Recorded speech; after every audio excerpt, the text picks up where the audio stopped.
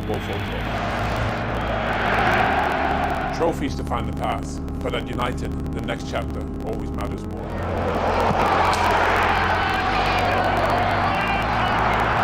To wear the shirt is to embrace the legacy and all the responsibility that comes with it. But it's the belief in the stands and the passion on every match day. That's what makes Manchester United so special.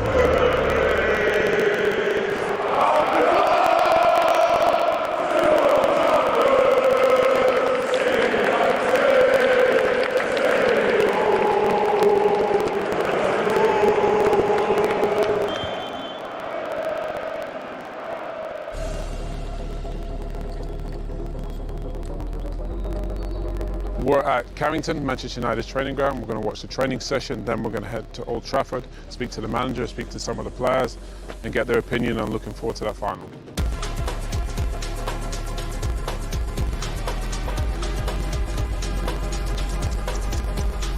See all the media here, and there's a lot of expectation and pressure. It's such a massive game for everyone.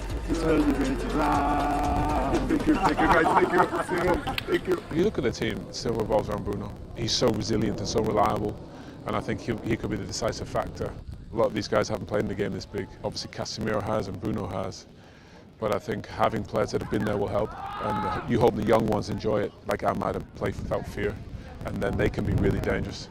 It's a huge opportunity, and that's how you have to see it. You know, there's pressure, but pressure is a privilege. You've earned the right to be in a game like this, play for Man United. Go and grab it.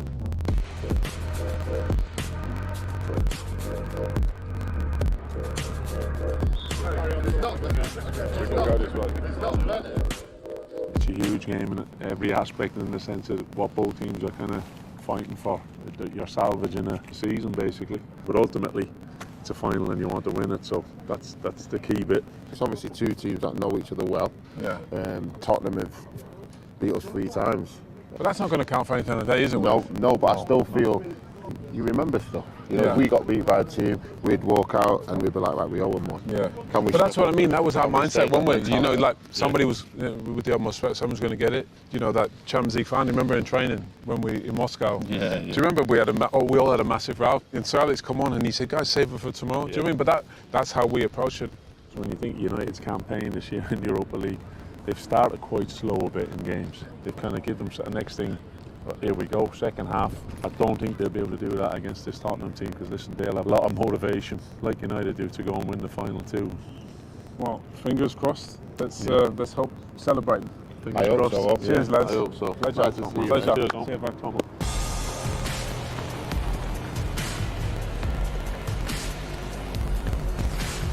Harry, thanks for joining us. Obviously a European final with Manchester United. That's quite a tricky season, probably say the least. It must be privileged, I think, looking forward to a final like this. We know he's not been good enough this season. We take responsibility for that as players. We've had 2 managers. The results haven't been good enough, and that's got to be down to us. But we've come on to the Europa League in these past weeks, and I must say our form in the Europa League has been really good. We've had some amazing ties. We've made hard work of some, especially the Lyon game. How mad was that, though, honestly? Oh, honestly, the emotion that you had in playing the game, to be 2-0 at half time and you find yourself 4-2 down out of nothing really. Oh, the emotion, yeah, but it's just so nice that we managed to turn that one around.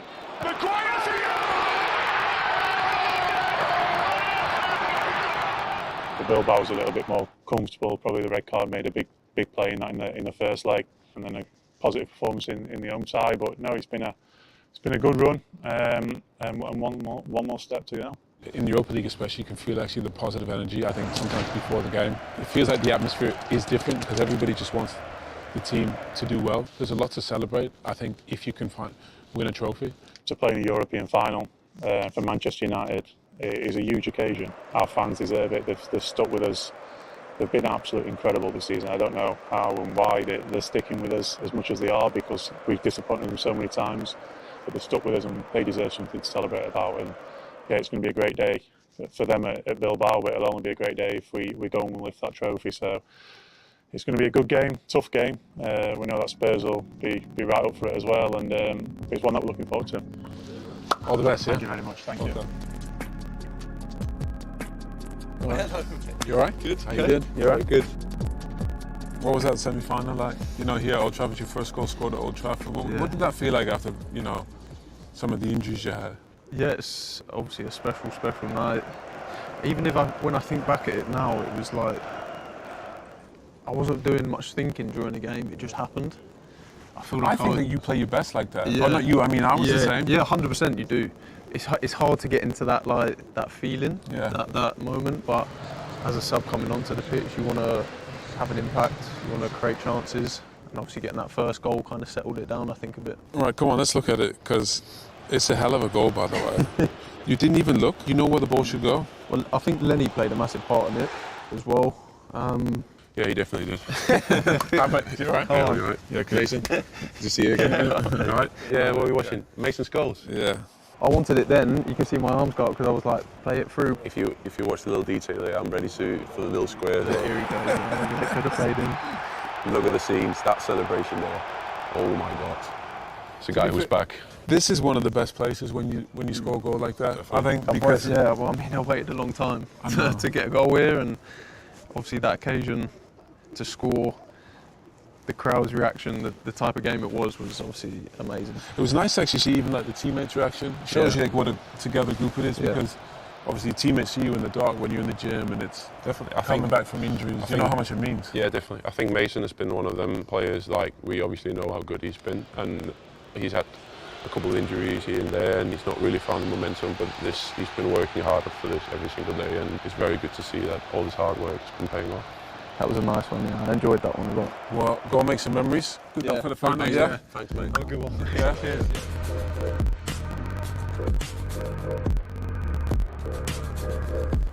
How you doing? You okay? Yeah. Well, Ruben, the European final, I think it's something Manchester United, it's what it's about. We've just got a few finals we want to show you the history. 1968, get to Benfica. It's easier for us in a different country to understand how big is Manchester United. Sometimes people here forget about that, maybe even a little bit our players. When you come from abroad, you understand that this is Manchester United. No matter what the context, you feel that, the history. And that's why this club will always be a top club because of that. The past and also everything around, the fans, the way they behave, you can understand that. 99. That I watched, I remember exactly where I was. It was really tough for Manchester United. Fergie time can change everything. How do you approach the final? Obviously, it's a team that you know really well from the league. I mean, we played Chelsea in 2008, and I think it almost helped because we knew every player. You know, we knew everybody's role. So in the end, it was more about just winning individual battles or winning your duels. And if you did that, you can win the game. There were no surprises like that. Yeah, we need to look at our two games. One of the things that is good facing Tottenham, they are really good, but you can understand what they are going to do because they have a so strong identity, they will not change. Yeah. That is a good thing. Set pieces are going to be a key point because they are really strong on that because they win a lot of corners. We have an idea how they are going to press. They have an idea how we are going to build up. So I think it's going to be a tough match for both teams. Do you think you do anything different tactically to maybe spring a surprise? You know, I always look at the opponent to see where is the space, but we have an identity. In that way, for me, it's easier for our players to understand. But of course, if they defend with 4 or with 5, we change completely the way we play with the wing backs, for example. So I think I'm changing all the time. Well, I just want to wish you all the best. Good luck. Good luck for the final. I hope the next coach in a lot of years is watching They will. this final. They will. I hope so. Let's hope so.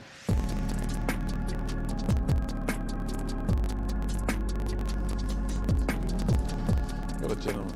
How are you? Yeah, I'm good. You're Man United's most consistent player. How do you think you've been able to kind of manage the expectation and being the captain, but still perform and be so consistent when other players haven't been able to? Every season I put new targets for myself. I put new things that I want to improve, to get better, to do better. It's a pleasure to be at this club. You know, like I've followed the club a long time. I've seen all the players playing here. You know, for me, it's a pleasure being here, talking with you. I've watched a lot of your free kicks, and in the time you've played for the club, this is a dream come true. So I just have to try to find small margins, small things that I can improve my game to get that consistent, even going to the next level. You just have to understand that the minimal thing you do great here, it's going to become massive, because this is what this club demands. And when you get this small thing right, it drives you off. You have a lot of experience in some of these bigger games. How do you kind of help some of the younger guys? You know, you got Garnachos and your Amas, and you know, how do you help them bring out their best in a game which means so much to everyone? In the young kids now, you see a lot of personalities. What I have to do is try to not take that away from them, because that's something that they can give us through the game, and we need that inexperience from them to try forward and try things and try to score a goal and beat people. I want them to enjoy the most as possible, because this is an experience that I think at this club you should have it often, and hopefully we're going to have it often in the future, so for them to get used to this kind of games. We got a message from one of my colleagues, a guy you know well. Yes, Bruno, it's Rio, man. Listen, I hope you do well out there, guys. Please, I need you to win this game, man. I know you're desperate to do that as well. The fans need it, we all need it. I'm going to see you out there in Bilbao. Bring it home, Mr. Captain, from one captain to another. Do your thing, man. Take care. For us, it's very special to see the support from you guys, because you've been there, you've been in these situations, and I think even for the fans, that little push for them to believe and to believe in the team, that we can do something, that we can win this Europa League for our club. It's very good. That's what this club's about, great memories, isn't it? That's so it. I just want to wish you the best. Thank you very much. Good luck for the final, and thank you very much. Bring it back.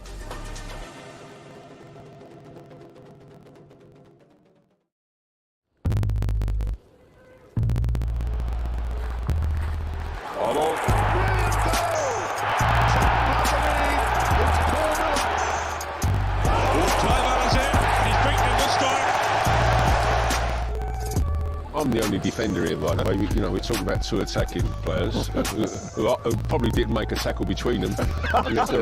Steady, that river's not too far away.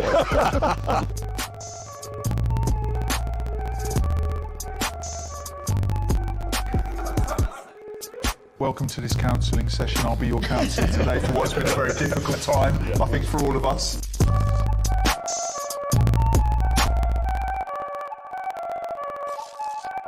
So, gentlemen, this is like a Mount Rushmore of football legends. European memories. I was a Spurs fan when I was 8. Heard that they were the first ever club to win a European trophy, and that stuck with me a lot, actually. And I remember watching it in black and white at home as a kid, and that made me feel even more proud to be a Spurs fan, to be honest. Spurs and European football has always had a massive link. Paul? I'm not as old as Glenn, so I don't remember the Cup Winners' Cup. It's taken roughly 15 seconds for you to have a dig there. I certainly remember the 72 final. Chiv scoring at Molineux, a great goal, and Tottenham were a great side. It was a great time. What was your link to it? Because your dad, of course, was in Bill Nicholson's team, Les Allen. Yeah, the greatest Tottenham team ever, that double side of 60-61. I always say I was born into it, because I was actually there at Wembley that day when they won the double. My mum was carrying me. I popped out 2 weeks later at 3 o'clock on a Saturday afternoon. That's when I used to kick off. He scored at 1 minute past. 84, Anderlecht. For you, Paul, just give us a sense of the games leading up to that final. Every team we played that year won their championship, domestic championship. And you're playing teams like Feyenoord and Bayern Munich. All I know is that when we got to the final against Anderlecht, we went to Brussels, which was a bit hostile, to say the least. I think in those days, wherever the Spurs fans went, it was always a bit hostile. They were quite lively, our fans, in those days. I think we'll see a bit nice more. way of putting it.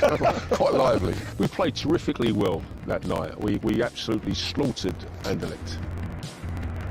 We were without our three superstars, without Ray Clements, God bless him, Glenn and Ozzy.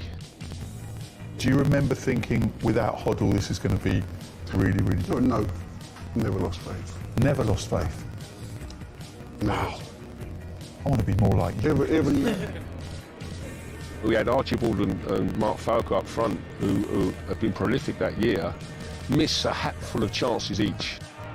The cross is deep towards Falco with a header, real chance. So Tottenham will feel they should be in front.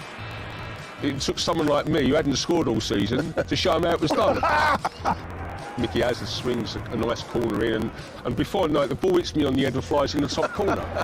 I know I was more surprised, 15,000 behind the goal myself, or some of the boys over in the stand, including you. I was in the stand. I was very surprised. Actually, I've got to say. And of course, I don't know how to celebrate really, because I've never scored a goal in the final before. You've spoken about that being the forgotten goal. Why do you say that? Well, actually, it's more about the second goal with Graham Roberts scoring late in the game, and obviously the penalties at the end, which is always more exciting. So yeah, my forgotten goal. But I mean, I think if the boys appreciate it, and obviously I do, and I'm the one who keeps reminding everyone about it. Good Johnson from Iceland is the man taking it, and he saved it! Spurs have won it! Being in that game, behind that goal, and the penalty's right in front of you, imagine that. It was a dramatic way to win it, sensational to lift the trophy in the way that they did. Looking at it now, we've got a midfield that could be completely missing in this game on Wednesday. It's now up for the squad players to step up, and my word, didn't they step up, the boys? Nicky Hazard and Mark Falco and Gary Stevens, Danny Thomas. Parksy comes in goal, making the save. Favourite European moment? Nothing will come close to like the elation of Ajax. Like, I haven't felt anything like that. That moment. Here's Lucas Moura. Oh, they've done it! Lucas Moura, goosebumps thinking back to that goal going in. Even if you aren't a Spurs fan and you think of like fairy tale moments. Under Redknapp, we played AC Milan. Last minute, Lennon's bursting, whips it in, and there's Crouch sliding in, win 1-0. How do European nights at the new Tottenham Hotspur Stadium compare to White Hart Lane? For me, the greatest night was in the Champions League against Inter Milan.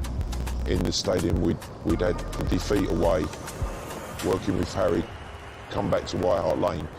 And for me, that night was the most electric atmosphere that I've ever experienced as a player, coach. And there was something magical about White Hart Lane. They've had moments in that new stadium. It was more consistent at White Hart Lane, if you like. There was a crackle, if you like. You run out and it was this atmosphere, like electrical. Let's face it, Anfield, you go Anfield and that's what they get 9 times out of 10. And I just feel with Tottenham, with that fantastic stadium, there's certain games there I'm thinking, come on, take it to another level. And you've got to drag the team up. I want you to think of 3 words that you would use to describe this season. I mean, this is kind of 2 words in one, but potentially great. It could be next week kind of. It could all kind of change in a way. Painful. I think roller coaster's the obvious one. What one that mostly goes down? There's been some ups. There's been some. Spurs are going to Bilbao. Unexpected, I would say. Unexpected? Yeah, exactly. I mean, didn't expect 17th place on the 3 games to go for the end of the season. Tumultuous. Very up and down. There's potential for greatness. I'm going to say tough. Has been. When we win Europa League final, does that put to bed the word Spursy? No.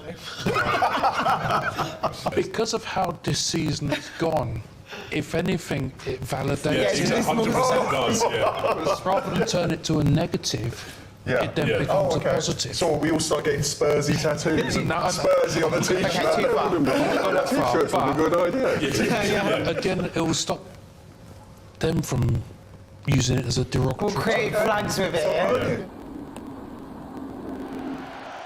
What will a win mean for Ange? I'd be very, very surprised if he stays on regardless of the results. But I think the thing, he's been bold, hasn't he? He has told everybody he wins something in his second year at whatever. He got ridiculed by some people for saying that, didn't he? But he's in a position to deliver that. Our best performance is City away, Liverpool in the League Cup, we beat them at home. United away, also. Frankfurt away. Team, and Frankfurt away. We defended properly. Every time we've played really sensible in the back 4, and then when the balls have progressed through the pitch, then they're allowed to go and play the Ange ball, the Ange way. Great. I think we've got a little bit more at the top of the pitch, perhaps, overall, than they have. I think if he wins it, it's very tough for him to turn down Champions League. That's the thing that I think might just hold him to say, let's go again and let's have another go at it. You've got to say that the manager's delivered. If they win the trophy and qualify for the Champions League, the financial rewards are massive. The impact on next season is quite incredible, really. It's a completely different proposition. For someone that comes in and makes a statement, I always win in my second season. Do it. His reputation's on the line as well. He has been completely hung out to dry by the British media for that one statement that he made, and it could still come true. I have faith. We already know, Casey, whatever happens, you want him out. But he's out. If someone gets a crystal ball, I want to know the lottery numbers for the weekend from Casey. When we win Europa League, tell me what it will mean for you as a Spurs fan. In terms of keeping the media quiet and getting this, they can't win no trophy, basically tag, that means a lot. To go to a North London derby and sing Champions of Europe, you'll never sing that. That'll do. I think if you do that now. Champions of Europe, you'll never sing that. You'll never sing that. Predictions. This is so hard to predict, really. I mean, my heart's saying Tottenham, of course. I'm going into this game, I've got absolutely no idea how this game will unfold. Desperately want Spurs to win. Absolutely be devastated if they don't, because of the impact it will have on the football club as well. I think there'll be some drama and I think there'll be goals. I'm the opposite. I think we're going to win 2-0. I don't see United causing us a lot of problems, really. Apart from Fernandes, and hopefully we can put him one day. The UEFA Cup. We had main players like Hoddle missing. Everybody else. This is true. Now we got similar injuries. You're like a Tottenham Jedi. Yeah, I was going to say. This is amazing. Can I add something to that? Tottenham is my life. I swear to God, if it goes to penalties, I'll be like, Casey, what? I've been looking for you in the stadium. It's like, where is it? It was a pleasure to play for Tottenham. The nicest thing of all is that we all see each other very, very often. Yeah, we do. All of our era. We're all like brothers, and it's great. And all got that one thing in common: Spurs. What an absolute pleasure and an honour to spend time with you three, Jim. Really enjoyed it. Thank you. Lovely. Thank you so much. Right, after three, come on you Spurs. 1, 2, 3. Come on, you Spurs! Come on, you Spurs!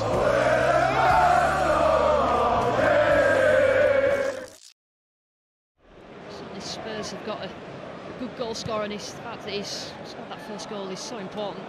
There is what Juninho always looks to do. Now, could be trouble here. It's a red card, and I have to say, it was fully expected once he went down there. We'd only just said that is what Juninho always looks to do. Puts that pressure on, looks to nick it high up the pitch. He's had that injury that kept him out at the end of last season and for the European Championship as well. Solanke there with Johnson to his right. Chance for Spurs! Taken! It's him again! What form he is finding! Brennan Johnson with the opener for the 10 men of Tottenham. Brilliant. So pleased with Brennan Johnson. And Juninho's on his way. Bayramov was as well, and this is a chance for an equaliser. Oh, I've left his lines. It was just slightly off balance, wasn't it? Udogie just did enough then.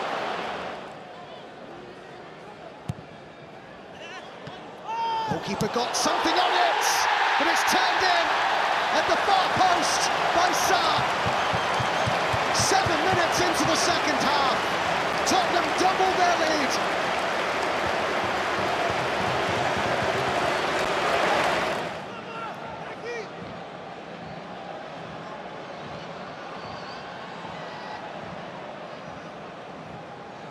Guliev has gone for the return and goes down. Penalty. Pointed to the spot straight away. Bayramov for Karabakh.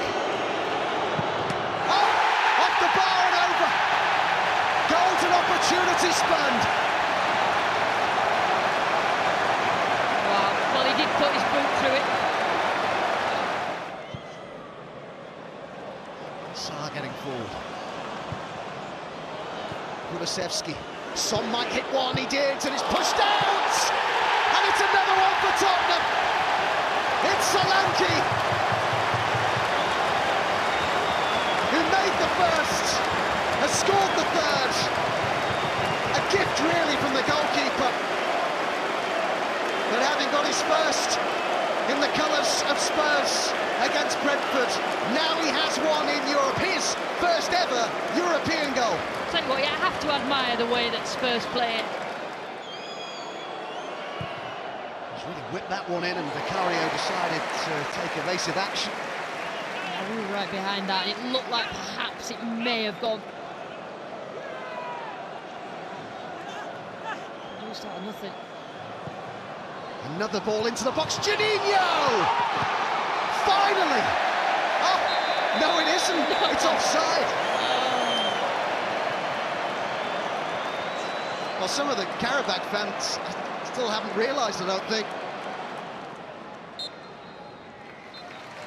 As there goes the full-time whistle. Well, he couldn't have imagined in his wildest dreams, really, that after 8 minutes seeing his centre-back sent off, Dragushin, that this would be a game that Tottenham would end up winning. Spurs have won their last 4 matches in a row, but a 5th tonight puts them in a great position in this new league phase of this competition. Ferencváros have won the last 6 Hungarian championships, but translating that success to the continental stage has been tricky.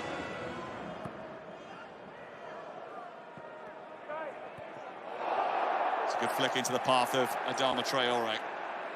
He's got Saldana to his left, and further wide is Civic.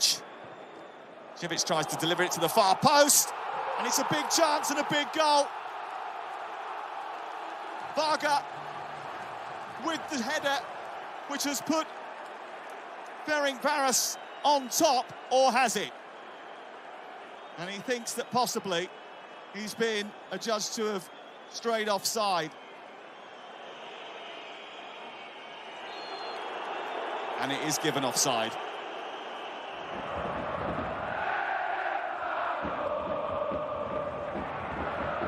Civic again. A decent-looking cross, and it's a good header, and it's only narrowly wide from Adama Traore. It's back in again. It's a brilliant save by Vicario. It's a superhuman save. Well, I think the offside flag was up anyway, but that was one hell of a stop by Vicario. Unbelievable stop, and he wouldn't have known that it was offside. Here's Mikey Moore, trying to turn the tide. Langshit almost came through for Bergvall. Here's Papsar, he does turn the tide. Well, the way it started, it looked like Spurs were on course for another away day slip-up. But Papsar has popped up at just the right time to calm those Spurs fans' nerves. And the ball just falls to Sarr so easily, just strokes it into the back of the net, and really good fortune for Spurs, but they'll take it just at a time when they needed it.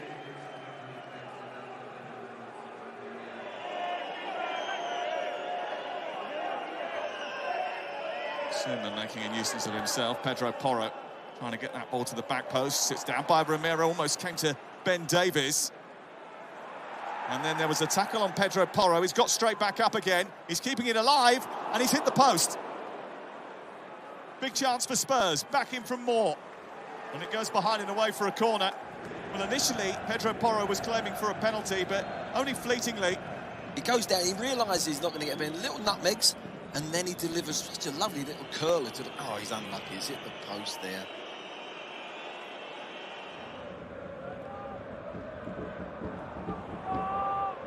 Here's Gray. High up the pitch and feeding Brennan Johnson, who's rattled the top of the crossbar. He is in great form right now. And it was almost another goal for Brennan Johnson.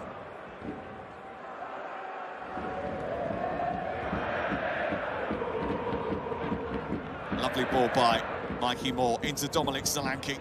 Trying to square that for Brennan Johnson, who might get it again here. He's got Kulusevski outside him, went for the far corner, he's done it again! It's 5 in 5 for Brennan Johnson, and it's going to be back-to-back wins in the Europa League for Tottenham Hotspur. Brennan Johnson off the bench, and that might take the fight out of Ferencváros. Wonderful finish, and come just at the right time, because Spurs looked like they were going to concede.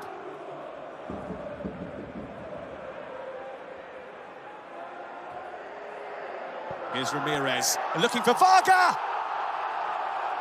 who gets there at the near post and closes the deficit right at the very end. And there might be a nervy slab of stoppage time still to negotiate for Tottenham Hotspur. It's a really good finish as well from Varga. He was unfortunate with the header that was disallowed from VAR, but that's a really good finish. And they become the first English club to beat Ferencváros on their own patch for 55 years. Papsar and Brennan Johnson with the goals for Ange Postecoglou. It's finished Ferencváros 1, Tottenham Hotspur 2. Well, so far, so good for Tottenham in Europe. They hope to make it 3 wins out of 3 tonight. They are the bookies' favourites to win the Europa League. I have to say that these are 2 teams who are quite capable of producing a brilliant spectacle tonight. Let's hope the game lives up to that billing. Timo Werner plays in the box, and it's wide off Mikey Moore. That's a great chance for his first senior goal. Well, it's fabulous movement from Mikey Moore to get inside the fullback, and a superb Werner delivery. Cassius swung in a brilliant cross. Oh, it deserved a goal, that. And what a ball. Wonderful ball through the 6-yard box, and 3 players attacking that cross. Just couldn't get the final touch. Delivery was good, and it's a fine save as well. Great stop that by Forster. Well, it had to be really sharp across his goal line there, the goalkeeper. That's a lovely ball over the top. Maddison and Bergvall now, was he? Did he have his feet taken? Yes! Penalty! Penalty kick to Tottenham with 6 minutes gone in this second half. Well, it will be checked, but it's a good run from Maddison, who wants to take this penalty kick. Richarlison's picked the ball up. Maddison, slight miscontrol. Bergvall was about to pull the trigger to fire in the shot. I think it's caught from behind. Well, there was a conversation with Richarlison, who eventually gave up the ball, but now they've had another conversation, and Richarlison has it. Well, I'm guessing that's the captain's decision. James Maddison has now handed the responsibility to Richarlison. Richarlison, 1-0. Well, there was no doubt, and that's why he grabbed the ball when the penalty was given. A little stutter, composure, the goalkeeper falls away to the right-hand side, and he lifts it into the roof of the net. Adam, I've got to say, that is a result of the positive start from Ange Postecoglou's side at the beginning of this second half. This is a tug on the shirt there of Maddison by Müller-Wolfer. Confirmation of a booking for the fullback. Still a game to see out here, though. And Parrott has played it through here, and this is a great chance for the equaliser. Well, that was his chance. A wonderful opportunity. But he ends up striking it straight at Fraser Forster.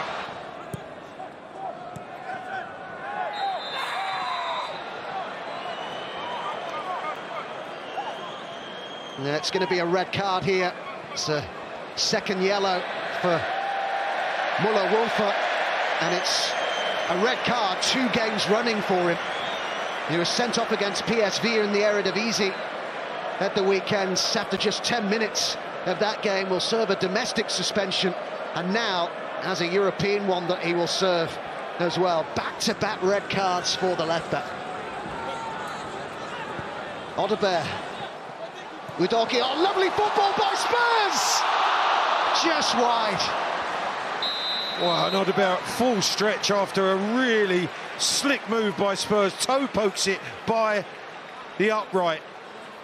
I think he's caught. It could well be a penalty kick.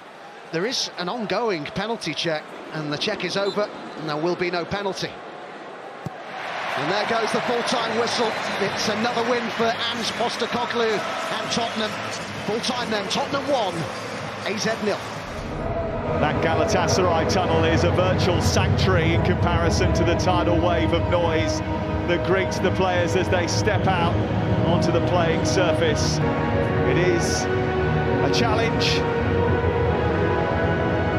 and one that Ange Postecoglou hopes his team is up to. The Premier League top scorers, whose record in Europe this season has been perfect. Dragic. This is Osimhen. Just gets caught there, doesn't he? That's a free kick in a dangerous position there now. Header away by Gray, comes back and it's smashed into the net. What a brilliant, brilliant goal that is by Yunus Akgün. And an early warning for Spurs, who are already behind in Istanbul. Yunus Akgün has just come up with a thunderbolt that Fraser Forster just couldn't reach. It's a good ball for Brennan Johnson, and it's a touch home from Lanchir. His first goal for Tottenham is an equalising goal in the wild heat of Istanbul. And with that Lanchir kick of a football, the Galatasaray support, so far ear-splitting, are suppressed by Spurs. Zara skipping away from Pedro Porro, meeting the Suma 2 and feeding Victor Osimhen into a big chance. Comes back out towards Dries Mertens, narrowly wide.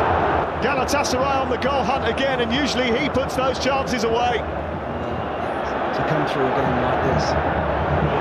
Ball in towards Osimhen, and he has finished it off. Has he beaten the offside trap? That is the big call. The assistant on the near side says no. Yeah, he's veered there so early, hasn't it? It's an easy one for the referee's assistant. Given away again, and this time Osimhen looks as if he is onside. And he has his finish. Spurs causing themselves problems once again, and you don't give Victor Osimhen chances like that. And Tottenham, who have fought back once, now have to fight back again. Galatasaray lead by 2-1. But they're living dangerously, Spurs. Ball in towards Osimhen once more. He's not going to reach that one. Well, Spurs have been gifting opportunities all of this first half. We knew it was going to be a tough test tonight, but right now they're flunking the exam. And just moments after making a cracking save, there was no way that Forster could keep that one out. Trying to hold on to it and draw a foul. Isn't forthcoming from the Belgian referee. It's a little bit late back from Lanchir, who has to be a little bit careful. Oh dear. It's a red card. Onanani scores his first goal for Spurs. 2 yellow cards compound Spurs' misery. It's Yilmaz, it's come back out, they haven't got it cleared, and it's just been smuggled behind. Torreira had a great chance. Goes back in by Mertens, away by Dragic, and again, it's a save by Forster. Here's Pedro Porro. Papsar wants it played back to him. It's flicked in by Solanke. What a finish that is, by the way. And this goal fest continues. And maybe they've dragged themselves back into the game. A thriller-minute ride through a range of emotions. Tottenham's shuffled pack is trumped by Galatasaray's goal-scoring aces. The top scorers in the Europa League inflict Tottenham's first defeat in this competition this season. It's finished. Galatasaray 3, Tottenham 2. Tottenham fans euphoric, and a very different challenge against what is once again Ranieri's Roma. Spurs looking dangerous. Now, big appeals from the Tottenham fans.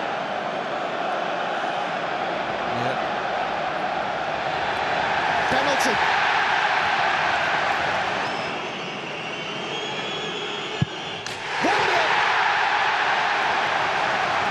Great penalty. There was no stopping that. Taken by Dybala, and it's a good delivery, and it's an equaliser. Evan Ndika with a really good header. Ranieri's side on terms in North London.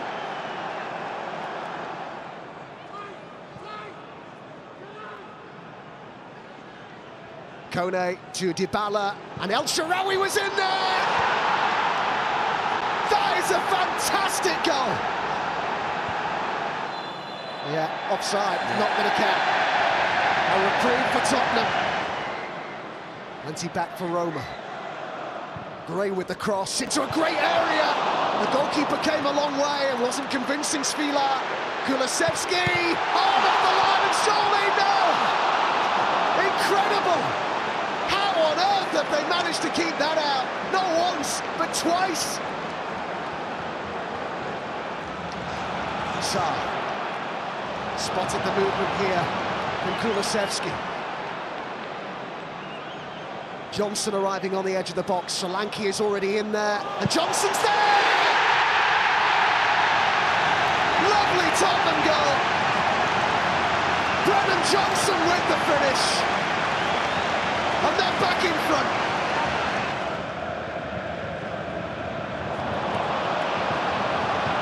Spurs look a threat once more. Oh, surely no! Oh, blazed over by Son. Glorious chance to make it 3. Wow! And now Sarr, Pedro Porro, and Son. Good save, Svila. Corner Tottenham.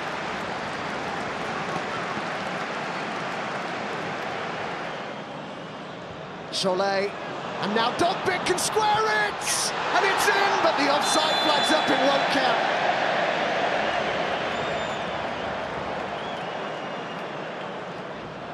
Angelino, Roma are having a go in this second half. Dogbik! 2-2, but no. Flag's up again.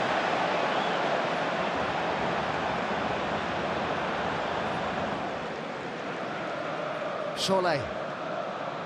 And Celik with the chance to cross. And Angelino! So close to an equaliser. Well, they're living dangerously, Tottenham. They've really got to get the reins of this game again, and it's with the ball, some possession. It is Pedro Porro!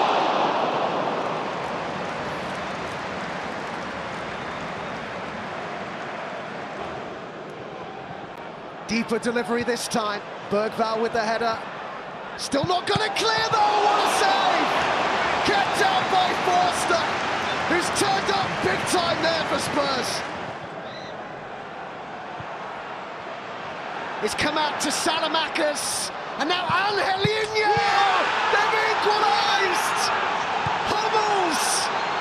Of all people! One of the centre-backs! Making his first Roma start.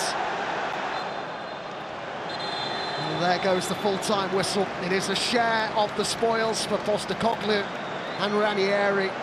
Their two sides have put on quite the display for us there tonight.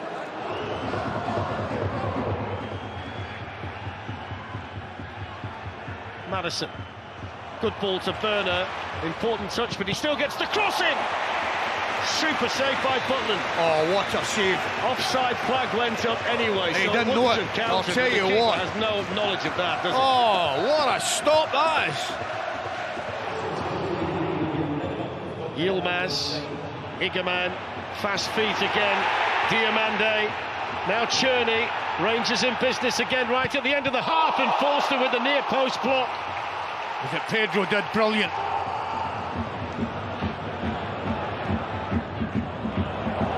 It's a good chance, it's a goal for Rangers! Igaman!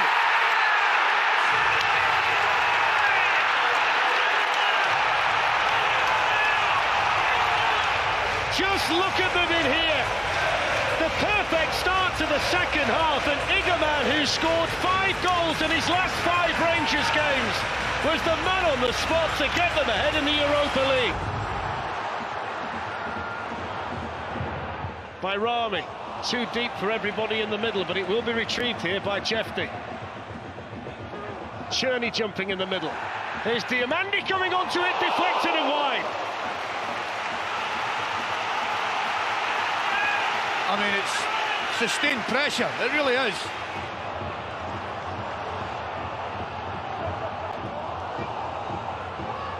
James Maddison floats it in just a little bit too high, coming in on the far side and shooting, and that's a good save by Butland.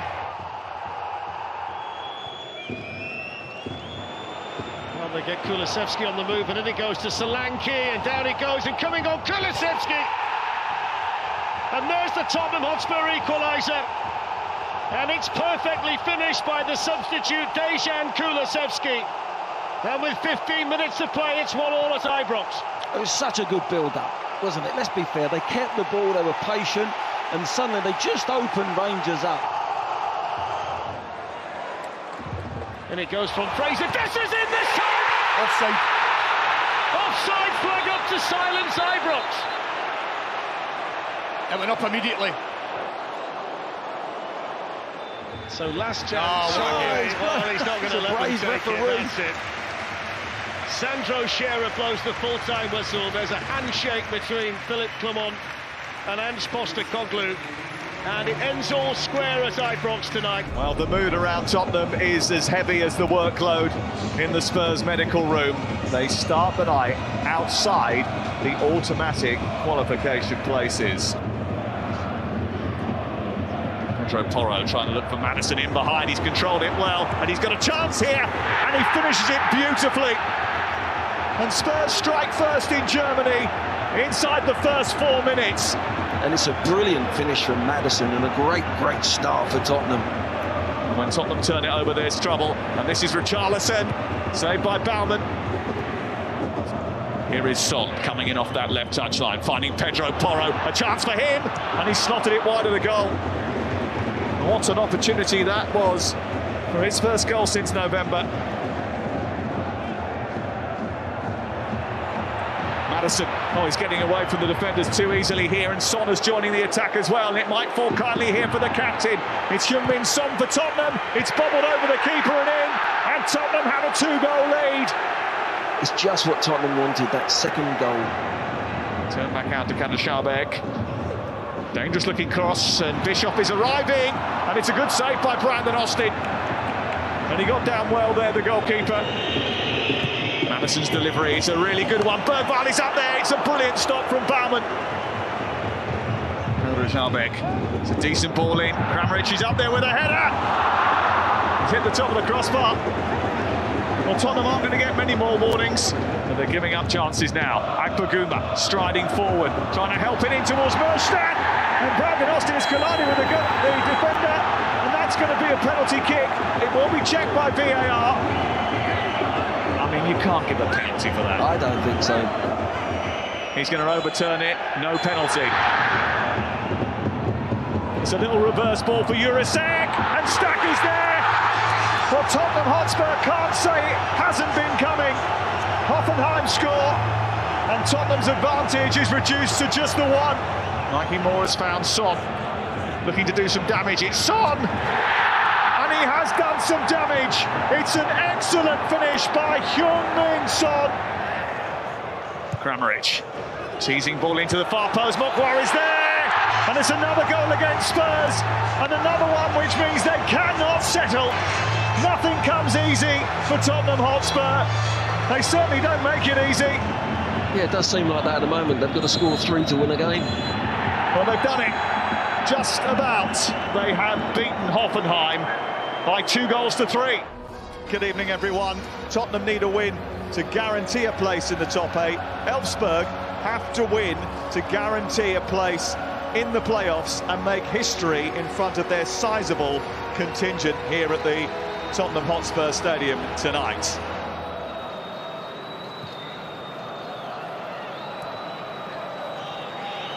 Now Bergwijn. On to Son again, he skipped past the defender. Set it up for Papsar, it's a brilliant save by Pedersen. That came through a crowd of players and he had to react, but it was instigated by Son again. Beautiful play again from Son, isn't it? Son. In towards Mikey Moore, and it's a brilliant save by Pedersen. It came at Moore really quickly and he reacted well, and so did that man. Again, Son hitting the byline again. Moore gets a really good bit of purchase on the ball. Great save from Pedersen, I've got to say, reactional save. And Dragasin taken off, and Dane Scarlett comes on. Recalled recently from a loan spell at Oxford United. Here is Mikey Moore.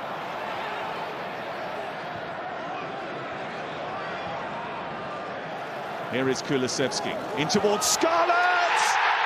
What an introduction! Recalled from Oxford, but he is a Tottenham graduate. Delicate ball in, beautifully flighted, and there's the space in between the two defenders. Keeps his head, just manages to really guide it, really. Doesn't try and head it too hard. He knows the pace is on the ball, and he just guides it in the bottom corner. And my word, were Spurs needing that, and Ange needed that as well. Look, yeah, he's disappointed, look, coming off. Every player is. Here is Demola Ajayi. Hotspur at this moment slipping out of the competition. Ajayi. It's a terrific finish. Just minutes after coming off the bench for his senior debut, Demola Ajayi, 18 years of age, steers Tottenham into the last 16 of the Europa League. It's a golden moment for another Spurs Academy graduate.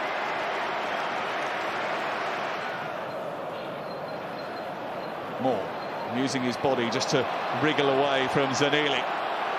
He's got Scarlett ahead of him, but Moore's going to go on his own here. That just caps the night, that does. They love that little fella. His first goal in a Tottenham Hotspur jersey comes on a night when the kids have proved they're all right. Fantastic feeling.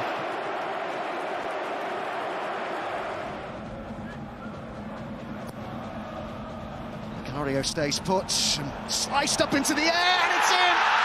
It's a really unfortunate home goal from Bergvall, and the look on his face says it all, really. Couldn't deal with the set piece. An RZ lead in Alkmaar.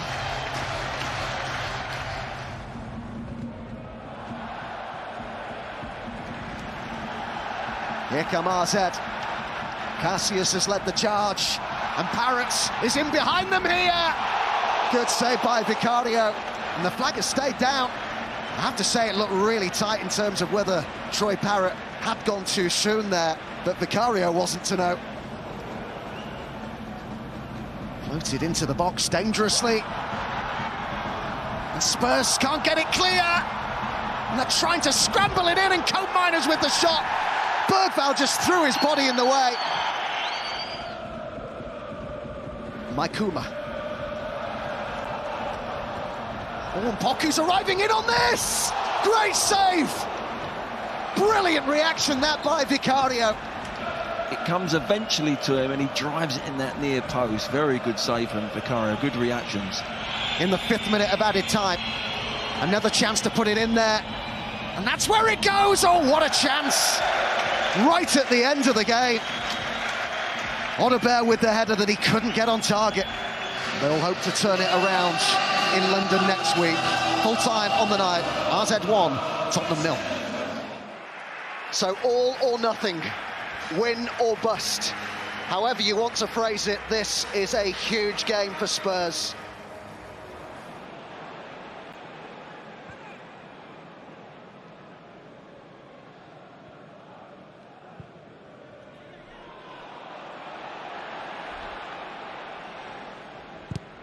Oh, they played themselves into trouble. It's a great chance, this! And it's a goal! Odebear with the finish. Just what Spurs needed. Self-inflicted, really, from RZ. 1-0 on the night, all square on aggregate. Here's Odebear. Maddison to his left. Now here's Maddison. And Son, and Maddison!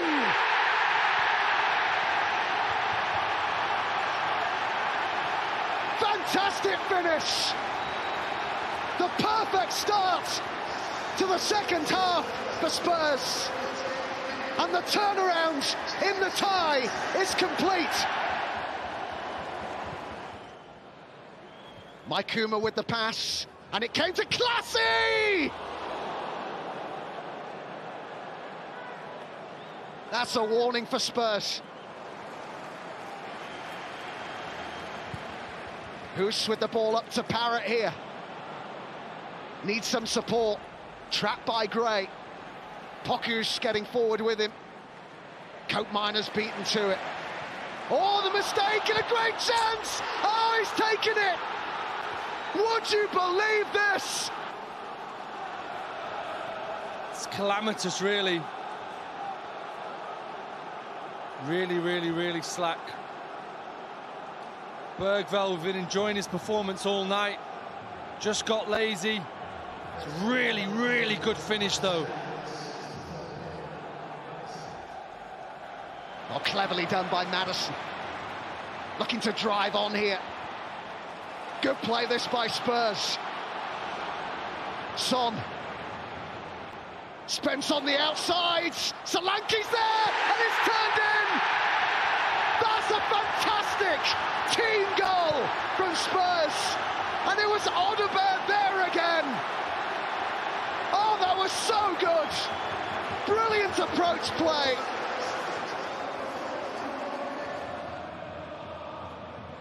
Classy, the space down the right here, and that's where it goes. Parrott's and Mart's in the box. Here's Parrott. Oh, saved, but pushed straight out. A brilliant stop again. Fantastic defending, last-ditch defending. Well, if you can go through what we've been through this year and come out the other side of it and have success, it's a great builder for the future. That was Ange's proclamation last week, knowing that Tottenham Hotspur are 5 games away from glory and from a return to the Champions League.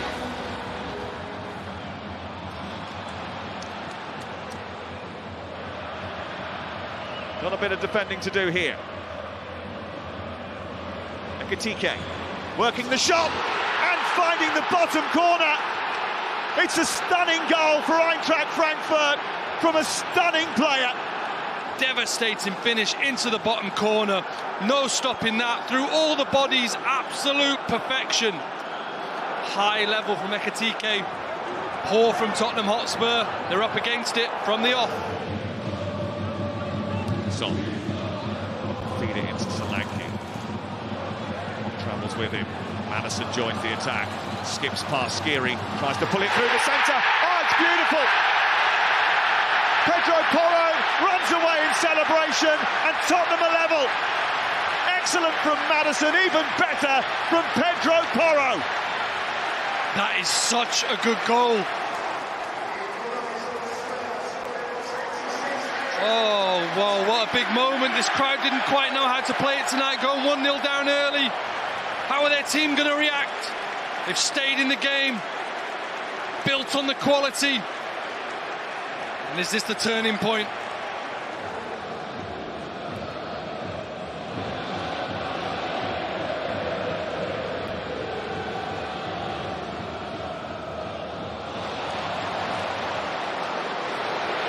Here's Bergvall trying to take advantage of it. He's hit the bar. It's come back to a doggy. What a moment.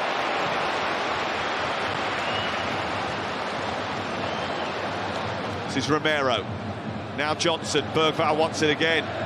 Bergvall's going to get it again. Romero's got into a central position as Porro's ball comes into the box. Solanke, good turn. Might come through to Son. It does come through to Son. What a save! It's a top save, that. Son with the effort denied by Cao Santos. Excellent save from Cao Santos. Porro's corner. Outswinger, which is met and hits the bar again. Bentancur. And Spurs are really rocking Eintracht Frankfurt now. Brennan Johnson. Teasing his way past Tiat. Might come through to Maddison, who does brilliantly. Still Maddison. What can he come up with here? James Maddison! Another save from Cal Santos.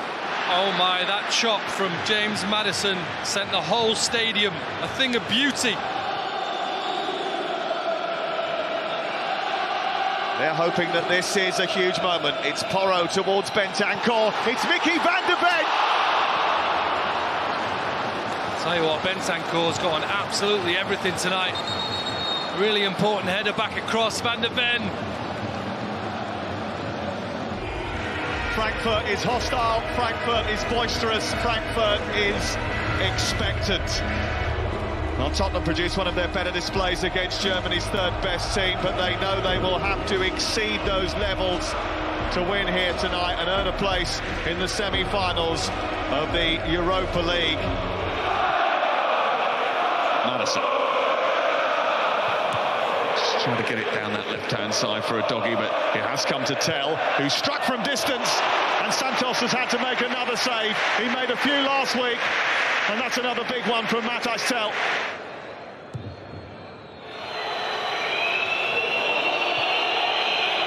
Romero asking a question, and Maddison has made contact with the ball. The goalkeeper's made contact with him, and he stayed down, Maddison. And you just wonder what the referee is going to do about it, because Mickey van der Ven and the rest of the Tottenham players are very clear that he should be taking more action. Oh dear, that's a big blow to Maddison. It's a really clumsy challenge by the goalkeeper. I wouldn't be surprised if the VAR was studying this. I think it is, you know, and I think the referee is going to have a look at the monitor and give a penalty here. The referee's made his decision, and he's going to give Spurs a penalty in the quarter-final of the Europa League. But now it falls on the shoulders of Dominic Solanke. 11 games without a goal. This for the lead in the tie. Dom Solanke of Tottenham Hotspur makes it 1-0 on the night, 2-1 on aggregate. There are goals, and there are goals that mean the world. And for Dominic Solanke, that one means everything. Cool as a cucumber. We've hit the hour mark. Tottenham lead, courtesy of the penalty scored just 2 minutes before the break by that man, Dominic Solanke. It's a good corner. Romero is up there. Oh, he's so close to making it too.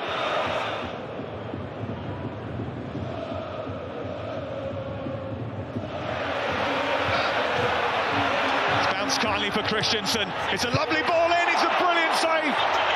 Excellent. Chaibi's effort, saved by Vicario. Back in by Chaibi again. Spurs scrambling to get it clear. Tiat. Christensen. And it's narrowly and agonisingly wide for Frankfurt. And Tottenham breathe a huge sigh of relief.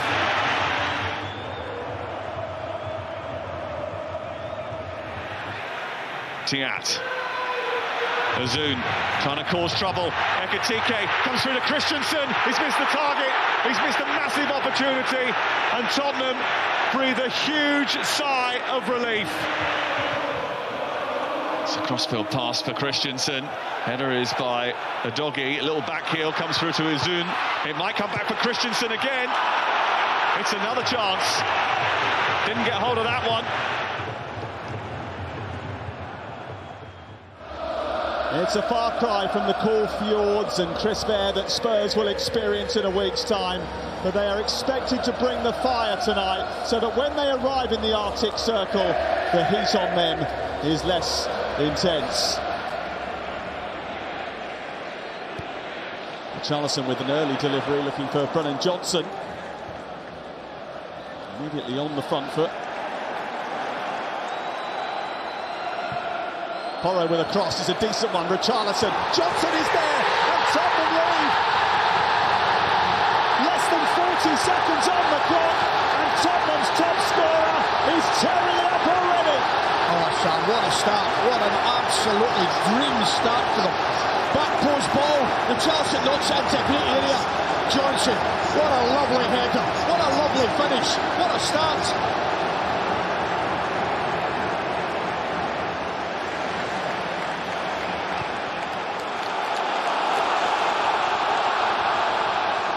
Tottenham roared on. Pedro Porro looking for Maddison, finding Maddison, lovely touch, and it's there!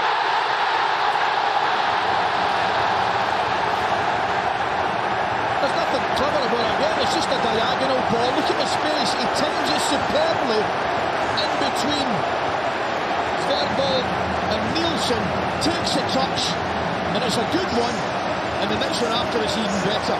That's a good touch, keeps it down, brilliant. But it's all about the timing of the run.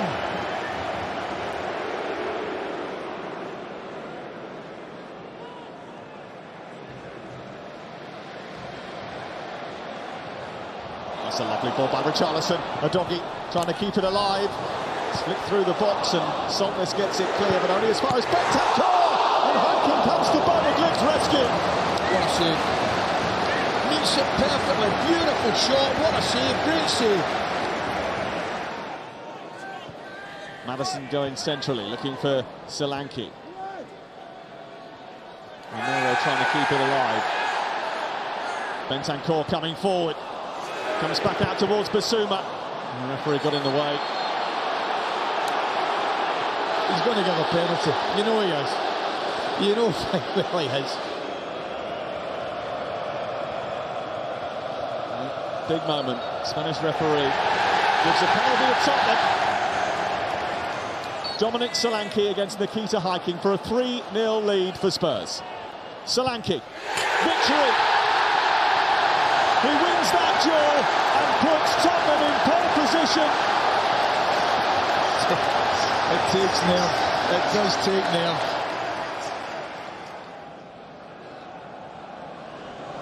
Winning a European competition shouldn't be scoffed at, whoever does it. Here's Saltness into the box. Saltness! Exactly what Tottenham didn't want.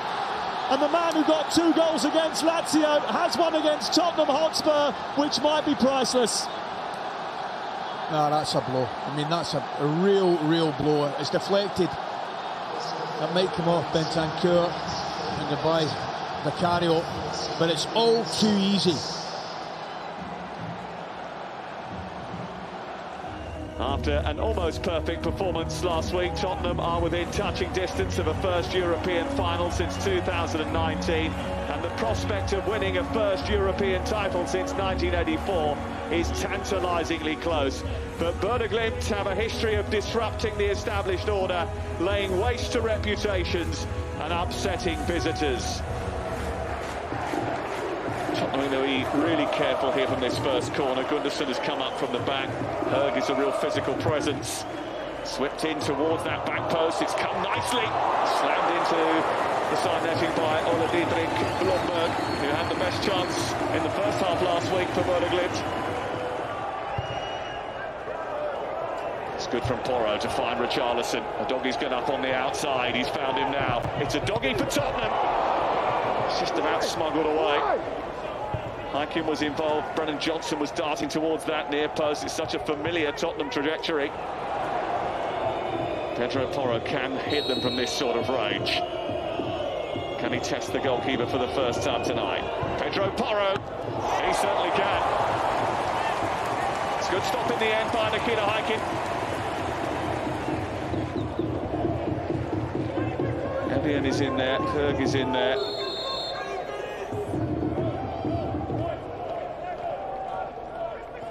Whipped in towards the far post, and actually required Vicario to come out and react and tip it over the top. So far so good for Tottenham Hotspur. 10 minutes or so before half-time. No damage done. Bjerkan, Jens Peter Hauge. It's a good crossing towards Berg.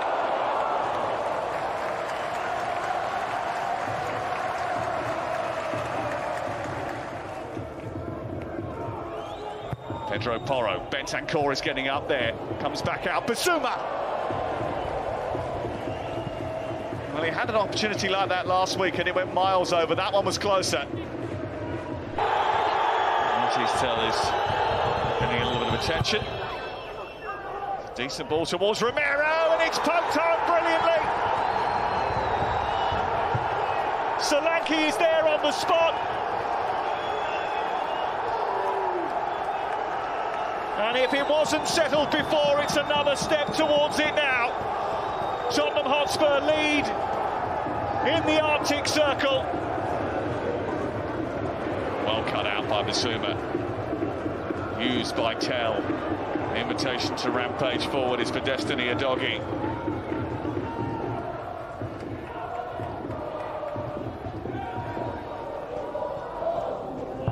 Pedro Porro.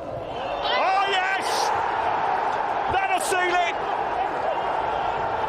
Book your tickets, your hotel rooms. Spurs are going to Bilbao, and Pedro Porro has sealed it.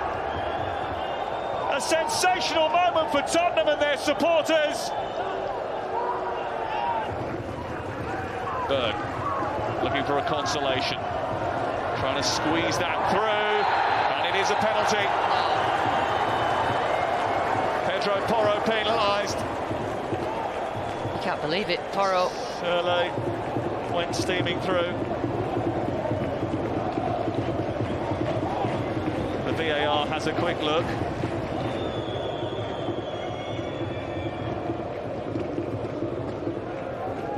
And the referee, Maurizio Mariani, will overturn that decision. Well, it may have been a rocky journey, but it's a night to savour, a result to cherish. And Spurs will dock in the Spanish port of Bilbao to contest the Europa League final on May the 21st. United will play Porto, Fenerbahce and Rangers, among others, in the first phase of the competition, and start here tonight against FC Twente under the lights and in the rain at Old Trafford. United are favourites, 20 big underdogs, and the Europa League campaign is here for the Red Devils. And the corner taken by Vlap, and it was able to travel a long way. Bruns had a swing at it, the number 38 on the far side. And there's the chance, and there, oh! I was about to say there's the goal, because it looked like that was going to sneak in from Sam Lammers. Perfectly driven ball, and he almost finished it superbly. Yeah, didn't deal with the first cross, and it's good desire to win the ball back. It's always going to go away from the goalkeeper, but real positive start from FC Twente. Fernandes. 2 to Matt, one was Martinez! That's a wonderful save. The strong fingertips there, that's a brilliant save. That's a world-class stop, isn't it? Brilliant. Come at him in a flash of his own player.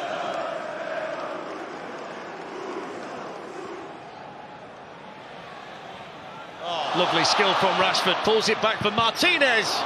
And the block made by Vlap in there for FC Twente, but he's so good at doing that. Through the legs, oh, beautiful bit of skill there.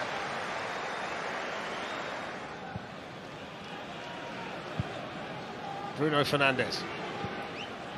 Looking for Diogo Dalot. Ericsson onto it, shooting and scoring!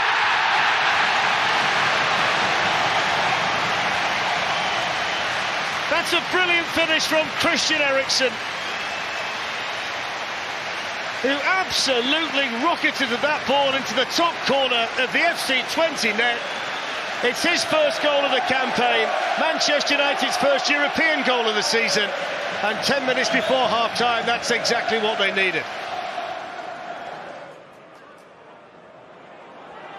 Well, this is a brilliant run, by the way, from Van Rouge. He'd gone through 2 or 3 of them there, including a nutmeg, and now they might be in here with Lammers. This is a big moment here. It's an equaliser!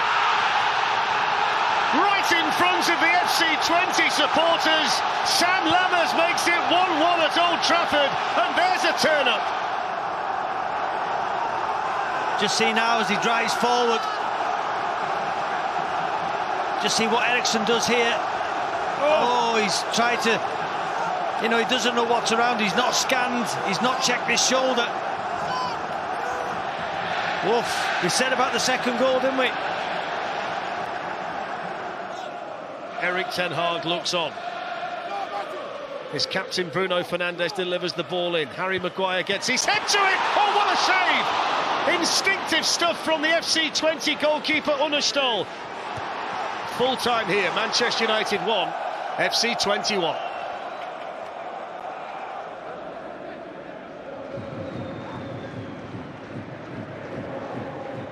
Eriksson.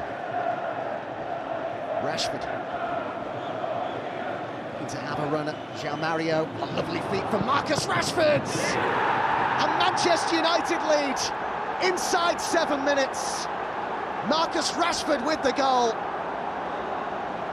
But big question marks over Diogo Costa. He'll be really frustrated with that, but United will take it. Eriksson brushes the challenge off and finds Marcus Rashford. And Højlund! It's crept through again. Manchester United double their lead. And again, it's at that near post. And again, it comes down the left-hand side. And Rasmus Højlund is off the mark for the season in this, his first start. Gonzalez with the ball inside, João Mario with the cross. Oh, good save, Onana! And turned in! They're back in it! And it's Pepe with the header. Onana did so well to keep out the first effort, but was helpless with the second.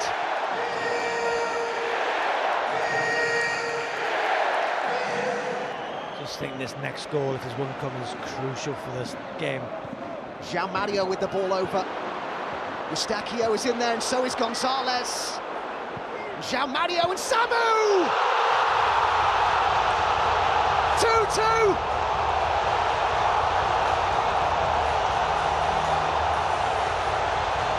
Onana beaten again.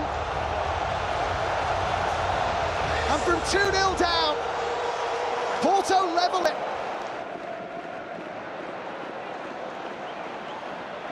Pepe with Samu waiting in the middle, and Samu! They've turned it on its head. It's gone from the sublime to the ridiculous for Manchester United.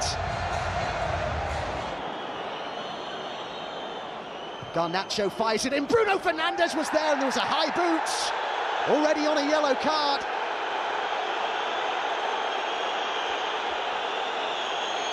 Well, the Porto players not happy about the way that Fernandes went in for that. It was clearly an honest attempt to go for the ball, but it was a very high foot. And he's been sent off. Eriksson to deliver the corner. Time running out on Manchester United. They've equalised. Yet more drama at the drag-out.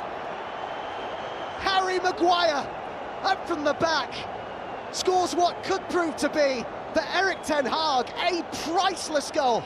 The final whistle here is met by boos. And now Xerxes can release Garnacho. Mazraoui joining the attack. Rashford in there too. Garnacho still going. Here's Mazraoui. Xerxes. Christian Eriksen. That's how to do it. They've had to suck up all the pressure in the first 15 minutes. But with their first attack, Manchester United are on top in Turkey. It's a lovely ball by Fred. Simanci, and he might come back in for Tadic, is well blocked, brilliantly so by Ugarte. The Fenerbahce fans are suggesting that it was handball, and I think Jose is too.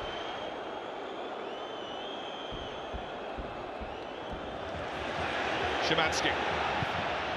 Back in it goes, and the header for Al-Nassiri, it's a brilliant save, back in, and another sensational double save from Andre Onana. Oh, wow. I've seen a double save in the Champions League from David Raya, but Onana here, I think that's better. Flicked on by Szymanski. Saint-Maximin. It's a lovely looking cross in towards Al-Nassiri. Well, he said Manchester United were living on the edge. It's taken just 4 minutes for Al-Nassiri to tip them over it. He bullied them in Seville, and he's breached them in Istanbul. It's 1-1. Well, this This is the moment that Jose Mourinho irked the fourth official, told him to get back into his box, and Clement Turpin produced the red card. I think overall Manchester United probably deserve the point. And that's what they're going to get. And he might not be on the main stage, but Jose Mourinho knows how to steal the spotlight. He will spin this as a major coup for Fenerbahce, who said this week they had no chance against Manchester United, who were favourites for the game. Old Trafford awash with anticipation and a fair degree of excitement, for this will soon be Ruben Amorim's domain. Wide it goes now for Casemiro. And Garnacho! That was on target. It's a good block, and it'll be a corner. It's a great block, and it's a great ball in.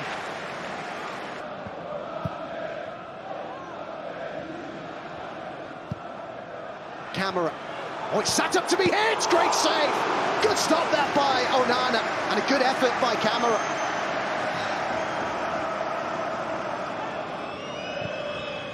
Fernandes, can he pick somebody out?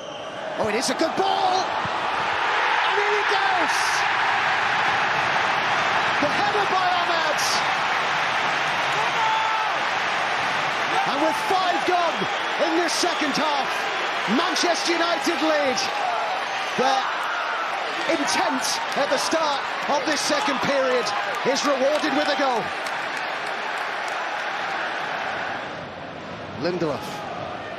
Fernandes, good run here by Ahmad. He's got him behind them now. Can he finish it? Good save. Good stop that by Kotarski.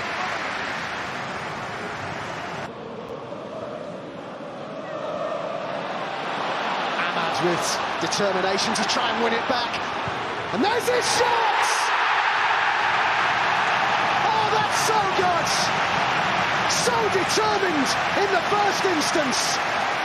And then unleashed a sparkling drive to double Manchester United's lead. He's been their best player tonight.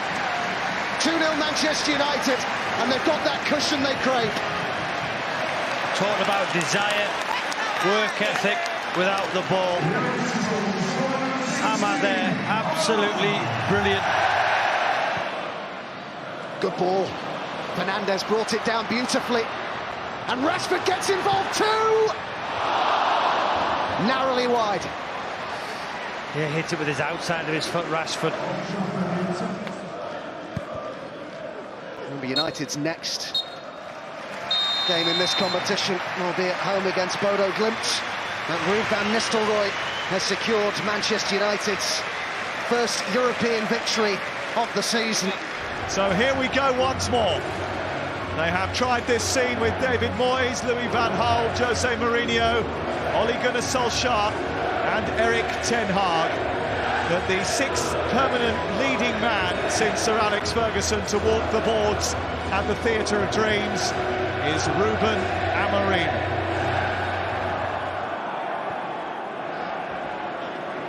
There's opportunities for players who... A little bit of a mistake by the goalkeeper, and Rasmus Højlund has shut him down. It's going to fall kindly here for Garnacho. It's another quick start for Manchester United inside 50 seconds. Once again, they're off and running. It's another lightning start for Ruben Amorim, and this time they hope they can push on from here. What was the goalkeeper doing? Doesn't matter, Garnacho's taken full advantage. Berg. Jens Petter Høger. There's Fred Helmersen, and there's space on this left-hand side here, and Furt tries to tee it back up to the edge of the penalty area, and it's a terrific goal by Evian. Bodo Glimt always carry a threat, and Manchester United are the latest to experience it. You cannot rest on your laurels with this lot.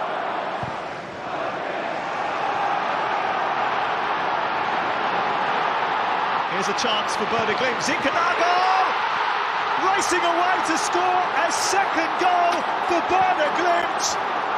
This is supposed to be a welcome party for Ruben Amorim, but this wasn't on the invitation. 2-1, to Bodo Glimt, to have turned it around after conceding in the first minute, and those fans are going crazy. I think he is too. A little bit chaotic at the end of the first half. Can Manchester United profit from that? Mazraoui in towards Højlund. Oh, that's some goal. And yes, they can profit. It's a dead-eye finish from Manchester United's number 9 that just alleviates a little bit of the agitation that Amorim has been feeling. It's all square again.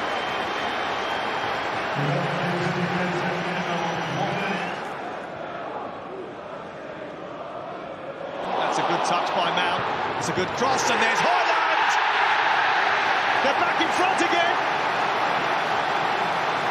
And that's why Ruben Amorim earns the big bucks. Tweaking the shape, tweaking the system, getting Manchester United back on the front foot and back in the lead. Manchester United have lined up their wall. Onana waits. Patrick Berg strikes it, and Onana delivers the save, which spares the Manchester United blushes.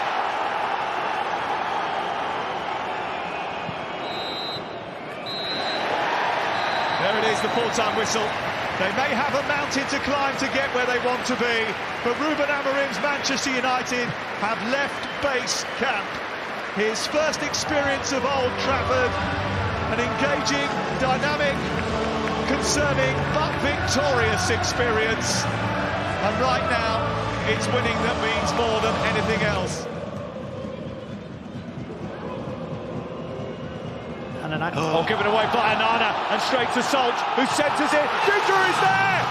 What a mistake from Andre Onana! Manchester United are behind in Czechia, and it's a mess all of their own making. Matty Vydra there to pounce, a familiar name. And Andre Onana, for the second game in succession, has gifted a goal to the opposition. Ahmad wants it. It's a lovely little flick through the legs. It's Ahmad, it's Højlund. He could have missed from there. Manchester United back on terms. Rasmus Højlund with the goal, but all the credit goes to Amad Diallo. A terrific run, more aggression, a bit more speed in the build-up as well, and Manchester United are on the score sheet. And the substitutes played their part. Anthony to Ahmad, great skill. Fernandes, intelligent into Rasmus Højlund, they've done it! Bruno Fernandes, take a bow, fella! Manchester United haven't won away in Europe for 20 months, but they have found a way. That is the last action of the game. It's finished Victoria Pilsen 1, Manchester United 2. Garnacho didn't quite get there because Tavernier was on hand once more. Now Yilmaz has fallen over. It's Bruno Fernandes. Garnacho slips away. Bruno Fernandes hits the shot, and the deflection of Robin Proper somehow gets it over the bar. Yilmaz gives it away twice in succession in poor areas. He's got to keep a hold of the ball. Moving on from that, that could have gone anywhere. So Christian Eriksen, Stretford end of Old Trafford, across to take the Manchester United corner. Butler's punch, it's gone in! Oh my word! He's only gone and punched the ball into the back of his own net. That's heartbreaking for Rangers. They'll celebrate with Christian Eriksen. But he's made such a mess of that, Jack Butland, and Manchester United lead 1-0.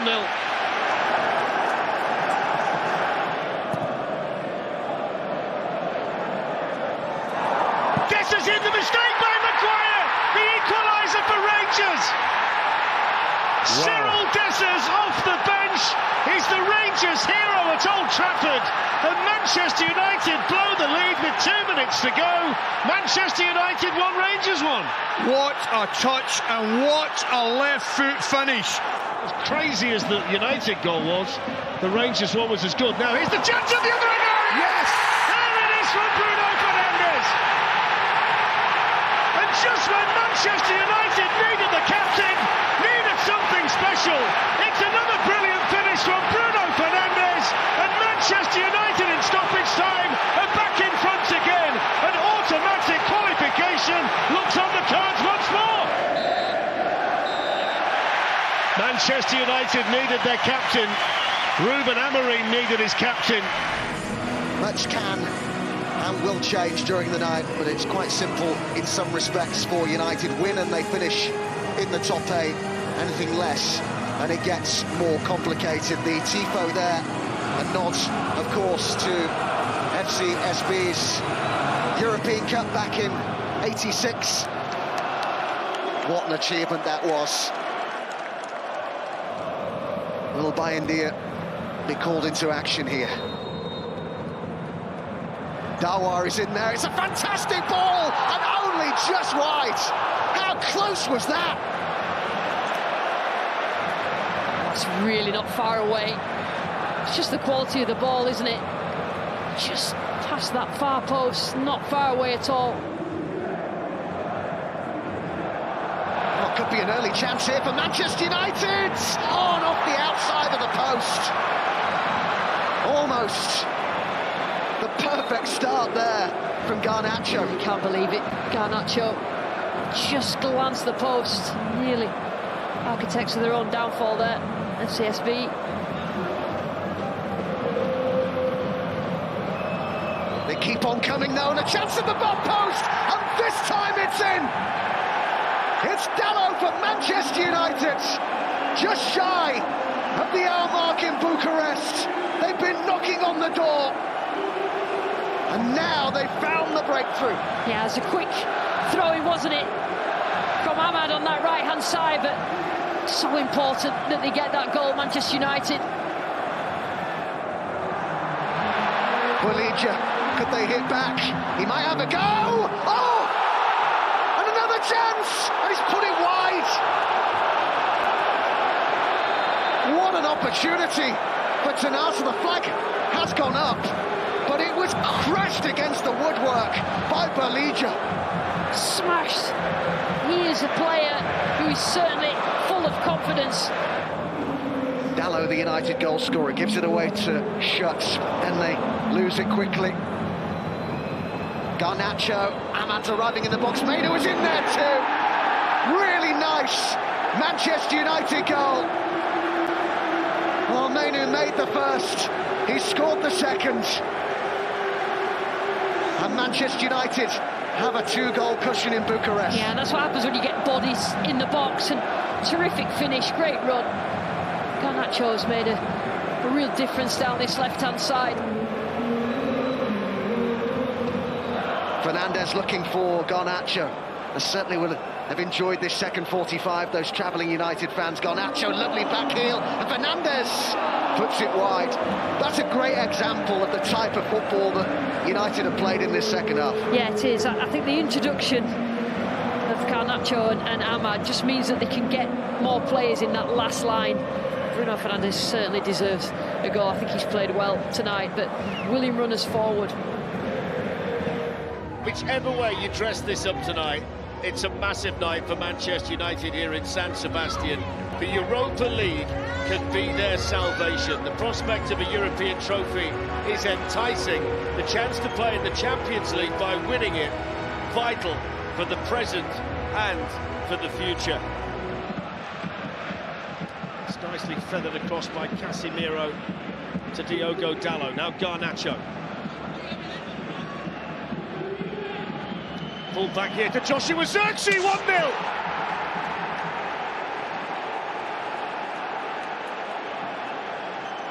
Wonderfully executed goal for Manchester United, and just what they needed tonight away from home. 6 goals this season now for Joshua Zirkzee.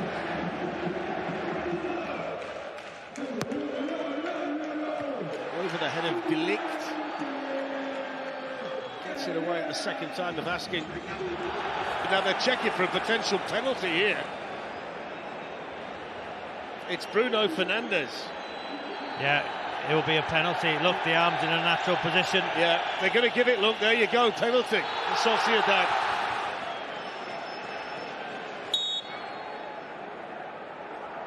Up steps Oyarzabal and scores.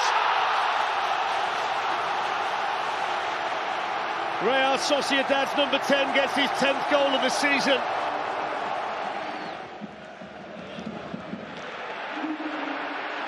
Mendes opens up for him, hits the shot, tipped around by Onana.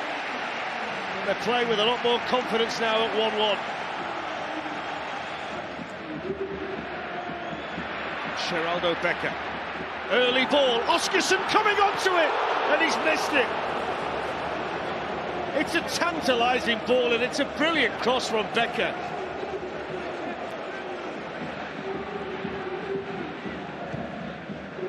That's a good ball by Oyarzabal, and Oskarsson's in. It's a big save by Onana. Struck it sweetly, the Icelander. Becker. Back in again, this time it's behind Oskarsson. Two late chances there for Sociedad. Vital save from Onana. A potentially season-defining night for this fallen giant, and a night where victory is the only acceptable outcome. This is about saving a season and keeping their hopes of a Champions League place alive.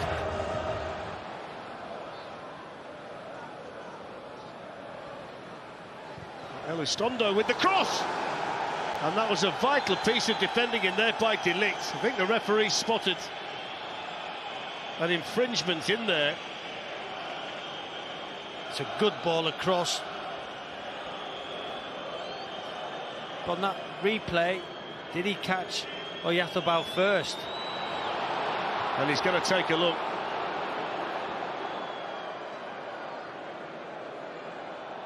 It's a penalty.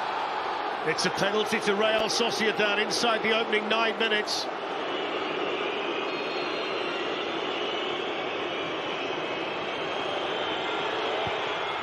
And he's so cool, and just side foots the ball into the opposite corner to where Onana was diving. And the pressure that was huge on Manchester United at the start of the match has just grown even more.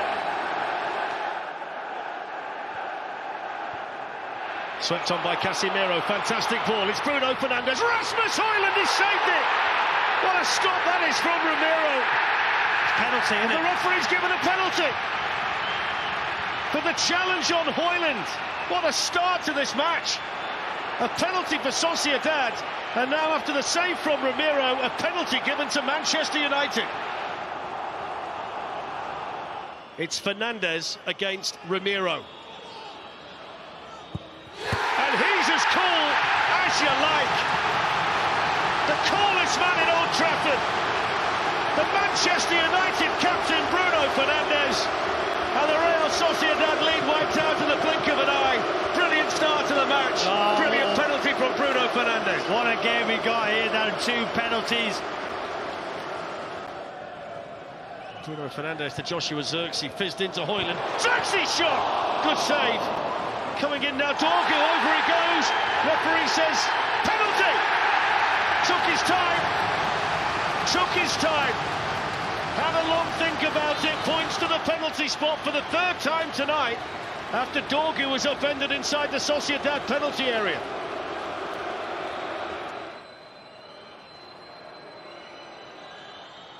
And the captain delivers in fine style again.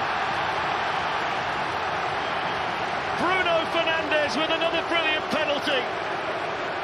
Manchester United lead 2-1 on the night, 3-2 on aggregate. Now Churientes, given away though to Rasmus Højlund. Zirkzee looking for the run here of Dorgu. Over goes Dorgu. Referee's reaching for the pocket. Red card for Aaron Buru, the substitute, who's only been on 10 minutes. And Real Sociedad, who've conceded 2 penalties tonight, have now seen a player sent off. He looks bewildered, the coach. Manchester United have it back with Dalot now. Look at the space for Garnacho. 2v2 with others in red arriving. Garnacho on the run. Bruno Fernandes is in. Is this his moment? Bruno Fernandes!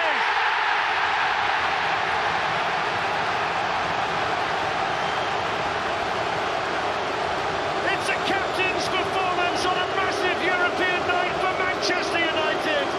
And when they needed their talisman to deliver, And Manchester United are through.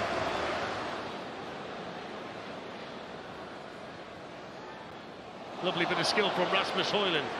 Pulled back, Dalot! 4-1. And that puts the seal on an excellent Manchester United performance and something they so badly needed. Hello again, everyone. So here are the players, and here we go again. Another defining night in this season for Manchester United, and a big test against one of the best teams in France, and one that's in excellent form. So both Cherki and Almada over this free kick, and it's the Argentine who takes it. It's not bad, it's got him! That was allowed to travel an awfully long way into the back of the Manchester United net. It's a goalkeeping error. It's a good ball into a great area. Goes in with power, but straight to the keeper. Back in, oh, it's in! The goal, one back! They've equalised, it's Lenny Yoro. It's his first Manchester United goal, and what a time to score it. Back in France, and scoring in the Europa League. Played it forward to Bruno Fernandes, who couldn't quite get him behind Tagliafico, but he gets on the ball now and clips it in towards Joshua Zirkzee coming. Oh yes!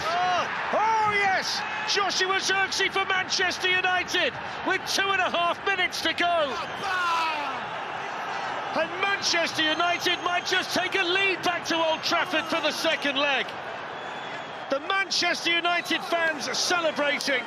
Almada away from Casemiro. In it goes to Lacazette. Little back heel to Cherki. Couldn't gather it. Good save, Onana. There's the goal then.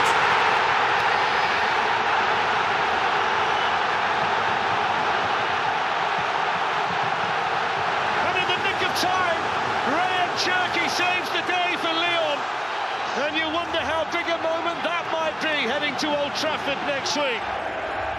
So here come the players, and for Manchester United, it all comes down to this, and history tells you they don't always do it the easy way. Winning the season stays alive, losing the long summer of discontent begins at Old Trafford. Casemiro so experienced in all forms of European football, predominantly Champions League games with Real Madrid. Masraouy's found some space here for Bruno Fernandes. Nice take by Garnacho, pulled back, Ugarte!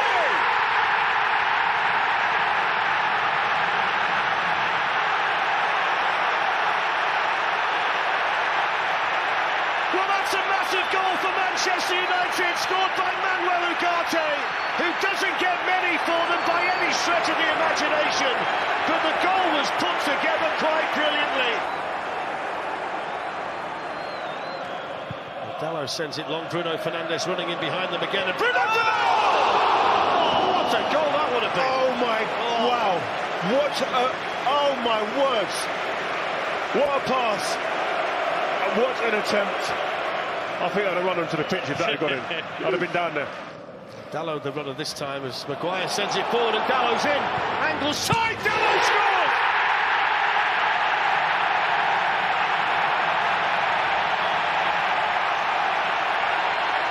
Well, he saved his goals this season for the Europa League, and right at the stroke of half-time, that feels massive for Manchester United. A second goal tonight, daylight on aggregate, and Diogo Dalot delivers.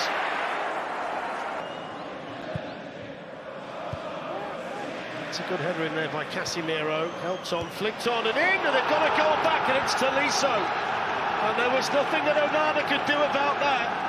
And with 20 minutes to go here at Old Trafford, Manchester United's lead cutting half, and Corentin Tolisso has just raised the stakes in here. Now Malik Fofana.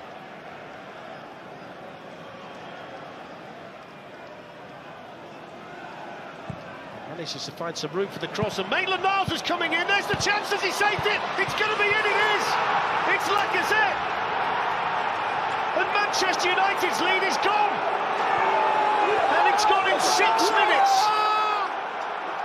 Hardly any emotion from Paulo Fonseca. Applause from the Nemanja Matic. And the Lyon players celebrating. Onana kept the first one out, but he could do nothing about Lacazette's finish. Tagliafico's layoff only to Dalot. Here's Lenny Yoro and now Mason Mount. Yoro's carried on running and just had his... Got to go, yeah. Tolisso. They're going down to 10. Good spot, Robbie. Second yellow. And one of the Lyon goal scorers sent off. Corentin Tolisso. I think he's unlucky. I think that's harsh. Yeah. I think that's harsh on him. There's the full-time whistle.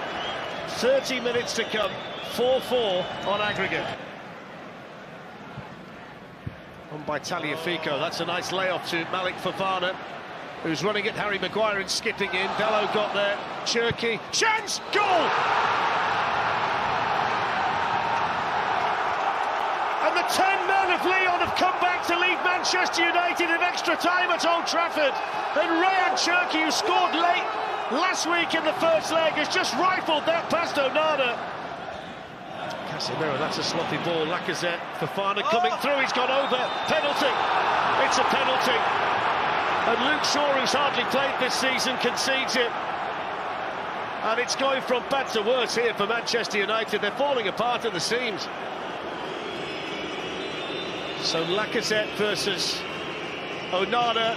Little stutter step, clinical. And they're so close to a semi-final now, Lyon. They've come back from nowhere. And they've scored 4 unanswered goals at Old Trafford. In from Shaw. Jumping was Casemiro. Mainu. Casemiro with a chance. He's gone over. Referee says no penalty. Bruno Fernandes convinced it should be. There you go. He's made the decision.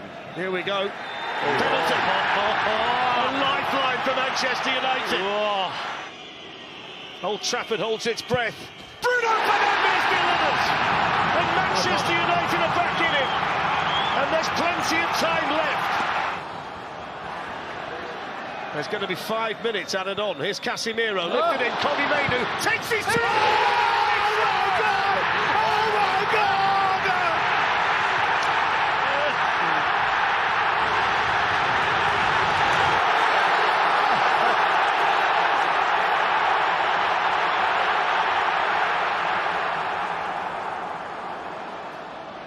Let's just break for a second to remember there might be penalties yet. Here's Casemiro. Maguire! Into Maguire!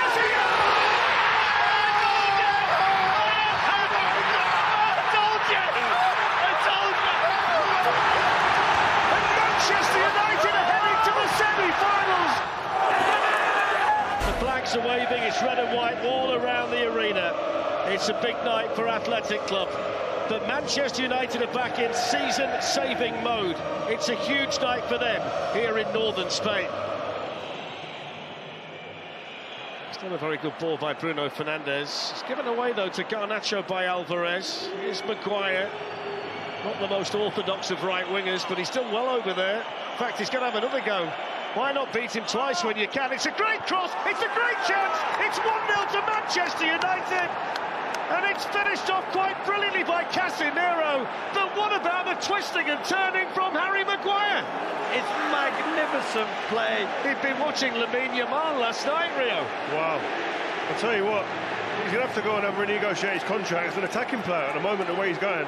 What a ball.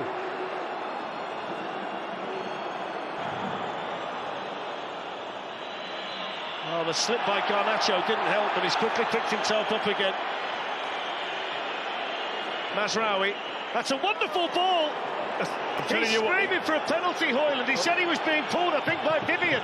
I'm telling you that. If that's given as a penalty, I don't think they can have many complaints. Penalty.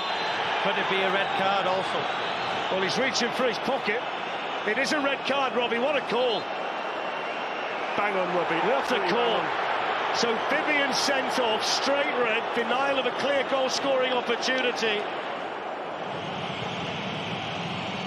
Can Bruno Fernandes keep his cool? Perfect penalty from Bruno Fernandes, who said, calm yourselves down, everybody. I was never going to miss that. And Manchester United lead 2-0. 6 goals in the Europa League this season for Bruno Fernandes. Nice ball by Casemiro. Højlund trying to do something. Bruno Fernandes is in. This is number 3! Bruno Fernandes! 2 on the night for the Manchester United captain. 3 goals before half-time. The Athletic Bilbao supporters stunned.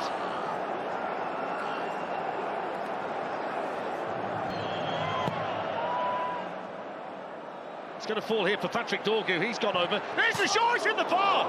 Rattled in from Mazraoui and back off the bar. Inches away from 4-0. That went like a rocket. So if the teams walk out completing the job as the Manchester United task tonight, after a brilliant first leg result in northern Spain, history very much with them. 133 clubs have won the first leg of a UEFA tie by 3 or more goals. And on all 133 previous occasions, they've gone through. Harry Maguire challenged by Sanadi, able to stand his ground, but it's a sloppy pass. It's straight to Jallo. He's going to hit one straight at Lenny Yoro. Now Yari Gizar with a chance to curl. That's brilliant. What a goal! Mikel Yari Gizar with an absolute beauty into the top corner. Well, there's a turn-up. Wow. What a goal, Yari Gizar. Here's Yoro. Lovely turn by Mount. Is that the goal to send Manchester United to Bilbao for the Europa League final? He's had such a difficult time at this club, so many injury problems, but he's come up big when Manchester United needed him. And with 18 minutes left, they can see the final. Free kick taken by Fernandes.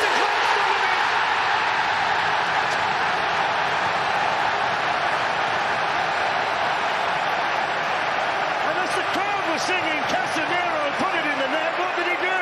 He glanced it straight into the back of the net. And it's destination Bilbao for Manchester United. Look at Lenny Yoro striding forward. Dorgu. Amat. Pulls it through!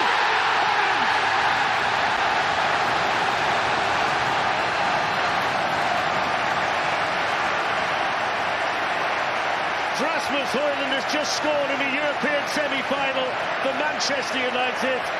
No sign of nerves.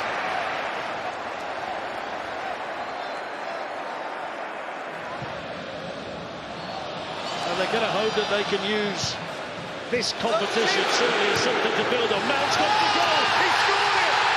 Astonishing.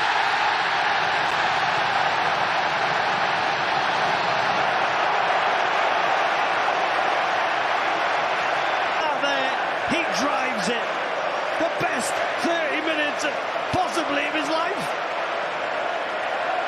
Well, that's a big call. Not knowing him as well as you do, but I mean, he's had a night. I'll give you that. The full-time whistle. And Manchester United and Ruben Amorim are heading to Bilbao for the Europa League final. And they've got Mason Mount to thank for an outstanding cameo off the Manchester United bench. Bruno, thanks for joining us.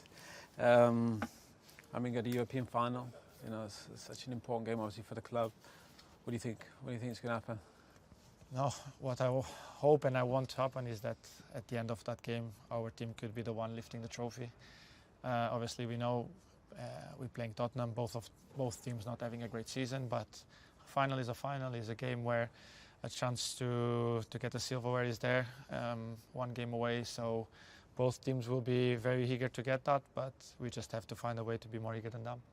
Do you think knowing each other well? I mean, we played Chelsea in 2008 in the final, and I think sometimes knowing, because we knew them so well, you knew every player and all their strengths and weaknesses. So I think, in a way, it helped prepare for the game. It helped to prepare for the game, but I think during the game it gets the game very tight. You know, like it makes it look that you're afraid of everything because you know they know your strengths, your weakness, and everything. But at the same time, as I said, both teams not having a great season, so I think.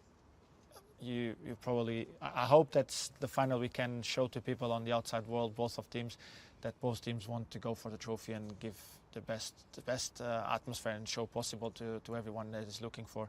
But obviously, finding a way of winning the game, because that's what matters the most. And as you said, you played against Chelsea in the final, obviously in Moscow, probably one of my first memories about the club.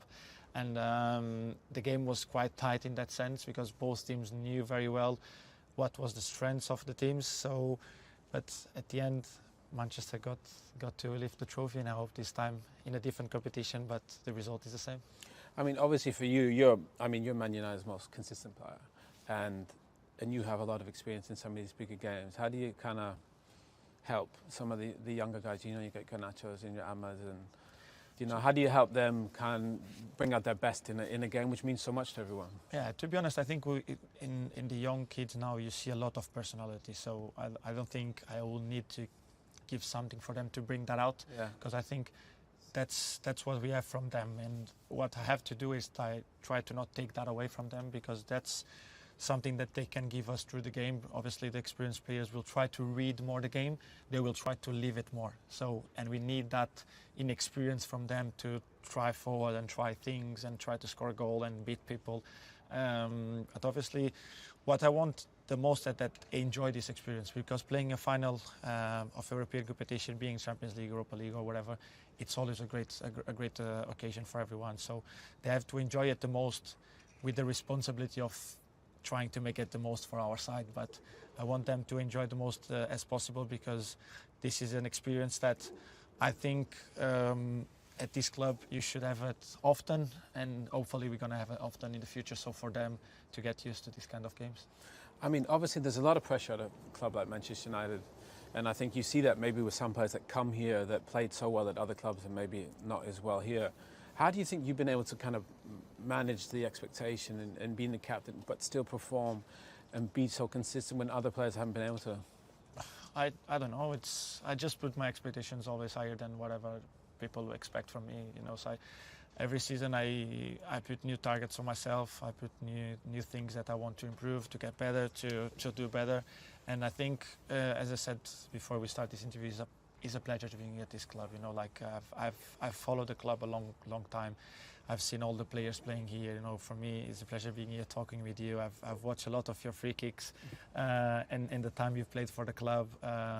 And you know, this is a dream come true. So I just have to try to be consistent in the things I do, that I think it helps me to become the best version of myself, and then trying to find small margins, small things that I can improve my game to get that consistent, even going to the next level. And obviously next level in this club is winning trophies, and this is what I want the most. Do you know what's remarkable? I mean, I played at Bayern for a long time, and here every day in my life I think somebody stops me to remember a moment at Manchester United. You know, whether it's a taxi driver, somebody walking on the street. So actually the opportunity to play in a final and create memories that last not only for the players forever, but they'll follow you for the rest of your life wherever anybody goes. And people will be like, oh, Bruno, I remember that goal you scored.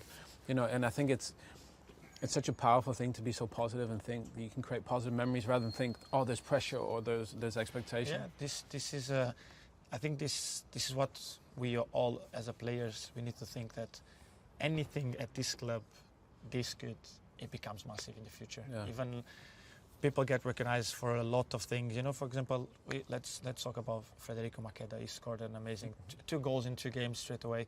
But the first one, he didn't end up having the career that everyone probably expect him to have, or whatever, for many reasons. But everyone remembers him for that goal. You know, and at this club, for a split second, you can get a memory for life. So I think not for only yourself, but for the fans. You know, the fans create memories by what you do on the pitch, and by lifting trophies obviously is the main target for them, because they've seen this club lifting everything that's possible in the world of football.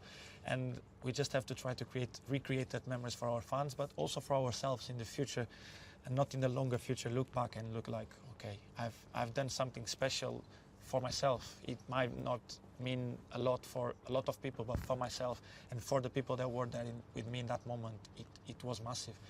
I remember last year the FA Cup, after the season we had and everything, the FA Cup was a massive achievement for us, because everyone now remembers that. Everyone feels that after that moment, like, we could have gone to do something better than we did this season. It didn't end up being like that, but every time they have opportunity to win a trophy, to do something great, you just have to understand that the minimal thing you do great here, it's going to become massive, because this is what this club demands. And when you get this small thing right, it drives you off. Well, I think I think we've seen that in the Europa League. You know, I was here for the semi-final. The atmosphere before the game was really positive, and I think in the Premier League, obviously, it's been different. But I think the team has kind of responded to the Europa League for whatever reason in the big moments when you need something. You know, Harry Maguire with his crazy run, or you know the late goals in moments which you needed. And I think the team looks like they're in a good moment in the Europa League. Yeah, I think it's like probably we think that we arrive at one point in the Europa League that you felt like we're playing for something here. We really can go. We really can go very far. That was our aim in the beginning of the season. But obviously, I think as you're going forward, you think you get more the feeling of a final, a trophy, an opportunity to be in a big moment and everything. And I think we felt that in the Europa League, as you said, even the atmosphere for the fans, that they always felt that we could go to the end of this competition and win it. And obviously in the Premier League, we started going behind and behind and behind, and obviously they felt like, oh, we can't get much more of what we want from the Premier League, because at United you don't want to be in the top 4. You want to win the Premier League, and that's the aim, and we can't hide from that. Is the past of the club, is the history of the club, and has to be the present and the future of this club, always being fighting for that trophy. But obviously, as soon as they understand that in Europa League we could go further, you could go and push a little bit more. I think even the fans felt that, we felt that. And the togetherness that we felt in every game, obviously I think the Lyon game is the pinnacle of everything. You know, like in 7 minutes you can turn around 3 goals difference. It's something unbelievable and probably not seen many times. But it was that little bit of belief that everyone else had, that probably in the Premier League we wouldn't have that in a normal game. And obviously with Ruben coming in, you know him well from Portugal. Did you talk to him before coming in, and obviously how much responsibility this club is? Obviously, you know, being the club captain, and him, seems like you guys have quite a special relationship. No, we didn't spoke before he came. I don't know, probably he didn't want to speak because of like the relationship of Portuguese. He didn't want to create that. Obviously, I have a very good relationship with him. He's a manager that is improving my game a lot, and I'm a person that always likes to learn and improve and get better. So we start playing in a different system and everything. But obviously, I knew the work he was doing at Sporting, because it's the team I follow there. I played for them and everything. But obviously, I think he knew the expectation was high, and as soon as he arrived here, I think after the first game against Ipswich, he was very disappointed that we didn't win the game, and he was disappointed with some beats and everything. And I said, did you thought that you would come here and the small games, like the small teams, will be the same as the small teams in Portugal? Because everybody plays, like even that game, Ipswich played quite well, didn't they played quite well. They have players on 1v1 very good, like Uchison and Delap, very good holding the ball. The defenders are strong, tall, you know, like.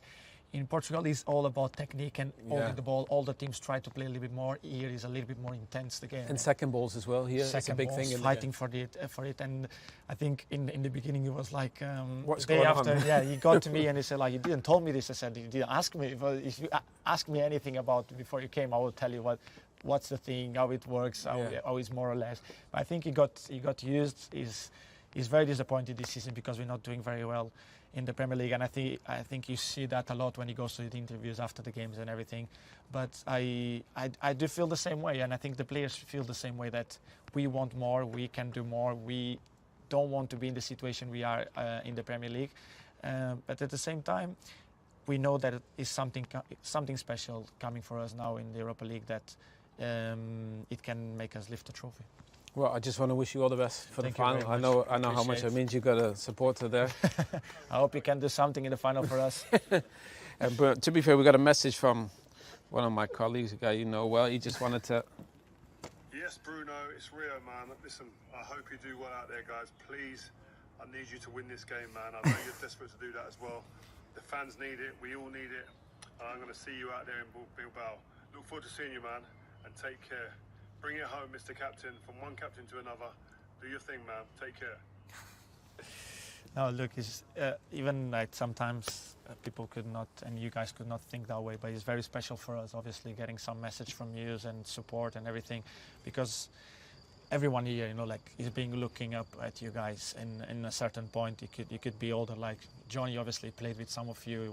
He was very lucky to be in that time, and obviously I think for us it's very special to see the support from you guys, because you've been there, you've been in these situations, and I think even for the fans, that little push for them to believe and to believe in the team that we can do something, that we can win this Europa League for our club. It's very good. That's what this club's about, creating memories, isn't it? That's so it. I just want to wish you the best. Thank you very much. Good luck for the Appreciate final, it. and thank you very much. Bring it back.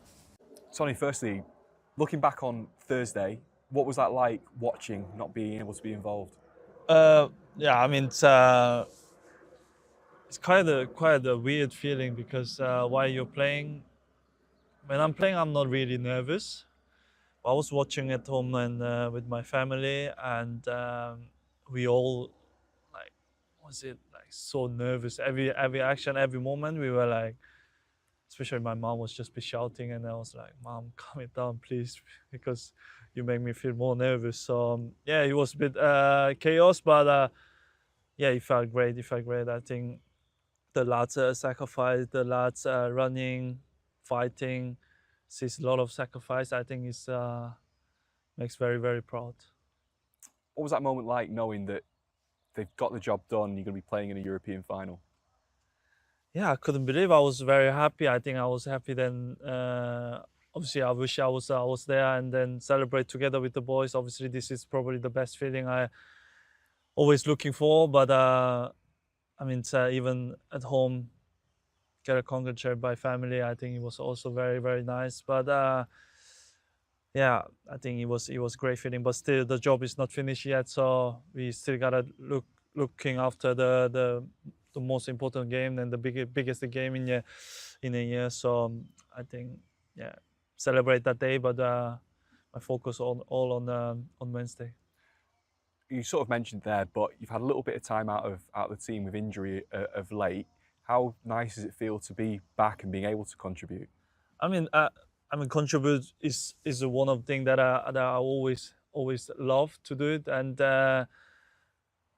when I'm not on I think people see me as a very happy guy, very positive guy, but it is not when I'm not playing. I'm telling you, like, I'm very, very, like, a bit down, not even smiling. I'm just thinking about how I can come back as soon as possible, and then just like process how you like try to coming back. So, but I'm telling you, I'm really, really in a dark area. So, and I mean, a lot of people sacrifice for me, and then the physios, and especially my physio also, that whole day long he treated, and obviously coming back is feeling good, and try to have the team. I think is the most that I enjoy, and coming back yesterday, we say against Crystal Palace, and it was really, really good playing with the boys also, but also running in the stadium,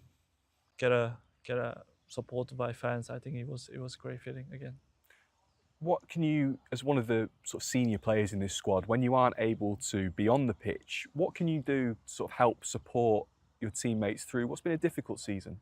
Yeah, it's been a very, very difficult season, but I mean, still we are in the final. You know, people not recognize that highly speaking up that we are in the final. You know, so but it is what it is. We don't really listen to the outside noise, so we are just, as you said, I think contribute for every training, every games, and that's why we're in the Europa League in the final. So, but I mean, as because especially we have such a young group of the player, I think they could just quick turn around if you play well.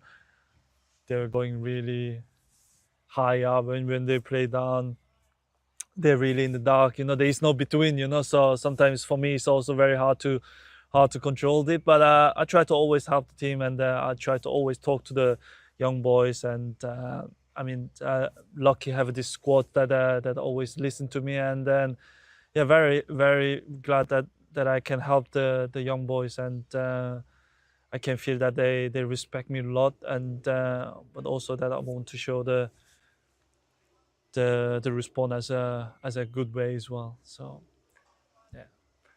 So for you personally, looking across your season as a player, how would you describe it? It's been frustrating, maybe? Look, I mean, all depending on a game, and the final. The most important thing is that we win the finals. And talking about the individual stuff, maybe you can be frustrated, you can be not happy about it, but football is all about the winning the title. The previous season, I scored so many goals, and we haven't won it. So look, this season we might could change it. So that's what I'm looking for. That's what I always work for. So in the 10 years, this was only one thing that I want to do it for this club. So yeah, look, still it's a job to do it. So looking forward to it. For you, when you've been in the team, does it feel like maybe this season has been the first time since you joined where maybe supporters or people have kind of questioned your position in the team, or questioned your form, your personal form? As I said, I don't really listen to the outside noise. I know my quality, I know my ability. I've been here 10 years, very consistent, and people can say what they want, but they don't see how I work, how I grow up, and I still think that I have a quality that I have no doubt. So yeah, but people has a different opinion. So what can I say? I can't control their opinion, so I'm not really concentrated. I'm not really bothered about the making this opinion. It's free. They can make any opinion. I'm concentrating my job. I'm concentrating my training session. I'm concentrating my game. So that's all I care about. And what I all care about is my teammates and my staff that they be successful because they work hard. You mentioned there this summer it's going to be 10 years since you joined Tottenham. How do you look back at that decade of your life? Gone really fast, to be fair. And this year we might could change this history. And then, as I said, I think I've been very, very consistent, and then I've been working so hard for this club. And then, especially you said that the things that the people doubt about my quality or doubt about my positioning, my form. Then after you sacrifice for 10 years so much, and then obviously you also get a little bit disappointed. But as I said before, it's not really bothering me. So yeah, 10 years, been fantastic year. Obviously missing something, the pieces. When you're thinking about the puzzle, just missing one piece that making the perfect puzzle. So this is that I can make it. So in this year, next Wednesday, and all my think is in these pieces. I'm looking for these pieces to make it this perfect puzzle. Oh, you said before that you don't feel like you can be called a Spurs legend unless you win a trophy. Do you still feel that way? Yeah.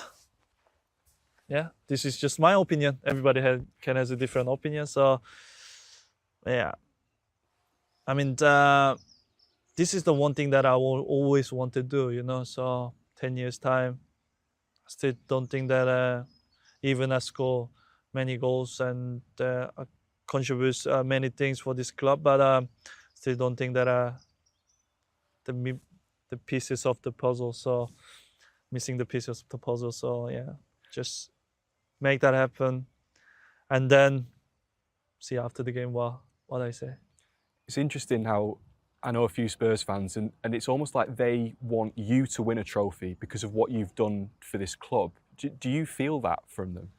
No, I mean, I don't want to win for me. I mean, I want to win for this club, and I want to win for the boys that they deserve. And look, I mean, the boys are thinking probably in an opposite way, upside down. So I mean, they want to win something for me. I can see that, I feel it, and I really, really appreciate that, and also the fans.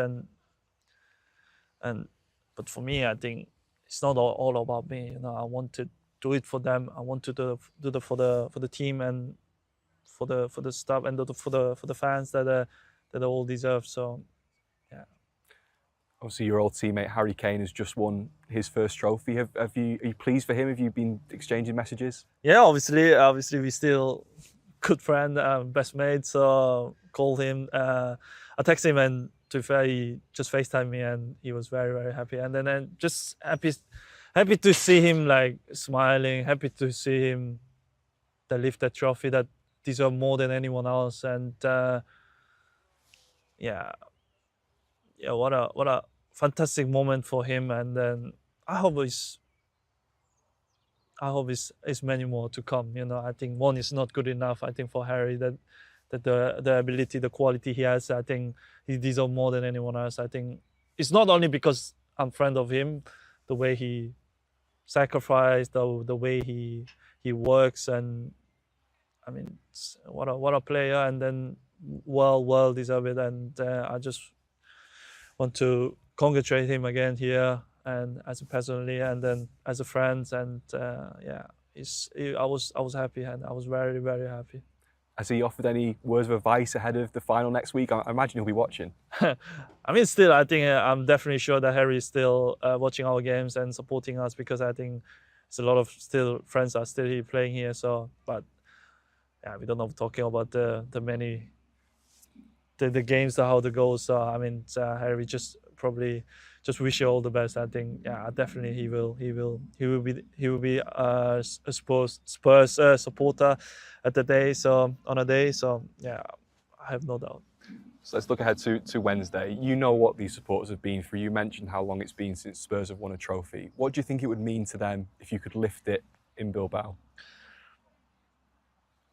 Yeah, it will be special. It will be historic, definitely. But look, I mean, to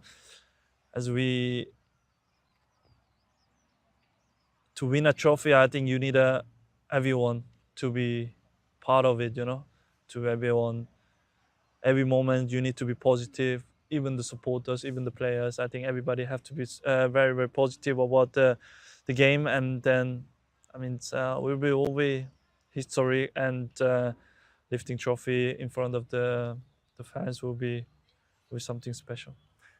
Last one from me. For you, your legacy at Tottenham, you've obviously been to a European final, 2019, lost. How much does that haunt you? How much does that drive you on this time you want to get over the line? I think words can't describe this feeling, you know. So I want more than anyone else. I think I want so badly that I can do anything, you know. So yeah, what can I say? I think I want to do it for my family. I want to do it for my people that who is sacrifice for me from day one when I was kids. My parent that I sacrificed. They gave up their life, and they sacrificed for me every single second. So even the teammates playing for me, playing for the team, sacrifice for me. I think all the things that I want to do it is for the people that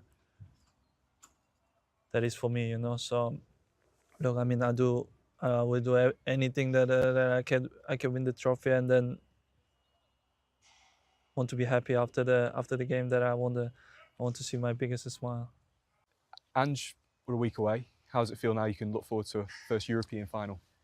Yeah, it's you kind of know it's significant because the prep started like a week out with the media and everything. So so yeah, it should be interesting. Obviously, we got a league game sort of before then, but yeah, it's exciting. I mean, I guess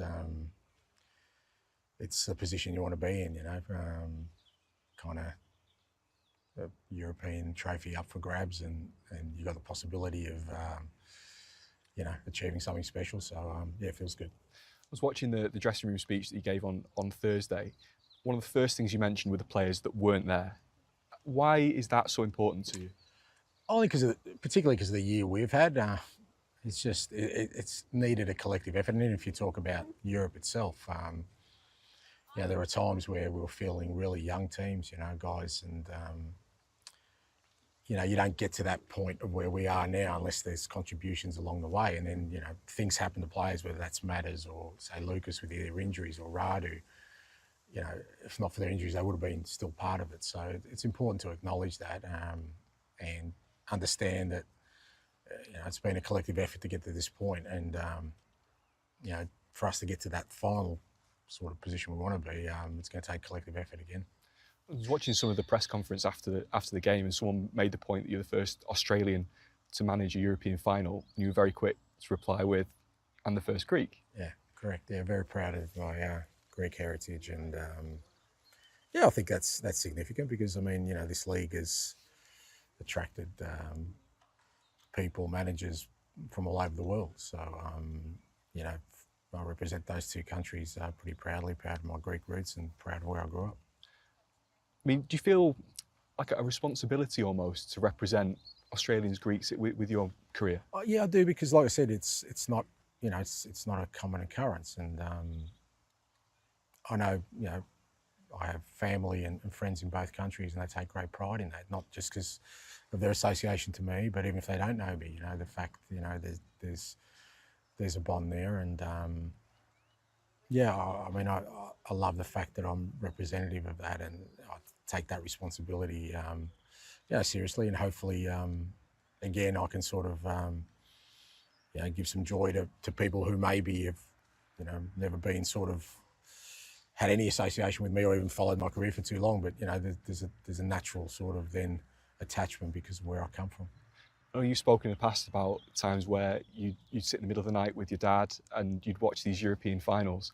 There's going to be a lot of people in Australia here that are going to be able to do the same thing next week. What does that mean to you to give that experience? Yeah, look, it's I would really love to take a couple of weeks to mull that over, because it's kind of it becomes very emotional for me, because I just think like I said, that was me and my dad, watching, European Cup finals or UEFA Cup finals or Cup Winners' Cup finals, and to think that that's going to be replicated now, and especially the people I know and the people who have kind of been in my life, that they're going to see me out there is it's surreal for sure. Bit of imposter syndrome there, where you kind of, it's just not right. But at the same time, I've worked hard for it. A lot of people in my inner circle have made a lot of sacrifices for me to be in this position. So, I appreciate it. I know you said after Thursday that your wife was there in the away end. Do you spot her in the celebrations as well? Yeah, I didn't for a while, because usually her blonde hair sticks out. She had a hoodie on because it was a bit rainy, yeah, she had these weird red gloves on, and spotted her out. And look, she's unbelievable. She's. Like I said, sometimes I feel like I've got the easy bit because I'm doing what I love since day one. She's the one that's sort of, with our boys, has sort of had to. I don't know how many times we've changed houses and followed along, but she's also passionate about football. She loves it. She gives me honest feedback, which hurts. But yeah, it's just to see her smiling face after a game. That's and my family, but especially her, is all the reward I need. Did you really promise your boys a trip to Bilbao? What's it going to mean to be able to share that with them? Yeah, no, they're coming. So we've got permission. Luckily.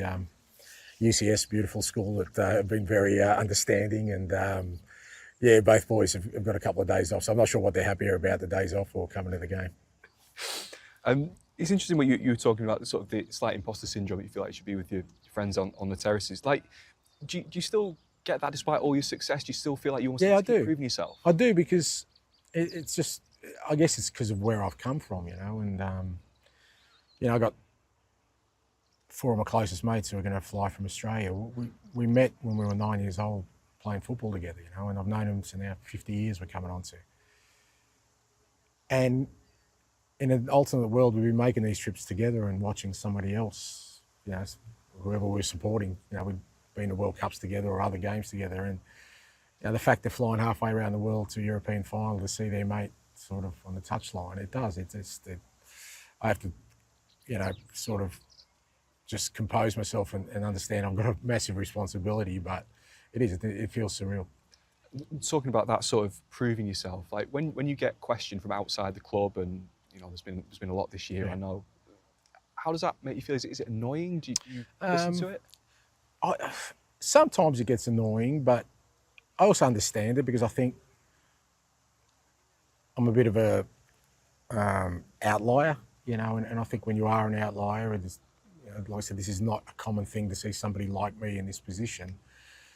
It's only natural people will question things and question, I think I've earned the right to be here. I think all the success I've had is valid success, but because it hasn't come in conventional quarters here in Europe where people have easy reference points, invariably you get questioned. And, I don't think there'd be another manager who gets the European final that's had their kind of ability to manage questions as much as I have. But so I understand some of it and it's logical, but there is some of it that does get annoying after a while because you just go, well, if you're so dismissive of everything I've done and I am here, then it doesn't say much for the competition I'm in, So either you've got to weigh up against the other, either I'm doing something significant and I've earned the right, or this isn't a big deal anyway because anybody can do it. I was thinking about this yesterday, whether there's a parallel between your unusual background to here and Spurs as a club who have this reputation, this culture that you've been brought in to change. Do you see any parallels? Is that why you feel like you should defend the club as much as you do? Well, I do know what it feels like to be like that, to sort of be looked upon as something, that sort of in a perception way doesn't reflect how you feel. So, this football club has got a great history. It has had success, but because that success came back at a certain period of time, it hasn't happened since. It does feel like sometimes it doesn't get the respect it deserves. So I do defend it. But at the same time, I think the best way to change that perception is to do what people say you can't. And I've done that my whole career, It's like, that's kind of been my journey of doing things people didn't think I could do or still think I can't do. So for me, that's part of that process of, defending the club, but also making the club stand up for itself as well to say, okay, well, we understand, what the perception of us is, but we're going to change that. You did sort of touch on this on Thursday, but winning the Europa League, how far do you think that will go to changing the culture, changing the narrative? It's a great opportunity, I think, because it probably destroys 50% of the narrative that exists around the club in terms of, its stature at the moment, is that this constant question, well, until you actually win something, everything else is irrelevant. It doesn't matter how nice your stadium is, the supporters, your training facilities. It doesn't matter if you've, have been runners-up in the league or runners-up until you win something, So once you do win, and this is a significant trophy, that's out of the equation. Then different questions come, and well, you have to kind of repeat that, but that's a different course you navigate. But all that sort of stuff around, that you haven't won anything, I think disappears in, one foul swoop. Looking at this European run to this point, it hasn't always been easy. For you, how have you had to change, adapt things? Because knockout football is so different. It is, and I think people have sort of mentioned about our change of approach, but my sort of history and my experience in knockout football is that's how the games go. They're rarely free-flowing, open, because of what's at stake. And I've really seen the group really grow, particularly through these knockout stages, because we've had different challenges in all of them, but we've kind of addressed them in the same way of being really organised and disciplined. I know I spoke to you before the game saying that's going to be really important. I think there was real strong evidence. The reason I think we were so dominant against Bodo, who give everyone problems, is we were disciplined, we were organised, really clear-headed about what we needed to achieve, and I think that's really important. And I've seen the growth in the group there, and I think it's a key for knockout football. You're facing Manchester United in the final. It's interesting listening to Ruben Amorim after their game on Thursday. He implied there were maybe some similarities between you and him. Do you see those? Well, we've definitely similarities in the way our season's gone. Obviously, for Ruben, it's been a bit more challenging in terms he came in, sort of not at the beginning of the year. But I guess from an emotional standpoint and the noise around the club, we're kind of dealing with similar things of something that is so fantastic in terms of a European run, and also something that's obviously the opposite of that, the other extreme in the league. And he's kind of battling with some injuries as well, probably not to our extent, but still affecting him as well. So there are some parallels there, and for both of us, I guess this is a significant game because it can really salvage what many will look as either a disastrous series or, I think in our perspective, certainly a historic year. I think it's a bit different for Man United because they've still experienced success in recent years, even though they've kind of haven't been at the levels that they expect to. They've still won cups, and their supporters have felt that joy. But there's some parallels there. Obviously, you have beaten them 3 times this year, twice under Ruben Amorim. Is there any similarities or anything you can take from those? Or I don't think so. I just think finals are just unique beasts. The form going into it, head-to-head going into it, means absolutely nothing. That's my experience, and it's why you've seen so many finals. You can have your favourites, you can have your underdogs. It's all meaningless. Previous form's meaningless. Even form leading into it's meaningless because it's about the day. What you do is you prepare that they're going to be at their best, and we've got to prepare for us to be at our best, and then we'll see who comes out on top. Just lastly, I want to take you back to, I think, the last thing you said in that speech on Thursday night. You can change things. Is that the message for next week? Yeah, it is. And it's been sort of, from the day I arrived, the message of it's not for the want of world-class players. This club has had world-class players. It's not for the want of world-class managers. They've had world-class managers. It's something else that's going to change this club, and I think this group of players has the opportunity to do that. And I guarantee you, every single one of them, irrespective, and Cuti Romero is a World Cup winner. Irrespective of what they do, they'll be remembered at this football club if they can bring this trophy home. Well, Ruben, thank you for taking some time. I know it's obviously been very busy. A European final, and I think it's something Manchester United, it's what it's about. We've just got a few finals. We want to show you a few clips and kind of the history. Do you remember this one? 1968. Against Benfica. Manchester United. So Bobby. Yeah. Brilliant. I mean, and I think that's what this club is about. I think I came here because of that, because of the history. I think it's an honour to play for a club that has these huge traditions. Yeah, I think it's easier for us in the different country to understand how big is Manchester United. Sometimes people here forget about that, maybe even a little bit our players. But when you come from abroad, you understand that this is Manchester United. No matter what the context, you feel the history, and that's why this club will always be a top club because of that, the past, and also everything around, the fans, the way they behave. So you can understand that. I mean, this one, do you remember this one, obviously? That I watched. I remember exactly where I was. I was in the ground. I was in the Bayern under-18 team. I was up in the stand. Yeah, it was an amazing game. It was really tough for Manchester United. I remember. Bayern played great. Yeah. They have a lot of situations in the end, but then Fergie time can change everything. Yeah. I remember quite well this game. And then, obviously, we've got... Do you remember this one? Yes. Against Ajax in Stockholm? Yes. I made my post-graduation in Portugal, and Mourinho had a class, and it was explaining the idea for this final. Really? And I think it was for... I remember it was for... we'll see if you...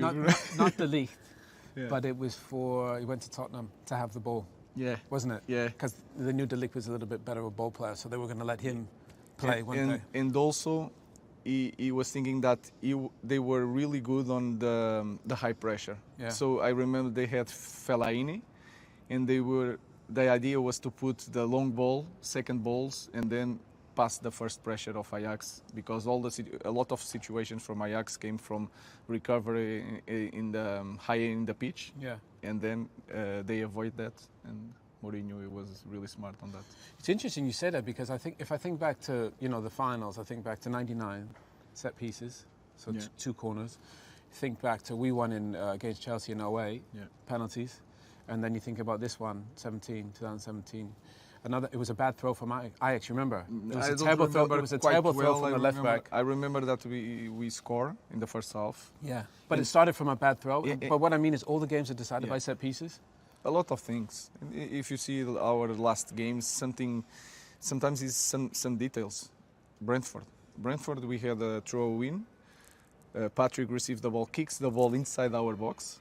We fight for the ball, throw-in, and then they were throwing that strong throw-in inside the box with the center defenders there, and we suffered the first goal. So I think we can relate with a lot of games here. I remember Bournemouth, we were okay in the game, and then set pieces. Nottingham Forest set pieces. Yeah. So I think it's really important.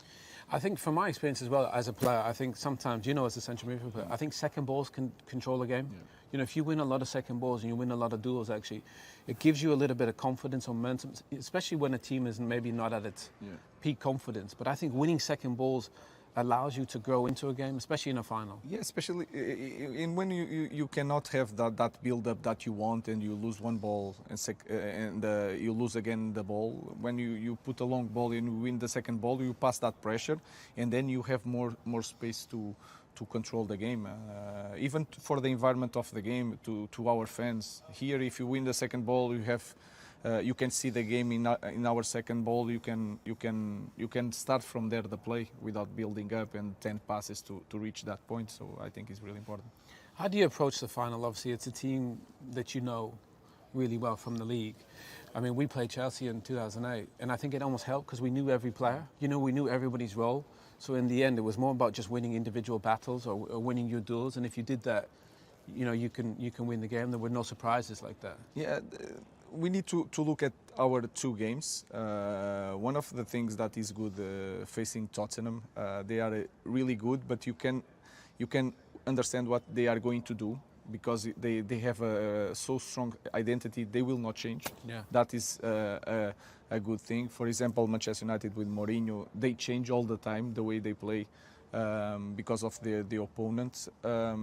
Set pieces are going to be a key point because they are really strong on that because they win a lot of corners. So that is a key point. We know we have an idea how they are going to press. They have an idea how we are going to build up. So I think it's going to be a tough match for both teams. Do you think you do anything different tactically to maybe spring a surprise? No, I always look at the opponent to see where is the space, but we have an identity.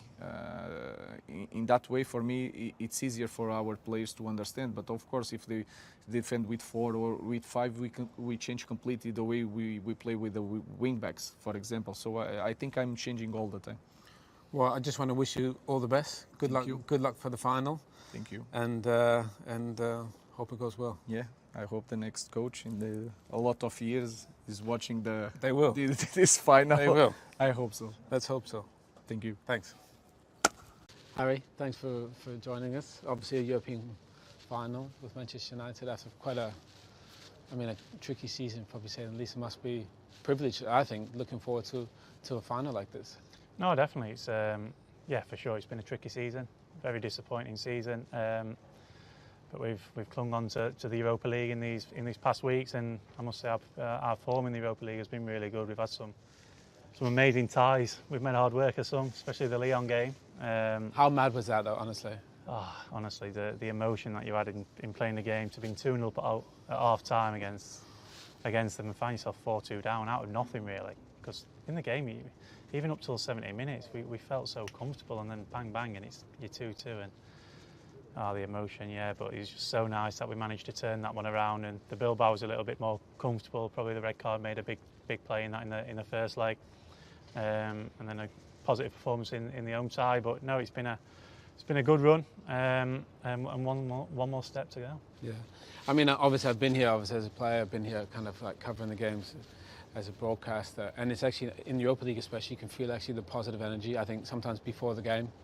Because it feels like the atmosphere is different because everybody just wants the team to do well, and I think you've seen the best of the team in the Europa League. Yeah, definitely. I think, listen, that's our fault for being in a position in the Premier League which we're in, because 2 months ago we probably had nothing to play for in the Premier League, which is not acceptable to play for this club, and 2 months left of the season and you're sat in mid-table, nothing to play for. So it's our fault that we're in that position. We take responsibility on our shoulders for that. So no, to be able to be in the Europa League and give our fans something to come to the game and bring that energy and bring that atmosphere. I mean, the atmosphere in the Europa League games here has been something else. It's been incredible.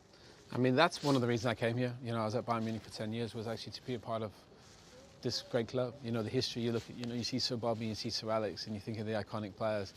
This is what this club's about, isn't it? Kind of European finals and actually making that final step. I know it's been a tricky season, but actually there's a lot to celebrate. I think if you can win a trophy.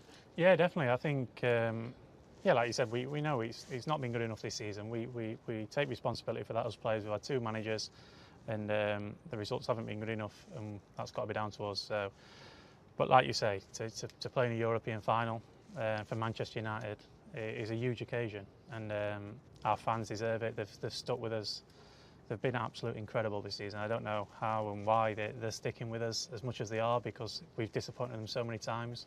But they've stuck with us, and they deserve something to celebrate about. And yeah, it's going to be a great day for them at Bilbao, but it'll only be a great day if we go and lift that trophy. So it's going to be a good game, a tough game. We know that Spurs will be right up for it as well, and but it's one that we're looking forward to.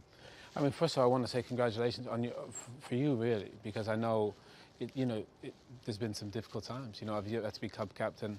You know, when the team is, hasn't been easy. But for you to I think you only really know players when it's hard, and then you kind of see who's up for it. You know, that's how it is. And for you to come through the way you have says a lot about you as an individual. So I just want to say congratulations, because I think that's the hardest thing when you're a player, and when it's tough. Yeah. Because it's easy to say, I'm not up for it, but actually to fight through and come back the way you have, and then obviously a little solo dribble. It's like it turns, doesn't it? Yeah, definitely. In a good way, and I think these fans appreciate that. Yeah, I think in football's such a strange game in that it can turn so quickly. You can be hero to villain or villain to hero so quickly. There's a game always every 3-4 days. And I knew I just had to buy my time and get through that sticky period. And that must have been hard, though. I've been there. I know what it's like with England as well. That's hard. It takes a lot of inner, it takes a lot of inner belief. Obviously, you need people around you, but it's not everybody comes through those moments. Yeah, it was difficult at the time, I must say. I've always said it. I think it was more probably difficult for my family and my friends involved. They've followed me since I've been a young boy, and obviously my parents, and they get emotionally more attached to it probably, and they probably see and read a little bit more than what I do. So, no, I'm sure it was really difficult for them. But I always had great belief that I could turn it around, and I was still playing really well for my country at the time. Gareth shown great faith in me at the time, so that really helped. But yeah, I'm really pleased where I'm at mentally. I'm really pleased that I'm at this club. It's a huge privilege to play for this club, and I'll never ever take it for granted. That's a really good point, because I actually think, obviously there is pressure, and that's normal playing with a big club like this, but actually I think you've earned the privilege to be here by your performances, and actually playing in the final is a privilege. I know there's pressure and you can easily, but actually seeing it as a positive, I think is a lot better than actually seeing it as pressure. Do you know what I mean? I think it's an opportunity. Yeah, you waited this moment your whole life, didn't you? Yeah, definitely. To go and play in a final. Go enjoy it and express yourself. Yeah, definitely. I think people, obviously, you can worry about finals. I mean, when I was a young boy, and you're probably going into a final and your mentality's a little bit different. You're probably thinking, I don't really want to be the one to make that mistake. Whereas now my mentality is I want to go and perform. I want to be in that final. I want to go and play. I want to go and perform. And that's a different mindset, isn't it? Yeah, definitely. Thinking of the pressure, going, we're going to win. I'm going to play well. I'm going to celebrate with my family.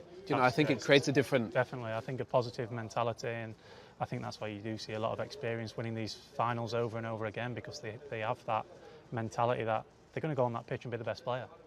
And if every one of your players goes on the pitch on a final and has that mentality that they're going to go and be the best player, they're not going to go and be a 6 out of 10 and just get through the game and nothing gets said about them after. They're going to go and express themselves, and I think that's a big mentality that we need to have going into this final, because that's why we play for this club. This is Manchester United, and when you join this club, that's what you want to be. You want to be in these big finals and have this big privilege to play in these finals. And yeah, we know there's so much pressure, and we know there's going to be so much spoke about the game and before and after the game. But of course, I think you've got to go and enjoy them. This is why you play football, and Europa League final, it's one that we're looking forward to.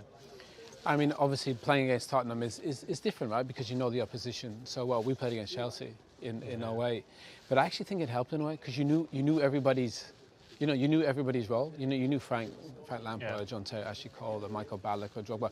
You knew how we're going to play. Yeah. So in the end, it wasn't so much about the tactics. It was more about the individual players. Yeah. Can you win your battles? If you win 7 or 8 of those, you win the game. Yeah, definitely. I think we know Spurs, and they're probably sat there saying the same. They know how we play. They've got the better of us this season in the previous games, but we're a different team now. We're definitely a different team. We play a lot different. We play on the front foot more, and yeah, like you said, I think if you go into the game and you say that I'm going to be better than your opponent, it gives you a great chance to win the game, and that's a good first step for anybody going into the game. Well, I want to wish you all the best for the final. Thank you very much. Good luck. Cheers. And all the best. Thank you very much. Thank you. Done. Right, Mason.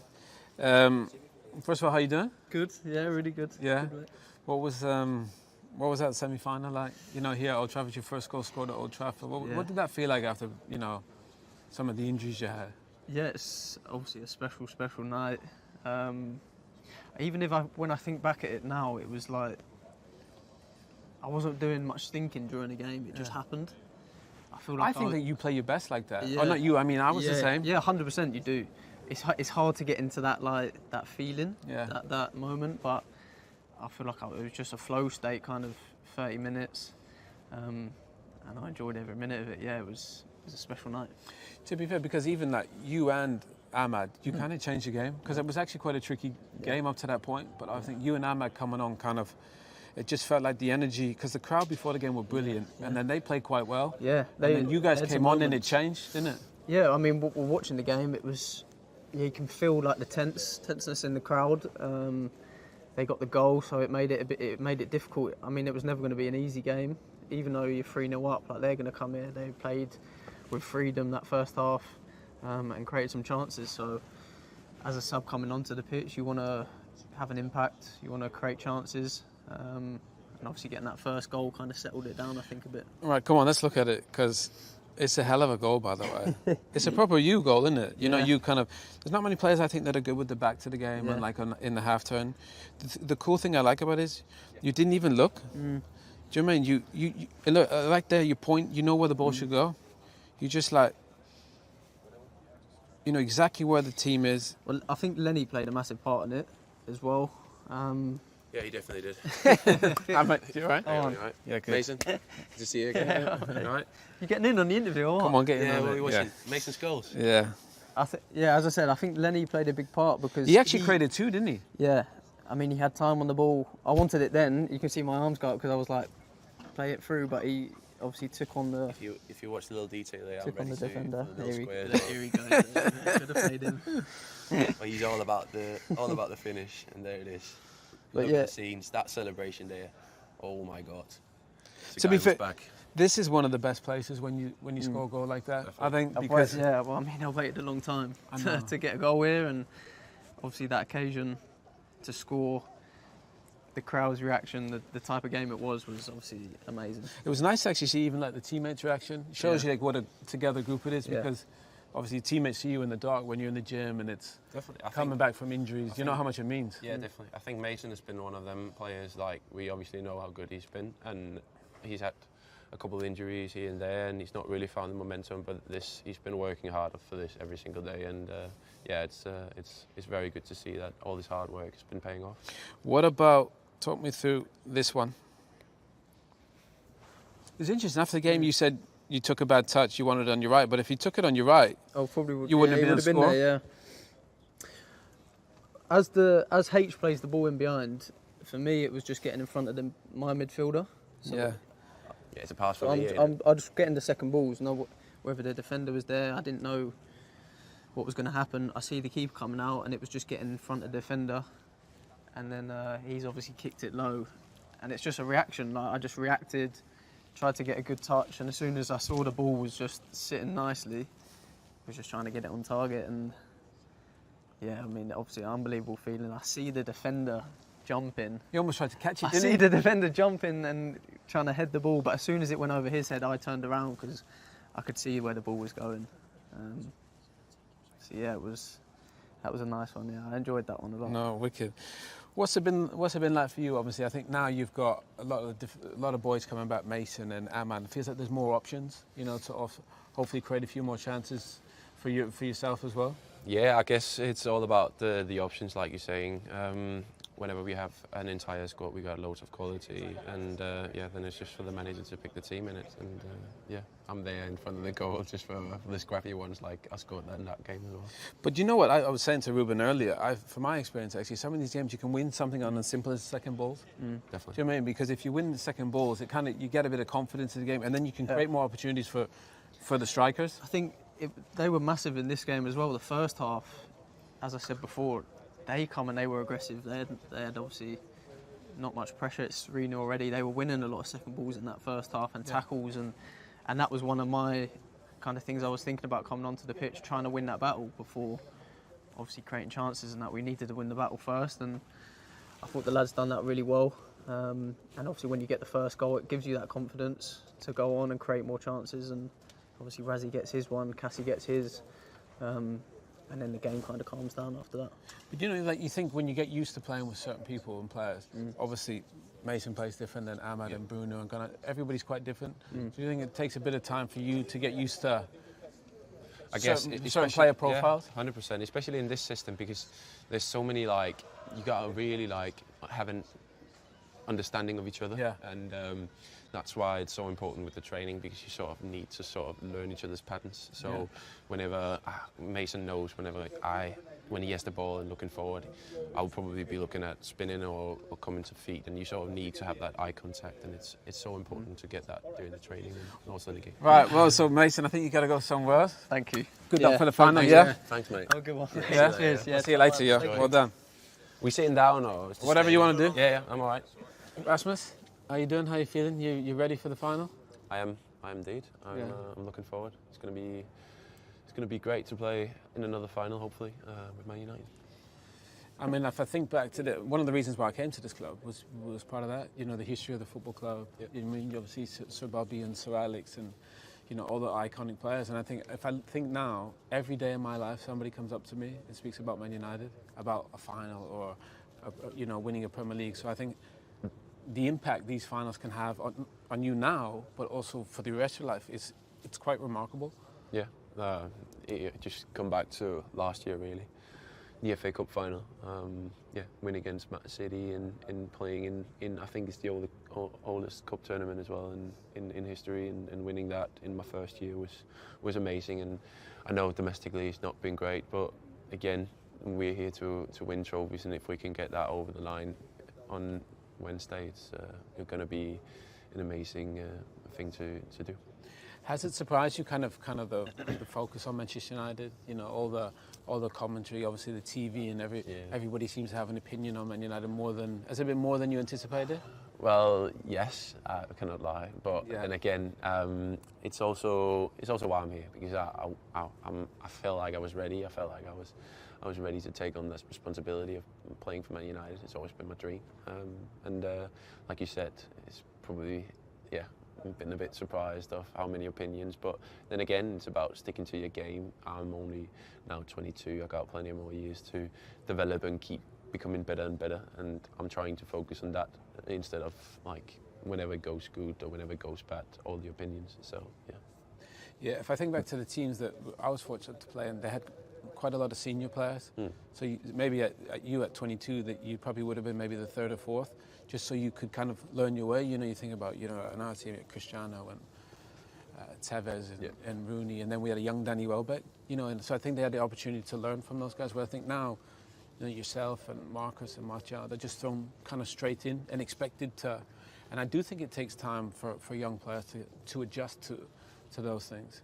Yeah, you can put it in two ways. Can you know? You can do it like you're doing, or being thrown in it like I've been. I think you gain experience from both ways, really. I obviously am not going to sit here and say I don't want to play or whatever. But then again, for example, last year, Anto was there and he's been playing here for loads of years, but he was unlucky and got loads of injuries, so I obviously had to take a lot of the game time, whereas that could have been maybe nice, and especially in the beginning, because I was new and I had to sort of learn my way to be a United player, and also to get used to these facilities and find a house and all these sort of things, where that could probably have been nice to sort of have a little bit of support. Yeah. When you look towards final, obviously Tottenham, you know them well. What do you think? How do you see it playing out? Obviously, two teams know each other really well, both managers.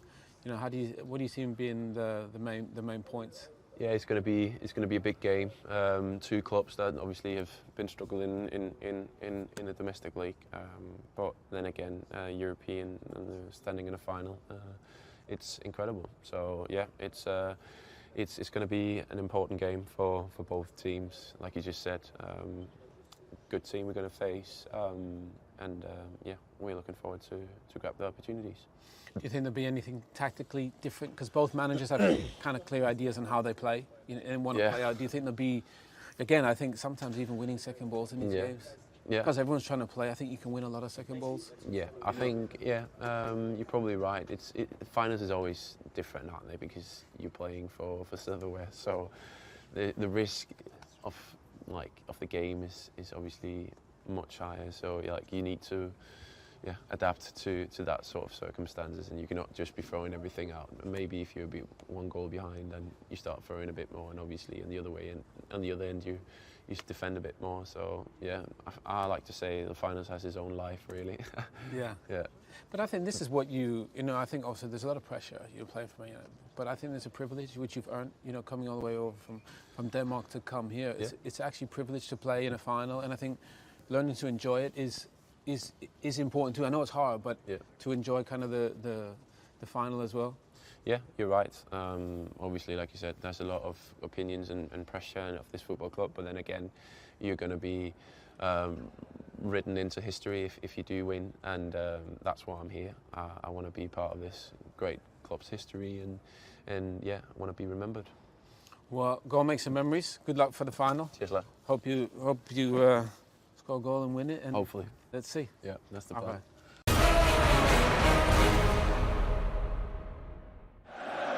Hello again, everyone. We often talk about United and City, but it's a United City in Manchester tonight. The red half hoping to bring some joy to what's been a devastating week. And what a night we have here in Stockholm. The fantastic Friends Arena is full and ready. It's colourful. And we have two iconic European clubs steeped in European history and success meeting in a final for the very first time. United playing in their 7th major European final, their first one for 9 years, Ajax in their 10th after a 21-year absence. Now this Ajax team is young, it's energetic and full of goals, although inexperienced on nights like this. The left-back Nick Viergever is suspended, so Jairo Riedewald starts the game. The goalkeeper Onana and Traore have both been ill this week. The combined age of the centre-backs is 37, De Ligt is 17, Sanchez 20. Klaassen, the captain, has 20 goals from midfield. The front three are all dangerous. Kasper Dolberg is the top scorer with 23. The average age of the Ajax starting 11, 22 years and 282 days. Well, the average age of the United side against Crystal Palace had an Ajax look to it. That was to make sure these players arrived here fit and ready. Romero over De Gea was expected in goal. Daley Blind, an Ajax product, lines up against his old club. The main decision for Jose Mourinho was who plays alongside him, with Eric Bailly suspended. Chris Smalling gets the nod. Juan Mata is preferred tonight to Lingard and Martial. Marcus Rashford starts the final at 19. Henrik Mkhitaryan, United's top scorer in the Europa League, with 5 goals.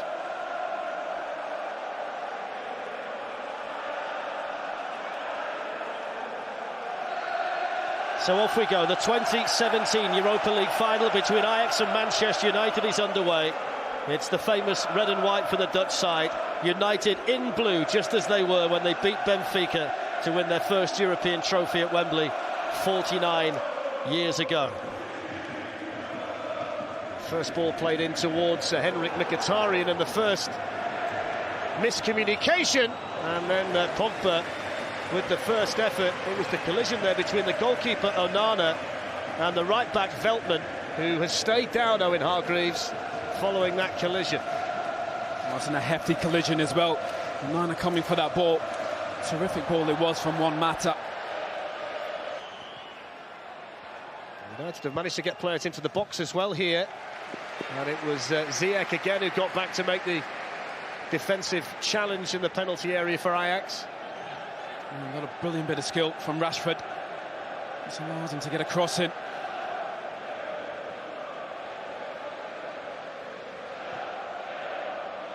This Juan Mata just missed the head of Marouane Fellaini, who'd come steaming in there for Manchester United.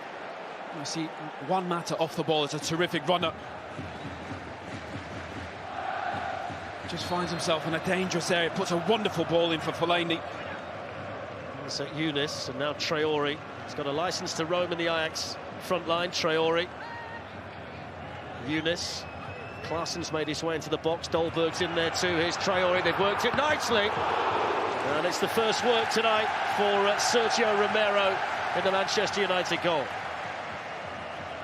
Younes is a terrific dribbler.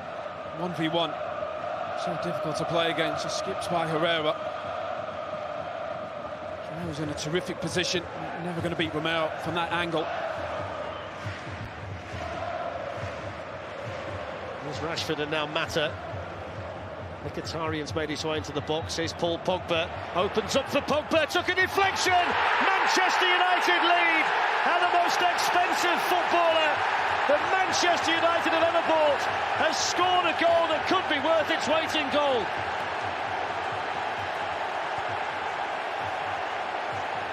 Well, you talk about all this quality on this football pitch. Riedewald, the left-back, with one of the worst throw-ins you'll ever see in a big game. And Manchester United are there to pounce. No way that ball should go into that area. So much pressure on the defence. Paul Pogba, in acres of space, gets it out of his feet. Takes a massive deflection, good first touch. Allows him to strike it clean, but just comes off Davinson there. No chance for Onana. But that throw-in from Riedewald is never on, never throw back into the middle of the park there. So much danger. That costs him. There's Fellaini. And there's plenty of space here for the first time tonight for the Manchester United captain Antonio Valencia. Drills in the shot, which was beaten away by Onana. Confident run and a confident strike there from Valencia. Just skips by Riedewald so easily. Tries to get in that near post. Onana stands his ground. Two strong hands and a punch. That's why you want to see Valencia getting forward. Physically, he's just so powerful. It's neatly done by Ziyech. Now Younes. It's rare space out wide for one of Ajax's attacking players. Riedewald's gone past him on the overlap. Younes still.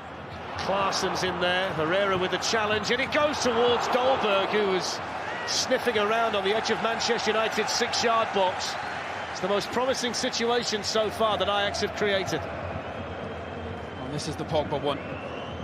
Good strike, good first touch. Comes off Davinson Sanchez. So no chance for Onana to sort his feet out and react. Just what they needed, Manchester United. Quick start. Sanchez to Dolberg, who was looking to flick it through towards the captain, Klaasen. Here's Traore.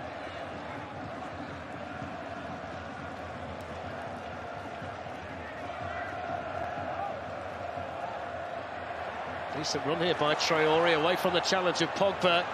Taking on Daley Blind as well. He was maybe one more swerve away from being through. Now Ziyech. Good defending though by Henrik Mkhitaryan. Sanchez in there quickly on Rashford. Ajax just finding a bit of confidence. So positive, Davinson Sanchez, always on the front foot. Winning the ball in front of Rashford. I think Traore's been their biggest threat. He's been the most inventive player. Good touches, big physical presence. We need more from Dolberg. Glass by Fellaini. Skips by Pogba, gets into a dangerous area. Blind does well, just holds him up and then gets a touch at the end. Chris Smalley's there to tidy up. Neatly done by Herrera. Valencia looks for the long ball forward towards Mata this time, and Davinson Sanchez didn't realise that Marcus Rashford was so close behind him. Almost paid the price there, the Colombian. I got lucky, got very lucky. Tried to chest it back to Onana. In the end, it was too short. Had to take a touch. Wasn't quite sure. Rashford almost picked his pocket.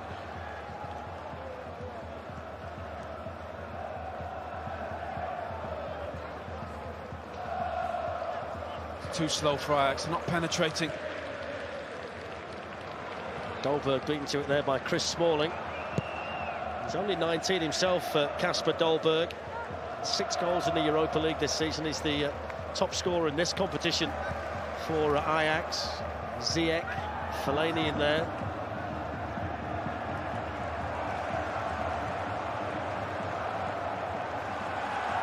Now Sanchez.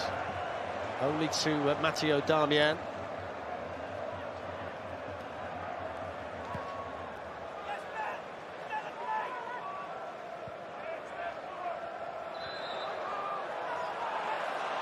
It's been a physical battle. Rashford and Davinson Sanchez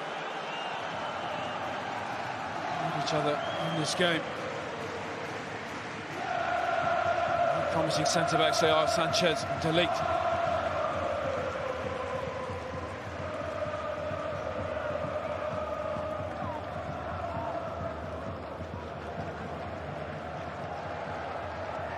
There's Klaassen, and now Veltman. Sanchez.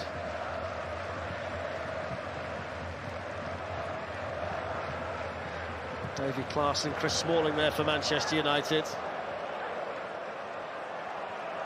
Sanchez to Klaassen, who's allowed to turn and then look to try and feed it through towards Dolberg. It's a real testament, isn't it, to the backroom team, and Mark Overmars in particular, the technical director at Ajax. The entire squad here cost £40 million to put together, and here they are in a major European final with all of this talent on show. It just shows it can be done if you go about it the right way and have a bit of patience. Well, they have a clear philosophy, and a very good one at that. I think that philosophy, not too much possession in this game, it's been a bit of a negative. Lacking a little bit of experience in a big game like this, but you can't buy that. All these players, very early 20s. It's a big ask, but it's been a big achievement just being here.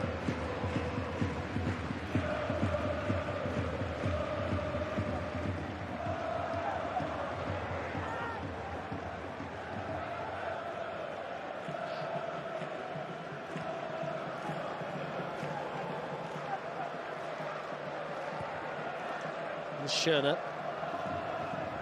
to the final minute of this first half, a first half that's been good for Manchester United. Davinson Sanchez, Bertrand Traoré, now Klaassen, Traore's in here, and it was good solid defending in there by Darmian, was it? Yes, it was. The free kick actually has gone Manchester United's way for the foul by Traoré. I'll compare the difference. Riedewald defending the left back to Darmian there, 1-2. Bit out of position, but gets back. Gets a body on Traoré. That's brilliant defending. Puts his body in a wonderful position.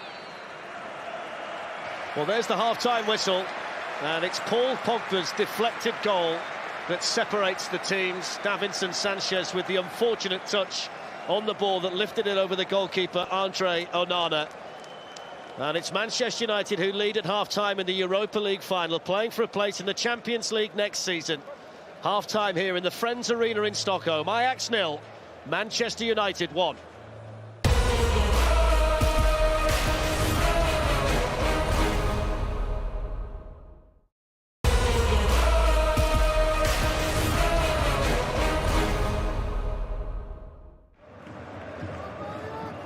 Manchester United could relax so much more if they can find the second goal in the game. But the Ajax players have been out there significantly longer than Manchester United. They've been made to wait a little bit. Made to wait by Marouane Fellaini, who's the last player to come out after the half-time break. But there was one startling statistic, Owen, that I saw this week, that since the Second World War, Ajax has spent £379 million as a club in total. Manchester United have spent 455 million in the last 3 years. It just showed there are two ways to build a European giant in football terms. You can either build it or you can buy it. Well, Ajax, they bring those players through their academy and they grow them. Buy them very young, very, very young. Get them experience and sell them on. Manchester United buy the best. Ibrahimovic, Mkhitaryan, Pogba. Why come into the side and had an impact? You might see some smoke sweeping across the pitch in a minute because some giant bright red flares have been lit behind Sergio Romero's goal away to our left-hand side, the Ajax end of the Friends Arena here in Stockholm. Here's Ziyech, who didn't really have much of an opportunity to make an impact in the first half. We saw one or two bright moments from Traore. Fellaini's touch, here's Dolberg, and now Younes. Schöne. Marouane Fellaini in there and was fouled. Manchester United will get the free kick here to end the first attack of the second half from Ajax. What do you think they'll try and do differently, Owen, in the second half, the Dutch side? Well, they just did it there. They just played a bit quicker, moving the ball quicker, trying to penetrate more. Got it into Dolberg. Younes got in a decent position. It was just too slow, far too much possession. Dominated possession that first half without threatening whatsoever. Ziyech, he's an X-factor. He's a wonderful player. Need to get him on the ball. Run by Fellaini to Rashford. And then Mata. Here is Marouane Fellaini. And Davinson Sanchez, the last line of defence, and an effective one there for Ajax. Manchester United corner. And that's been effective for United. Direct into Fellaini. Try and get that second ball. He makes a terrific run into the box. Sanchez is there. United a significantly bigger team than Ajax. Mata's ball in towards Fellaini, and Smalling was in there, and it's hooked in by a man who scored so many goals in this competition this season, Henrik Mkhitaryan, and there is breathing space in the Europa League final for Manchester United.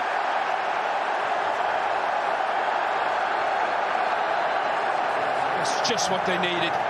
That second goal. Try and kill this game off. Mkhitaryan has scored some big goals in this Europa League. No bigger goal. Wonderful delivery in from Mata. Smalling's there. Just instinct from Mkhitaryan. Back to goal. Smalling beats Dolberg. That touch there. That's magnificent from Mkhitaryan. That's exactly where he is. Well, it's something they've found so difficult to do so often all the way through the season. Get the all-important second goal. They've got it now.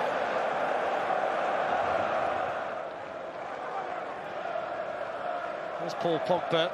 Matthijs de Ligt there to clear it. Now Fellaini. Nice turn away from Klaassen. Here's Mata. Now Rashford. Fellaini's gone into the box. Mkhitaryan's in there along with Mata, and it's teased in towards Marouane Fellaini, and straight at Onana. And that ball into Fellaini. It's caused Ajax loads of trouble. Brilliant play from United. Rashford, Pogba. Wonderful delivery in for Fellaini. Just doesn't get enough power on it. It's been on all night, hasn't it, that ball? And that's why he's playing. That's exactly why he's playing. Able to get up the pitch quicker. That direct ball into him. And it's worked beautifully. Credit Mourinho. Got his tactics spot on. Allow Ajax plenty of the ball. That quick one into Fellaini. It's had an impact on the game.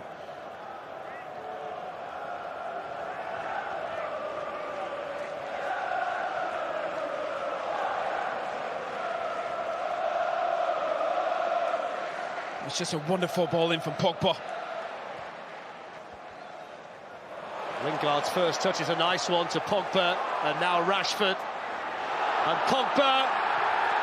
And in the end, Davinson Sanchez was a little bit too strong. I think Dami Escamilla was right to let them both do that. You could see the intention of both players.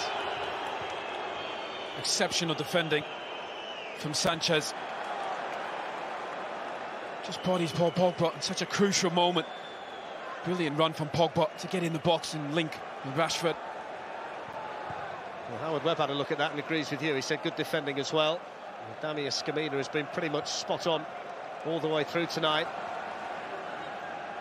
There's Neres, 15 minutes of the final to go. Manchester United closing in on victory, closing in on this trophy for the first time in club history, closing in on the Champions League here in the Friends Arena in Stockholm.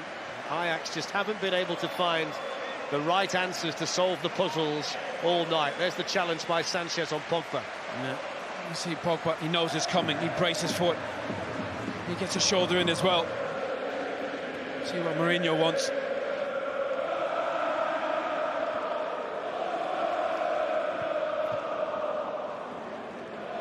The layoff by Anthony Martial, and now Jesse Lingard can run, and Jesse Lingard is in for Manchester United, and who else but Davinson Sanchez with another gear to chase down Jesse Lingard and keep Ajax's faint hopes alive. Oh, Mourinho screaming at Lingard to get up and get back. That man Davinson Sanchez has been magnificent. Took a deflection for that goal from Pogba, but what a performance from the Colombian, only 20. Here's Van der Beek at the other end, and he's away from Smalling, and Sergio Romero has had hardly anything to do tonight. But he's positioning just right there for Manchester United. Oh, Chris Smalling, a bit upset with himself. Allows him to get inside onto that left foot. Hits it straight at Romero. All of the Manchester United supporters away to our right-hand side are standing up and waving their flags. There they are. The joy on the faces in a week that's been so difficult. You see all the players off the bench, everybody up on their feet. What it means to these players, playing for those people back in Manchester. And a gutsy performance from these players.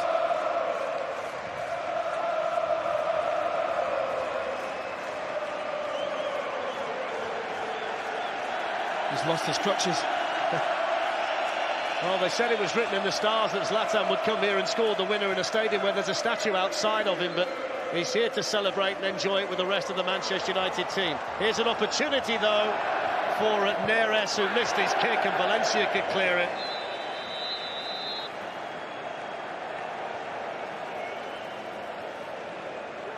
It's actually taken almost 94 minutes to get an Ajax player goal side of the Manchester United defence.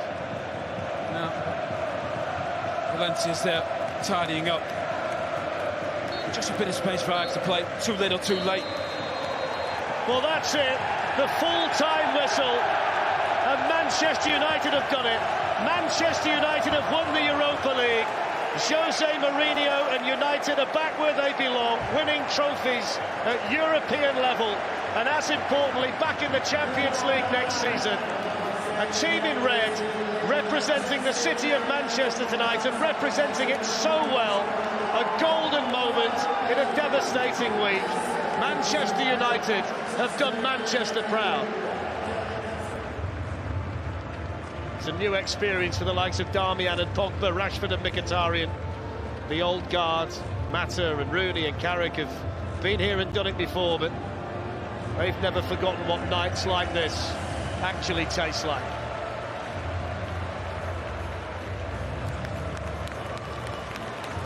It's a journey that's seen them play 15 games in a competition that's taken them to Turkey, Ukraine, Russia, Holland, France, Spain and Belgium, but tonight makes it all worthwhile.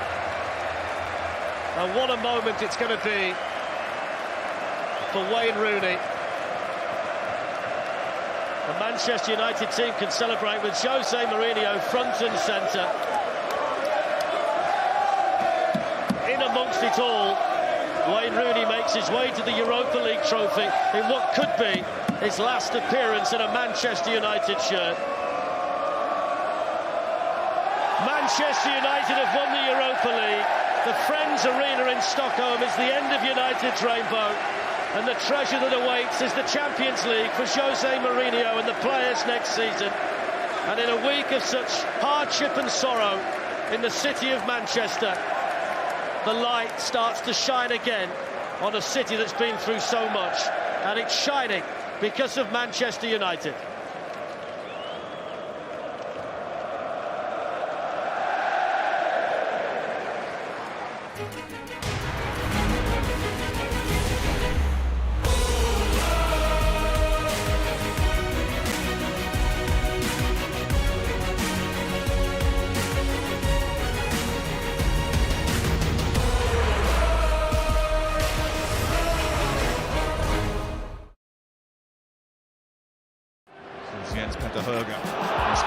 Johnson, and there's space on this left-hand side here, and Furt tries to tee it back up to the edge of the penalty area, and it's a terrific goal by Evian.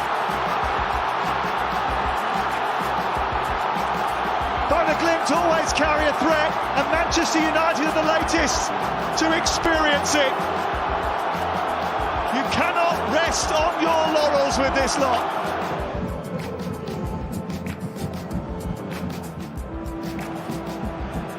Adama Traore opening up. Oh, wow! Adama Traore with his first goal since match day 1, and it was well worth the wait. Maguire challenged by Sanadi, able to stand his ground, but it's a sloppy pass. It's straight to Jallo. He's going to hit one straight at Lenny Yoro. Now Yari Gizar with a chance to go. That's brilliant. What a goal! Nihal Arthanayake with an absolute beauty into the top corner. Well, there's a turn-up. Wow, what a goal, Yari Gizar. What's in the mood here? Kubo, that is sensational! Picture perfect into the top corner to double the Sociedad lead with a super strike.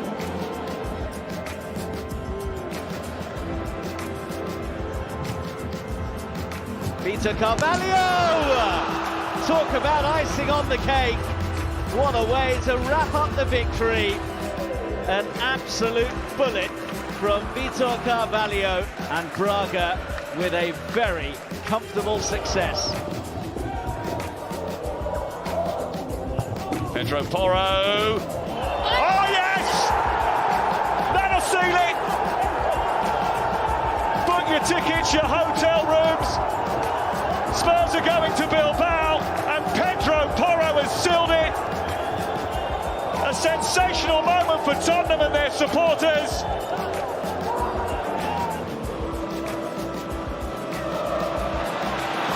Ahmad with determination to try and win it back.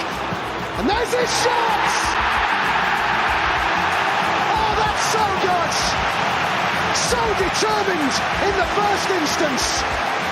And then unleash a sparkling drive to double Manchester United's lead. He's been their best player tonight. 2-0 Manchester United, and they've got that cushion they crave. Talking about desire, work ethic without the ball. Ahmad there, absolutely brilliant. Lifted towards Kadejabek, and across, and Mojted! Oh my word! What a moment for the 18-year-old. His first ever goal for Hoffenheim is a beauty. One of the big names here, but reliable player. Problems though for Roma as Svilar gave it away. It's Vieira for Porto. It's blocked by Mancini. Now it's Samu. Oh, what a finish! Roma thought they'd got away with it, but Samu Agehauer puts Porto into the lead here. The problems were all of Roma's own creation, and Samu finished spectacularly to claim his 19th goal of the campaign. Winner away by Gray, comes back and it's smashed into the net. What a brilliant, brilliant goal that is by Yunus Akgün. And an early warning for Spurs, who are already behind in Istanbul. Yunus Akgün has just come out with a thunderbolt that Fraser Forster just couldn't reach.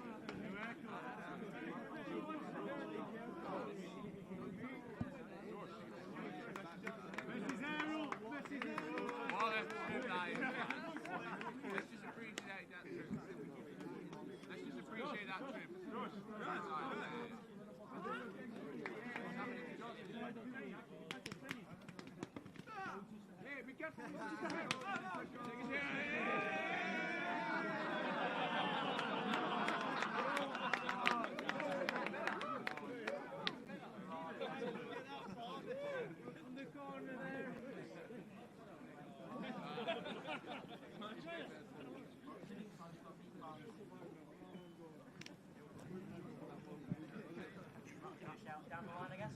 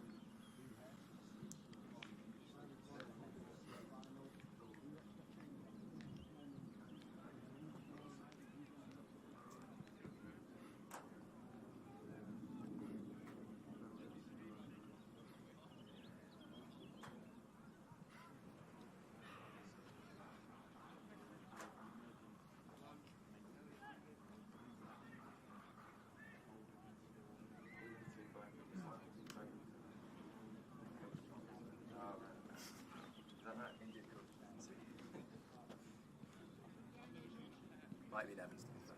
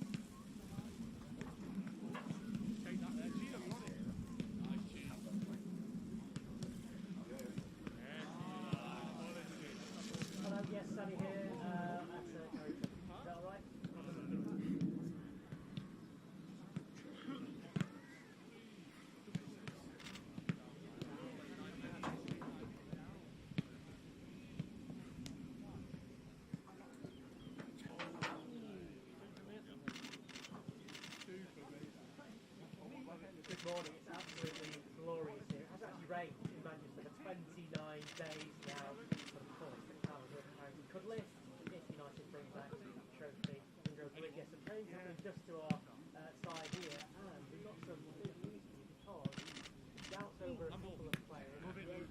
Diego Gallo, one more, but also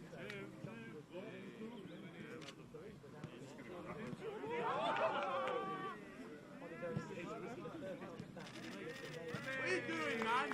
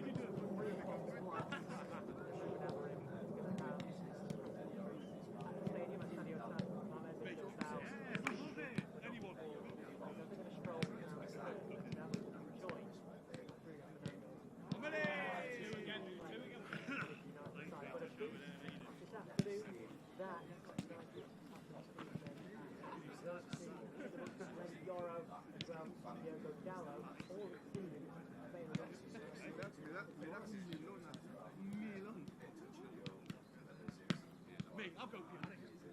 Always nearly at it.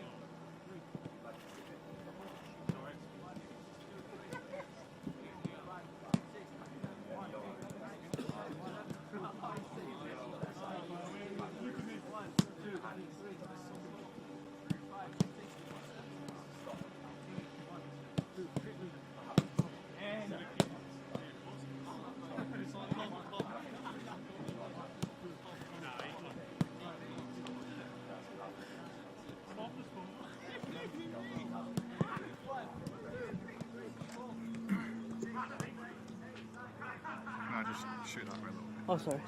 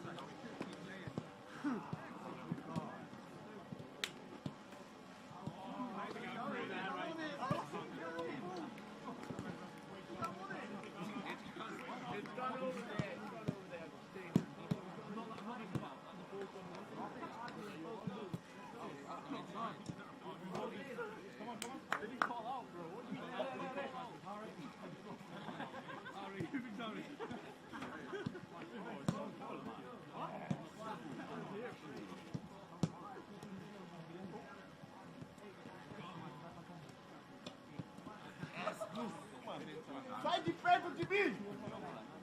Sai de perto!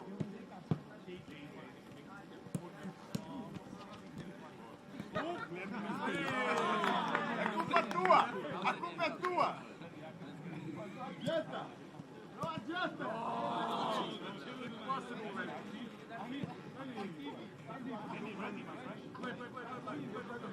What are you doing, man? That line of your way.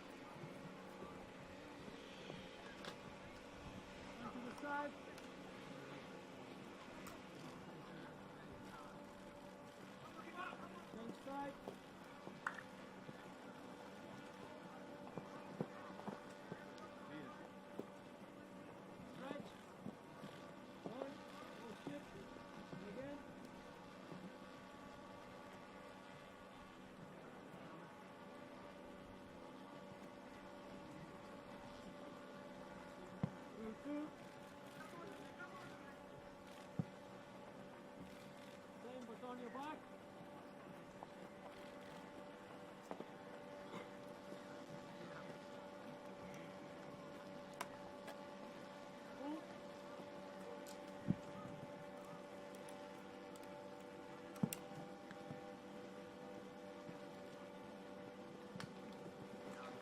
Sideways, cross, cross over in the front.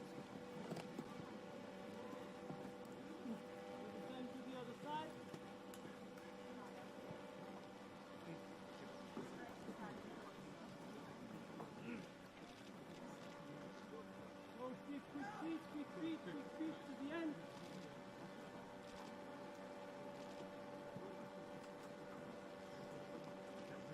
Short seasons, medium and high, finish with high.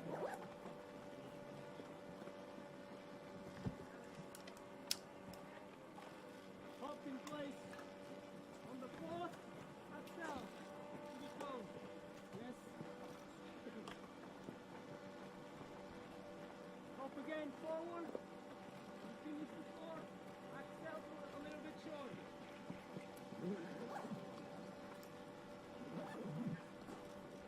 Exhale and break one time to the middle. Exhale and break the second time to the toe. We're almost there. A couple of jumps, one to the left, one to the right.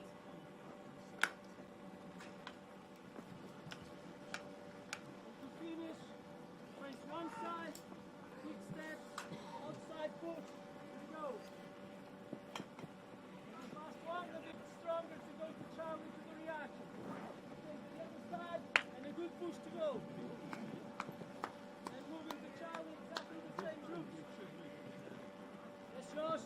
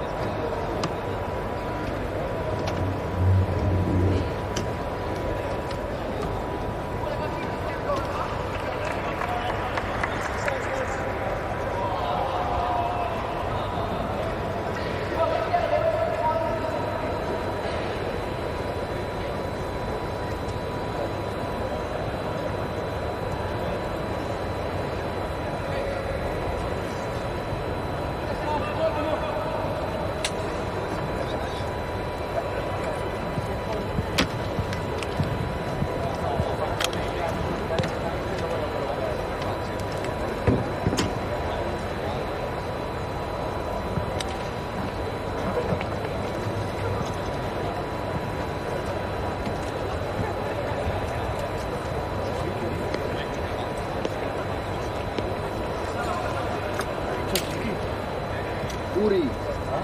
Yo lo tengo chiqui. A ver si no está. Chiqui. No, Uri. No he entendido Uri. Vale, no sé.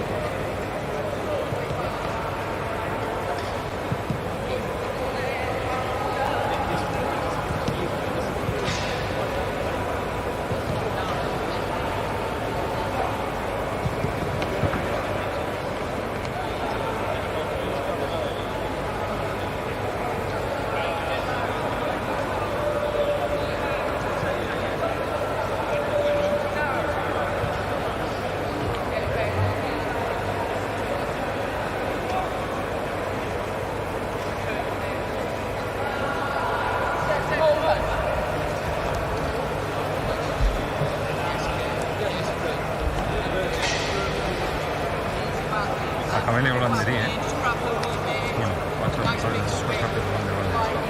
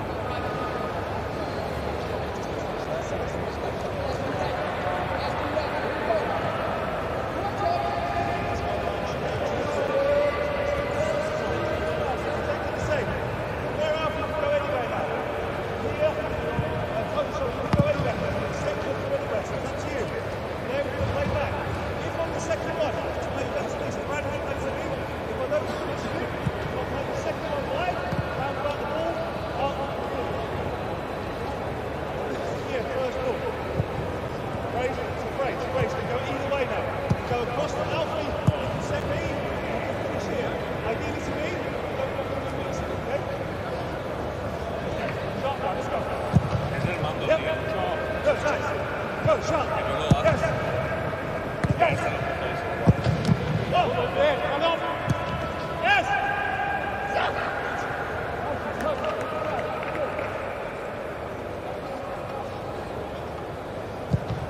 Good, finish. Go. Good.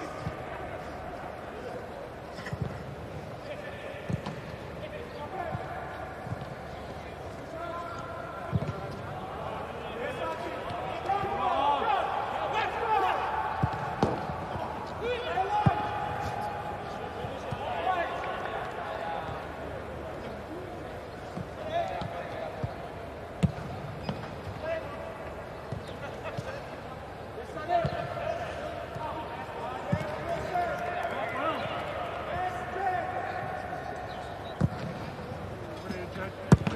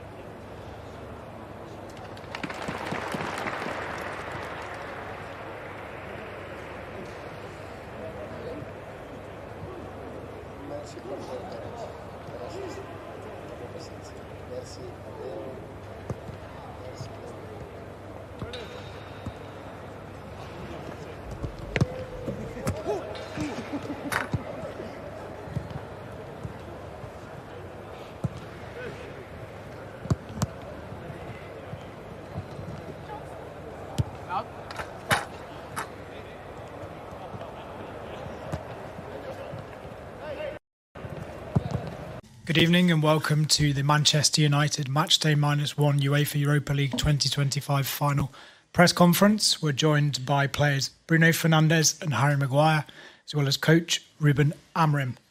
Questions, please, in either English, Spanish or Basque, and answers will be given in one of the same languages. Over to you. Thanks. Simon. Hi, Ruben. Just wondering how the team's looking. We saw Yoro training earlier and Delo and Xerxes. I don't think we were expecting him to be involved when you said he was out for the rest of the season. So what's the situation there? Me neither. So they recover quite well. They push. Of course, we respect the feeling of the player, but we push a little bit because they wanted to be part of the team, and that is a very, very good sign. And it's very good for us. Of course, they are limited in the minutes for the game, but they can help us to win the game. The list is out. Simon. Hi, Ruben. This has been such a strange kind of season with victories in Europe and then disappointing defeats and some harsh comments. What are your views on this game and whether it would mask what's happened over the last few months or whether it would give you a new future? A new future for me, I think, is not the case, but it's going to help us to finish the season. People will look at our team in a different way because winning a European title is really important. But again, nothing is going to change our season. Players know, everybody knows, the staff knows, the fans knows. But winning a European title can help us to have that feeling that can help us to build the future. Dave. You've spoken very honestly about this season, the challenges on and off the pitch, with the cutbacks at the club and the redundancies. I know you're not thinking this way, but if you were to lose tomorrow, that may lead to more kind of issues like that. So in that sense, are you playing for just more than yourselves tomorrow night? Are you playing for the futures of staff and a much bigger cause? Again, I think it's not the case. We are doing things that we need to do it. But for example, I came from the club that in order to survive and to maintain players, you need to be in Champions League. This is not the case. Our club can have revenues without Champions League. It's a big club. It's a massive club with a lot of fans around the world. It's a big brand. So we just need to be focused and do the things in the right way. So I don't see like that, but I'm always playing for more than myself. I'm coaching for my players, for my staff, and especially for our fans. Rob. Bruno, if that's okay.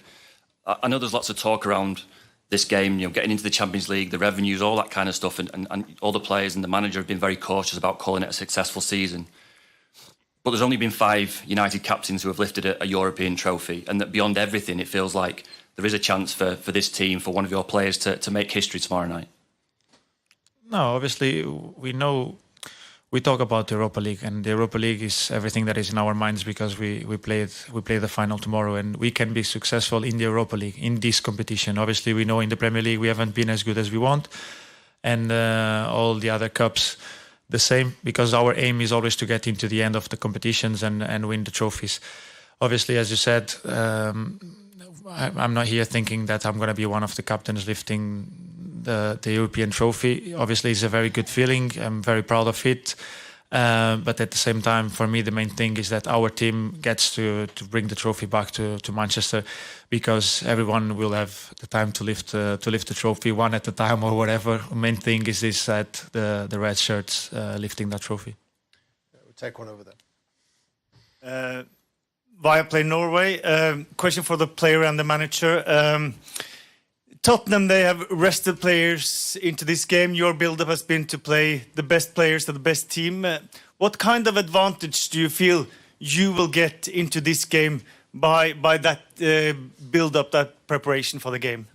The advantage I don't know is you have to see the context. I don't know the context of Tottenham. What I know is that we had the last game against Bilbao, we had that game, and then we rest some players because of we were afraid of some injuries, and then we had a full week to prepare the game. And I felt with 5 days to the final, the best thing to prepare the final is to give time to the players to to play. So I cannot respond from the side of Tottenham. But for me, it was really clear. We need to compete. The best way to prepare something is to compete.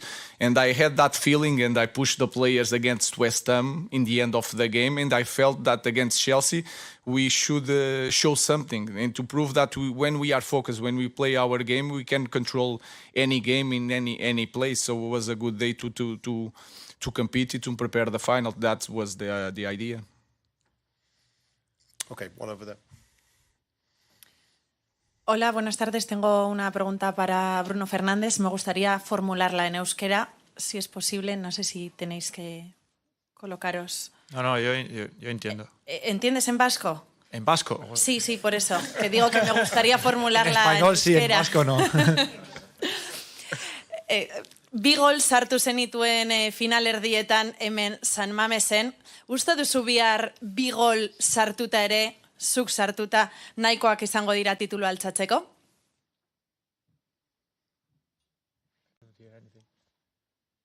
I think the translator said that no entiende vasco tampoco el traductor.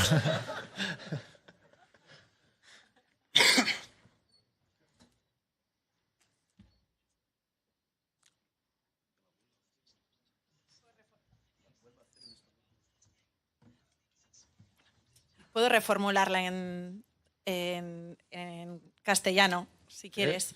Es una pena porque quería también pues hablar en nuestro propio idioma, en el idioma de aquí de Euskadi.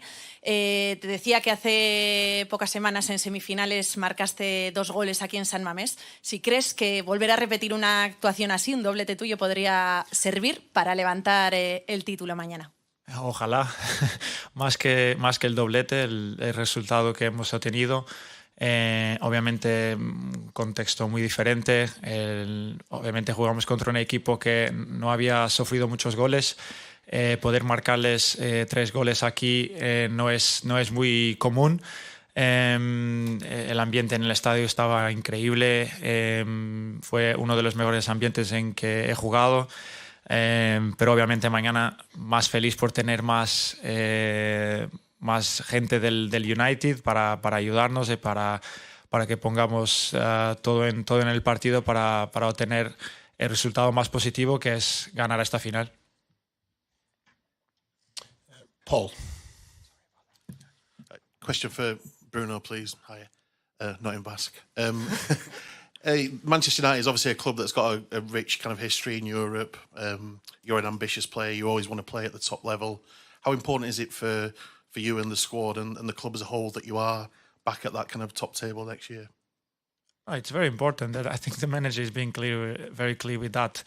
We want to be at the top of everything, not only the Europa League, not only the Premier League. We want to be at the top of the FA Cup, Carabao Cup, everything we are involved. This club needs to be fighting for everything we have ahead of us. Obviously, knowing that it's not always possible to be in the finals, it's not always possible to be winning trophies.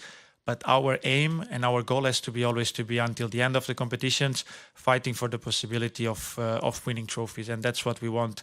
Tomorrow we have a big chance in a competition where our aim since the beginning of the season was being in Bilbao on the final, and everything we have to focus is that we have a big game, a big final, and a big opportunity to get a silver there. Samuel. Hi, Ruben. One of the main reasons that the club won a trophy last season in the FA Cup final was that Bruno's position changed and Rasmus Højlund didn't start the game. Have you given any consideration to playing the team without a striker, or do you not think your system is geared for that? Our system is a normal system that can change the characteristics. It's not about the playing as a striker or without a striker. It's a system like any other that you can change the characteristics. But it doesn't matter what happened in the last final, because it was a different team, different competition, different context, so everything was different. I just focus on the way we play, the way Tottenham play, what we can do to be better than the last 2 games. So that was my focus, and not the last time that we won a cup. Alex. Question for Harry. Winning 3 trophies in 3 seasons would be a great achievement, but I think one of the things that frustrates the United fans is that this team seem to have the capability to turn into performance in these big finals and big matches, but not week in, week out. Is that a frustration that's shared in the dressing room, and how would you solve that moving forward? Yeah, of course it's a frustration. I think when you play for this club, you want to win every football match. And this season we've been far too inconsistent. We haven't won enough in the Premier League. It's not been good enough. We know that. The Europa League has been different. We've performed at a high level. And we have proven again this season that we can beat anybody. So, no, I'm sure next season we will improve an awful amount, a full pre-season. And as players, we are looking forward to that. But we've got a big game tomorrow night, and that's first and foremost. And it's a special night. It's a special occasion. And we've prepared well the last few days, and it's one that we're looking forward to. Take one over here. Another question for Harry. My name is Omar Katuba, omarsports.com. How does it feel like to be performing and earning the plaudits of Manchester United fans once again after a very toxic beginning? No, it's amazing to be back in the team and playing regularly.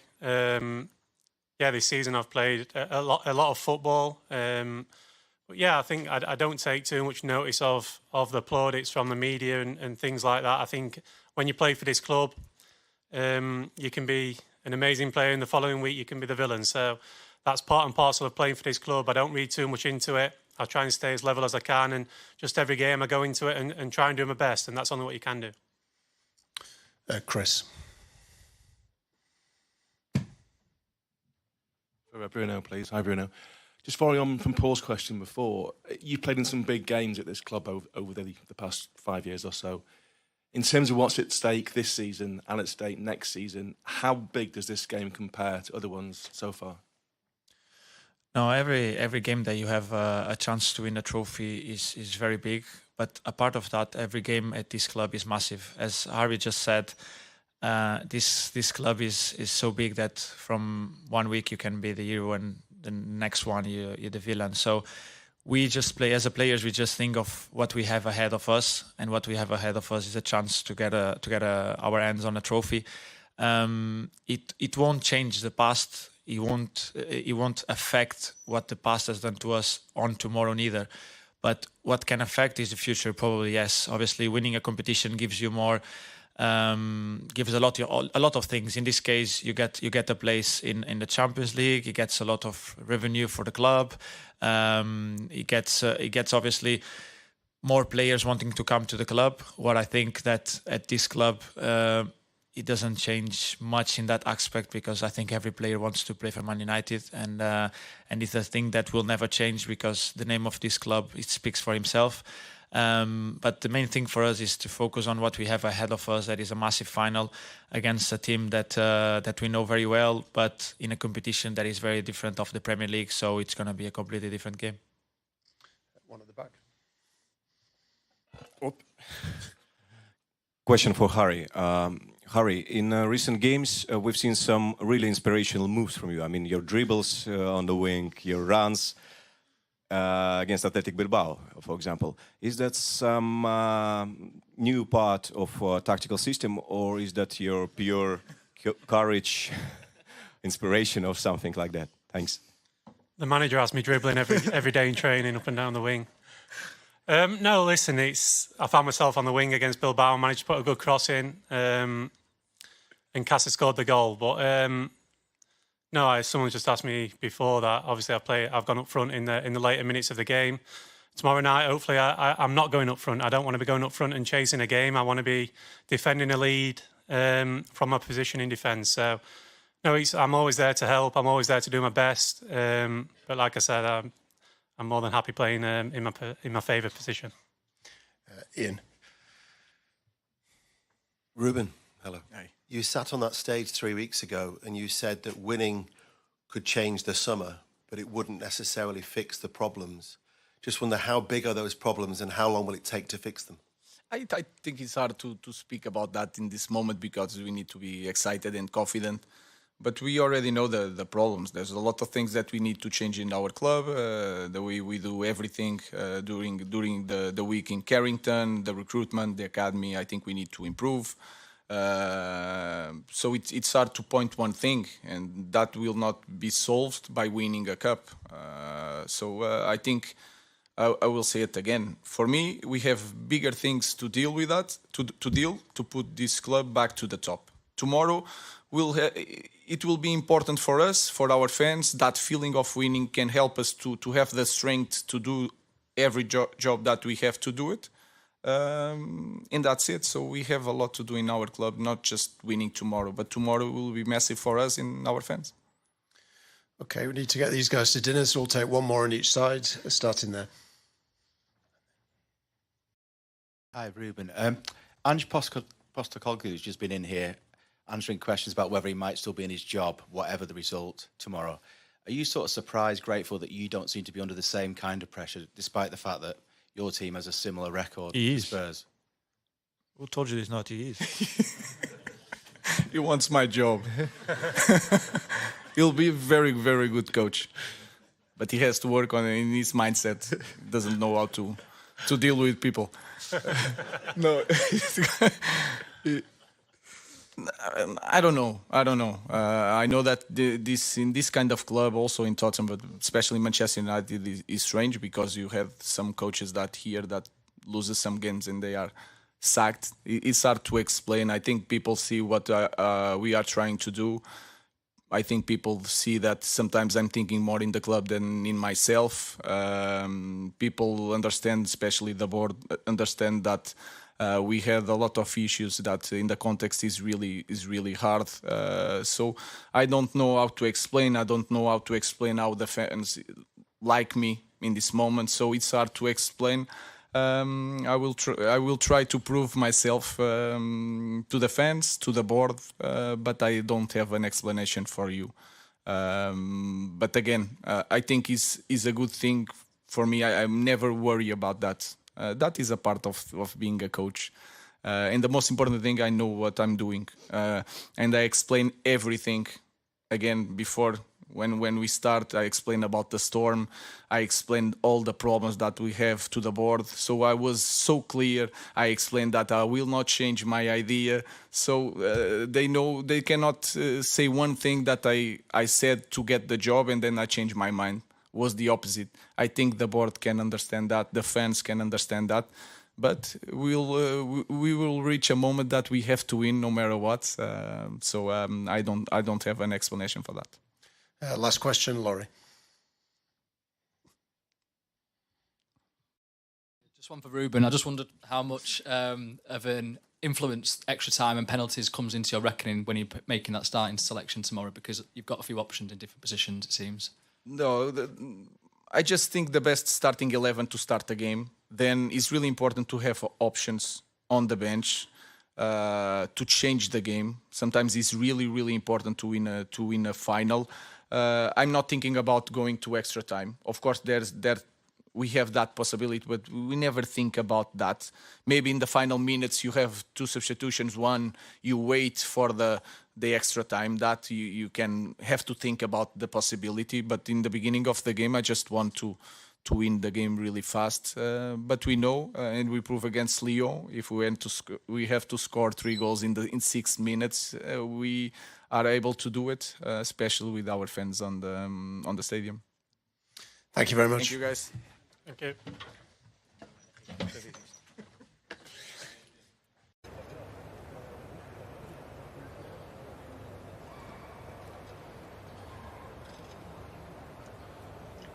Hola, bienvenidos. Hello and welcome to San Mamés Stadium in Bilbao for the Matchday -1 press conferences ahead of the 2025 UEFA Europa League final. We're joined by our first finalists, Tottenham Hotspur, who plays Pedro Porro and Son Heung-min answering questions first. Questions are permitted in Basque, Spanish and English, with simultaneous translation provided via the Interprefy app. Please remember to introduce yourselves and stick to one question. Pedro will answer questions only in Spanish and Son in English. We'll begin with Darmash, Sky Sports. Just wait for the microphone. It's the microphone. Hello, Sonny. Nearly 10 years now at Tottenham. What would it mean to you on a personal level if you were to go up and lift that trophy tomorrow night? Yeah, it will be very special, and we will be obviously history moments. But yeah, I stay here 10 years, and I just wanted win the trophy, but which is nobody done it, from where I've been here, in a 10 years time. So yeah, tomorrow is gonna be a massive day obviously for the club first of all, and for the boys, and obviously for me as well. Ali. Hi there. Question to both of you, really. Ahead of the final, I think the South American players organised a barbecue at the training ground, and Ange was quite kind of keen that you all went. How important was that as a bonding experience before coming out to the final? I mean, it was very important that everybody being together, having good time, spending time together, and just talking about the life, and feels like we are getting even closer, But I mean, especially this season, which is such a tough season, but we've been always together, we stuck together, and that's why we are here, So I think last step left, so we're gonna make it. Sí, bueno, lo que ha dicho Sonny, ¿no? Es importante también para la forma del grupo, ¿no? Yo creo que desde que llegué yo el primer día cuando firmé en los Spurs, también hice una barbacoa, porque yo creo que es importante esa unión. También son como tu familia, ¿no? Yo creo que ellos están contigo día a día, todos los días, en el entrenamiento, en los partidos, ¿no? Y también es importante a veces hablar de la vida con tus compañeros, ¿no? Sonny? Yeah. This match is very special to you and very special to the Spurs fan, especially to the very special to the Korean fan that will watch this match at 4 a.m. So can you say do you have some special message to the Korean fans, please? Yeah, I mean, I really appreciate that they supporting me or us in the morning time, in the night time, late night time, or early night time. They were always here, and they were always supporting us. And as I say all the time, that I want to give them something back. And tomorrow I hope I can give some my smile and the trophy and the historic moment, and they will never forget. So yeah, I hope we can enjoy together and celebrate together. Tom. Hi, Sonny. How are you feeling in terms of your fitness? How close do you feel to kind of peak sharpness? And can you play for the full 90 minutes if necessary? Look, obviously, I'm ready, and then I'm obviously back from injury, and it was my first game against Crystal Palace, and afterwards I play against Villa around 70 issue, which is I was didn't expect it to play that long, but I was managing to play. But look, I mean, physically I'm ready to go, and also the boys are ready to go for the biggest game of the season. Alex Crook from TalkSport. Son, you're the only survivor from the starting Tottenham team from the Champions League final. How much can you use the pain of that defeat to make sure that you get a better outcome in this final? Yeah, still Ben Davies is here as well, so let's don't forget about his commitment and his work rate. So yeah, I mean, it's gonna be a huge moment for both of us, and also for the boys that if we win it, and as we always say, the first step is going to be really hard. So it's hardest. So if you win that trophy, we can change the mentality, we can change the history, and hope we can continue to compete for the another trophies. This one here. Hi, good evening, Radek Silmeier. Have you spoken to Harry Kane about tomorrow's final? Because after the last month, we can call him, he's the winner. He has experience in winning. So I'm wondering if he has any advice to you for tomorrow's final.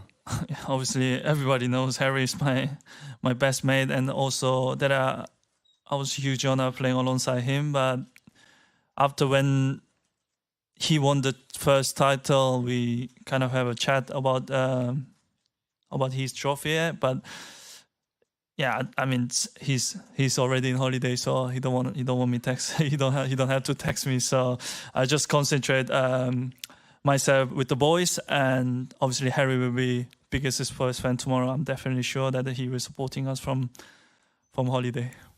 Pedro, acá atrás, por favor. Habla Caio Castillo de Café TV de Brasil. Y me gustaría saber si simplemente este título puede cambiar la historia del Tottenham y la historia de los jugadores que están en el equipo. Pues bueno, muchos años sin un título europeo. Si este es el gran partido de la vida de ustedes y quizás del Tottenham. Sí, bueno, la verdad que sí, te diría que sí, porque es un momento importante para nosotros. Lo sabemos también, sobre todo los aficionados. Ellos también tienen, bueno, nos dan esa presión desde fuera, es normal, porque también lleva tiempo sin ganar, ¿no? Y yo creo que para nosotros lo más importante es estar enfocado en el grupo, en nosotros y en intentar hacerlo lo mejor posible para mañana, ¿no? Tom. Hi, Sonny. Tom Barkley from The Sun. Looking back at that final 6 years ago, it was obviously a really difficult start in the game, and it felt like the game was sort of over before it began with that early penalty. How important is it that Tottenham have a grow into the game and don't have a start like that going into this match? And what other experiences can you take from that particular? I mean, back in the days, I still don't think it was humble. And yeah, we can't change it. So, but look, I mean, every game is same. Every game is the first 15 minutes are huge, important to get a game tempo, game rhythm. I think is huge, important. And I will especially again mention to the boys that we're very important. We start well to get our confidence. One at the back, please. My name is Omar Akatsuba, omarsports.com. My question is to the both of you. You can't see me, but I'm here. Question is to the both of you. You're facing Manchester United, a team you faced a couple of times this season, but on a different stage. What is the feeling like? Same of the same or special? Because, of course, it's the final of the Europa League. Yeah, obviously it's special. I mean, it doesn't matter who we play against in a special stage, special tournament, and in the final, to reaching in the final is never been free, you know. So yeah, it's going to be a special game, and it's going to be a very tough game and difficult game. But we just gotta do our things and concentrate ourselves, and we'll see what's gonna happen. Sí, por supuesto, ¿no? Como ha dicho Sonny, ¿no? Yo creo que es un partido especial. Sí que es verdad que, bueno, esta temporada hemos jugado con ellos varias veces, pero bueno, no tiene nada que ver porque una final es una final, ¿no? Y yo creo que bueno, lo más importante es lo que ha dicho Sonny, estar concentrado, ¿no? En nosotros y bueno, ojalá y seamos felices al final, ¿no? George. Hi, Sonny. You've only got a year left on your contract. From this point onwards, do you kind of feel like it's kind of now or never for yourself in terms of winning that trophy at Tottenham? Future, we never know. You know, future, we never know. We might play next year Champions League, or we might play, I don't know, but we might play in the final. We never know, obviously. But I mean, the chance what I have now it's real, you know. It's a fact. Tomorrow is a final of the game over Europa League final. So that's it. I just don't thinking about anything else. This could be my last chance, or this could be another chance. But I just want to concentrate about tomorrow, and then concentrate about the winning and lift the trophy with the boys and celebrate together. Right at the back, please. Buenas. Esta es una pregunta para Pedro, José Luis de La Popular Sport. Yo te quiero preguntar, Pedro, un jugador como por tu banda, que va a jugar mucho, que es del Manchester United, Garnacho, ¿has hecho algún plan diferente o algo para poder detenerlo, un jugador tan desequilibrante como es él? No, si te digo la verdad, no, pero sí que es verdad que bueno, sabemos lo que tenemos que hacer. La verdad que no me preocupa más el cómo estemos nosotros. Sí que es verdad que bueno, si estamos concentrados al 100%, eso va a ser lo más importante, ¿no? Porque luego cada jugador tiene sus características, cada jugador tiene sus puntos fuertes y bueno, la verdad que estoy concentrado en lo que tenemos que hacer nosotros más.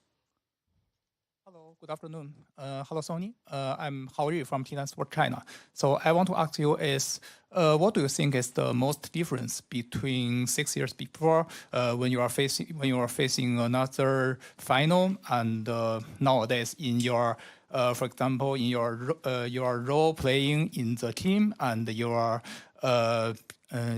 attitude, your statues, and so on. También tengo una pregunta para Pedro. Ahora estás jugando en un gran final aquí en España. ¿Y cómo es tu sentimiento para este? Muchas gracias.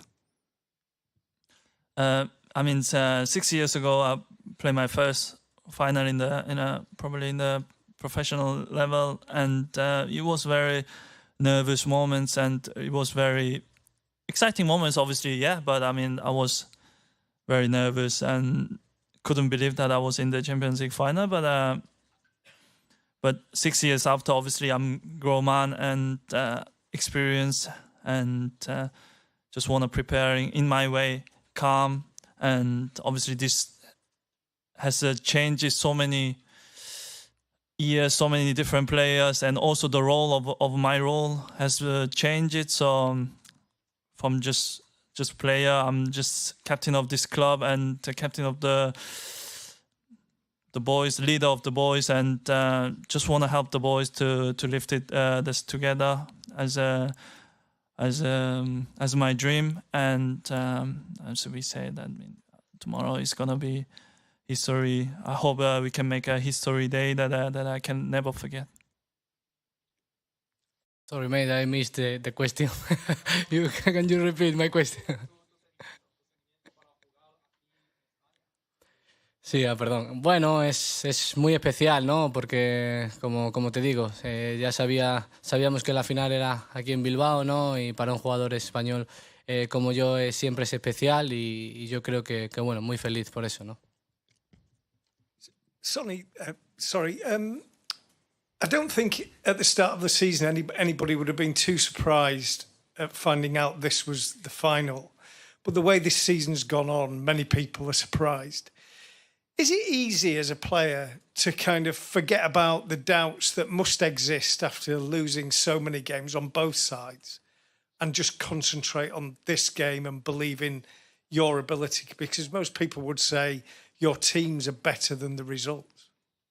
Yeah, in the league, definitely which is where we are now, obviously is unacceptable, but don't want to think about now the things are not good, you know. It's not right it's not right time to thinking about it. So as I said, the whole press conference, we were here until reaching in the final. You may have to beat some good teams as well. You know, you have to trouble some away games, and you have to make difficult games, and you have to be disciplined. You have to be believes in yourself, which is we did, and that's why we're in the final. So yeah, obviously we can change it all the bad season in the league with that trophy, and then Spurs are just missing the trophy. Some season we've been outstanding. We've been in the Champions League. We've been in the finishing in the second, but still we were missing something. But this year we can change that. So as tomorrow goes, I hope we can change that thing tomorrow. And just the last question here, please. Hello, Sonia. As a captain, have you said anything special to the team, especially the younger boys, to help motivate them? I don't need to motivate them because it's a final of the game, and everybody will know how important that is, and everybody will be there to get excited. We'll be just telling them that we need to be together and we need to stay calm and just do our thing, right things, and the game will be in our hands. So obviously, yeah, still haven't talked about the boys to get more motivation, but I will definitely talk to boys about my experience, about my real experiences, and we see what's going to happen. I hope tomorrow is a fun day. Hi there, Ange. Can we just start off, first of all, with team news? And if Lucas Bergvall is fit and available to play? Team U's pretty much the same as last week. No, Lucas isn't available, so pretty much the same as we were as of last week. Ian, please.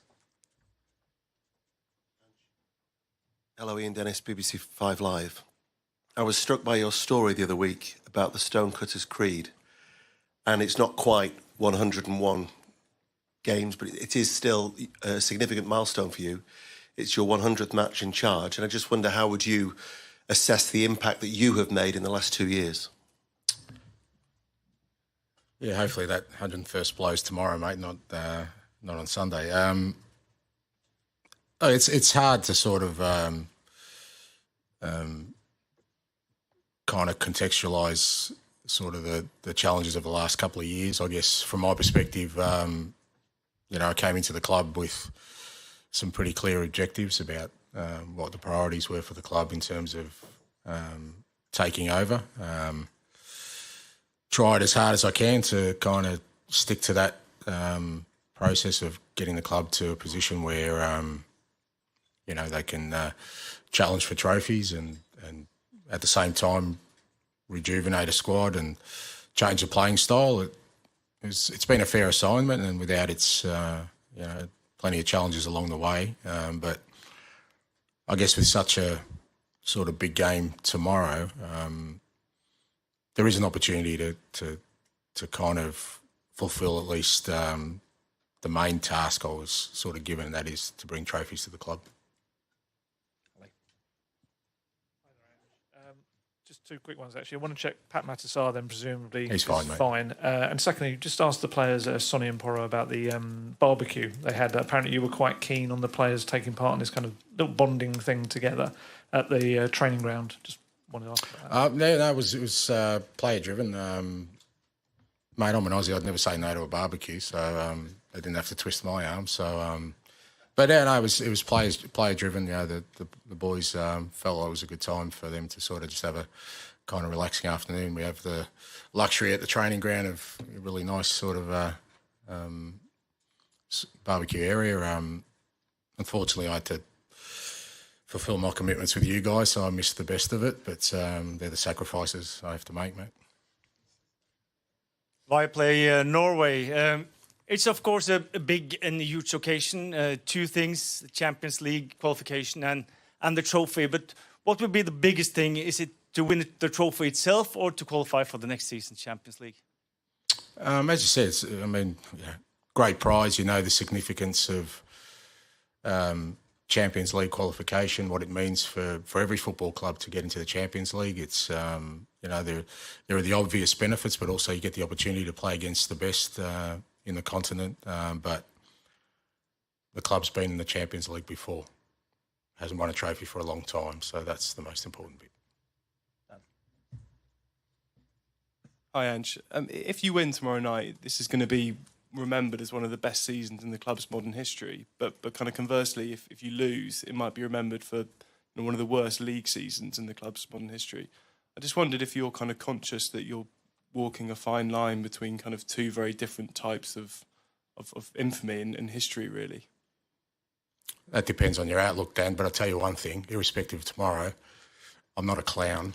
I never will be, mate. And you're really disappointed that you would use such terminology about a person who, for 26 years, without any favours from anyone, who's worked his way to be in a position where he's leading out a club in a European major competition. For you to suggest that somehow us not being successful means that I'm a clown, not really sure how to answer that question.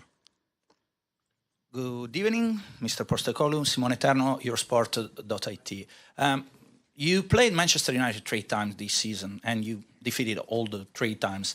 I'm kind of curious to understand, do you feel more pressure about this because you already did that and now you feel that you have to do it again? Or is it something that makes you more confident because you actually did it, so you can do it again? Which one is more, confident or pressure? Neither, because it's a final and you know that those kind of things aren't important. I mean, if we had have lost all 3 games, your question probably would be, do you feel the pressure because you can't beat them? So what I do know is, and I've been in a situation a few times in my careers in the big games, even your form going into it, even if you've got terrible form, and there's been plenty of competitions where you go into it doesn't matter. What matters is how the players cope with the occasion tomorrow, how they cope with understanding the importance of the game.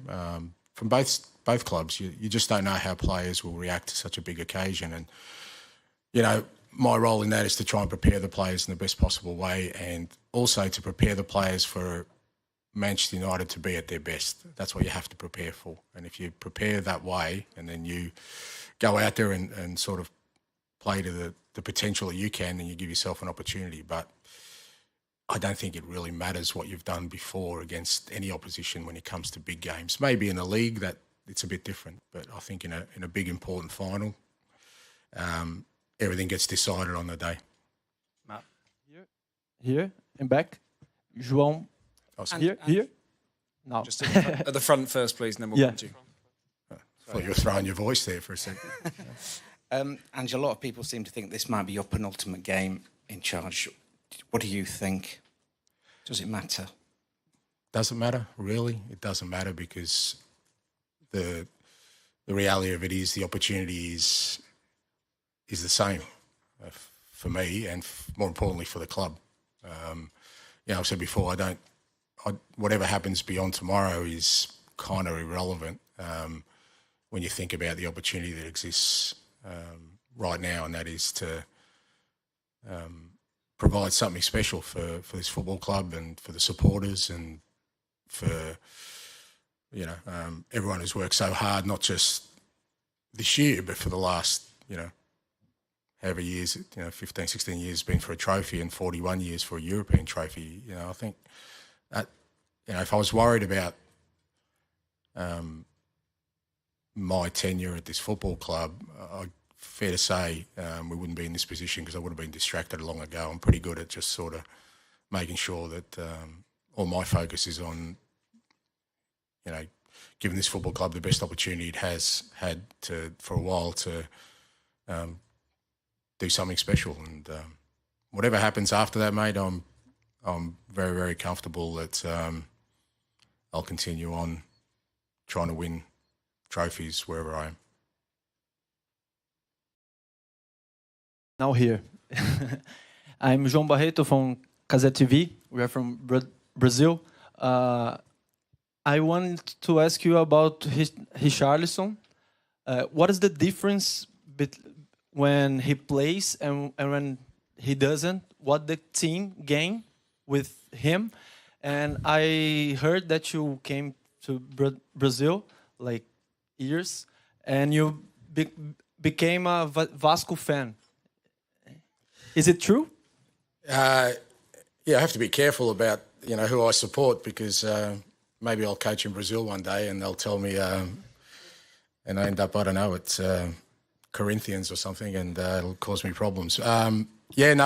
Firstly, Richie, so pleased for him because he's had a tough time, Richie, not just this year, but since he's been at Tottenham. He's had some injury problems. He's never really had a stretch of games, but, and it's been very tough on him, both physically but also emotionally. But he's in a really good place now. Physically, he's worked really hard on his fitness, and, he plays with so much passion and determination, Richie. Every time he plays, he just gives 100%. He has quality as well, and it's great to have him in the team. I think for us, he provides something different to our other attacking players. He's already made a big impact for us in the Europa Cup, and particularly in the semi-final. And just really pleased for him that through all the difficult times he's had, he's now in a place where he's fit, he's available, and he's excited about contributing. And I've always loved Brazilian football. I actually played against Vasco da Gama in 1985. They came to Australia, and Roberto Dinamite was playing at the time, and I got his shirt, and I still have it. So every time I visited Brazil, there's always an association with Vasco. Obrigado. Coach, καλησπέρα. Αλέξανδρος Ξενικάκης από την τηλεόραση του Αντένα από Ελλάδα. Πού είσαι, εδώ, στο βάθος. Συγχαρητήρια. Θα ήθελα μια πιο προσωπική ερώτηση να σας κάνω. Είστε ο πρώτος Αυστραλός αλλά και ο πρώτος Έλληνας που θα προπονήσει μια ομάδα στον τελικό. Ποια είναι τα συναισθήματά σας εν ώψη της αυριανής ημέρας? Γράφετε ιστορία και για το ελληνικό ποδόσφαιρο. Αν θέλετε να μας πείτε και δύο κουβέντες στα ελληνικά, θα μεταφράσω εγώ την ερώτηση στα αγγλικά.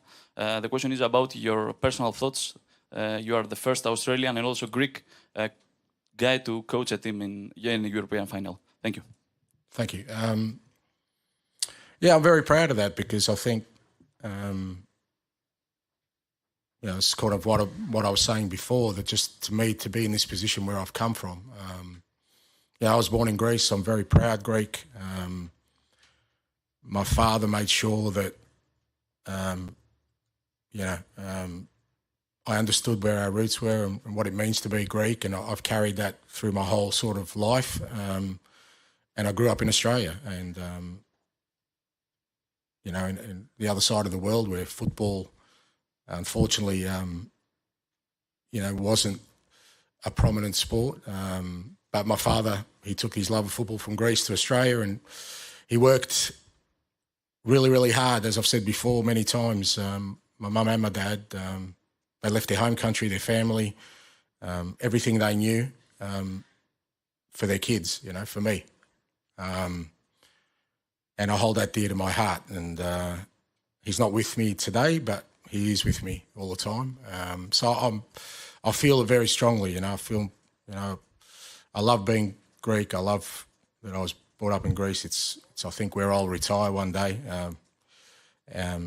And I love that I grew up in a country in Australia where, even though football wasn't,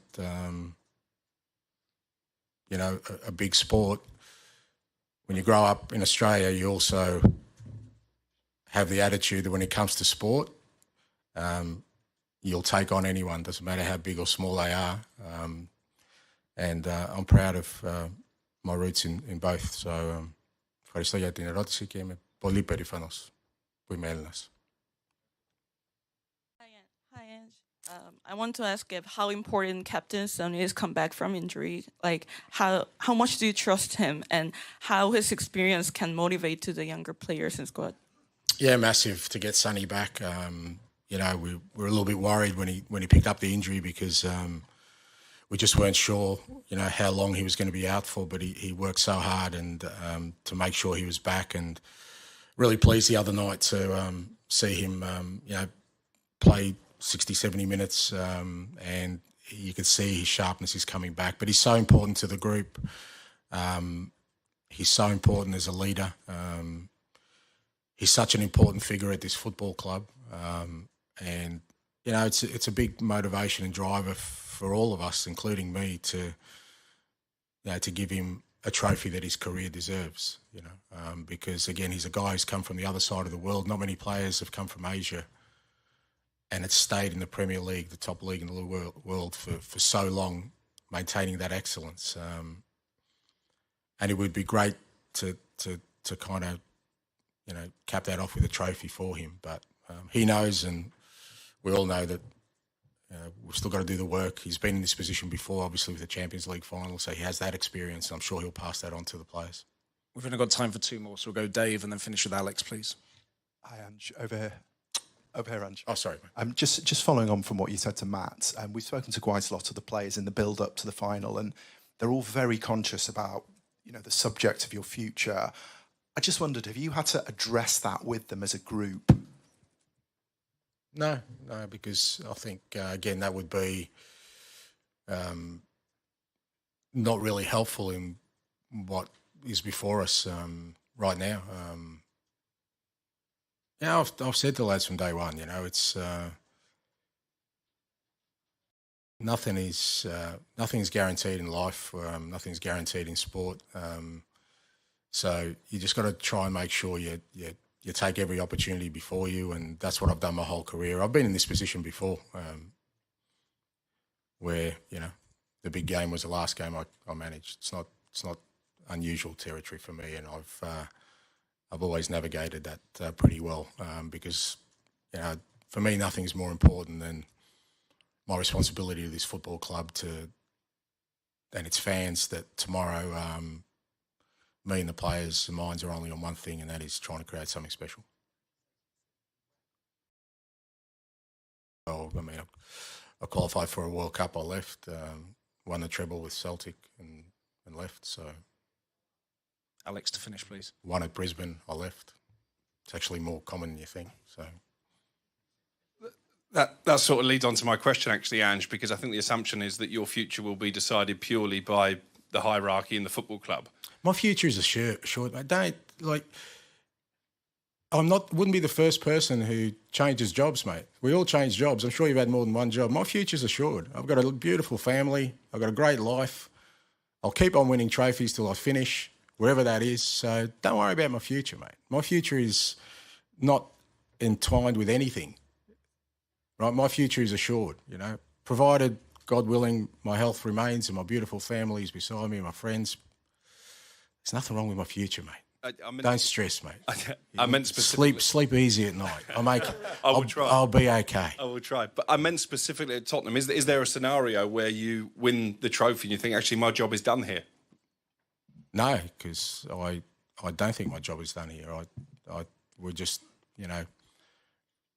I really feel like we're building something, and what a trophy does is hopefully accelerates that. So I still think there's a lot of work to be done. That's quite obvious with the way we've sort of, you know, the challenges we've had this year, which I think are well chronicled. But you know, I think there's some reasoning in that, in the context of that. But also there's been some growth that I'd like to see through. But you know, whether that happens or not it's not that important right now. But I don't think. No, far from think this job's finished, and I certainly feel like, you know, there's some growth there that we can take this club to where it needs to be. When you play at Manchester United, you become part of its DNA. This is a club born from resilience, rebuilt from tragedy, and written into football folklore. Trophies define the past, but at United, the next chapter always matters more.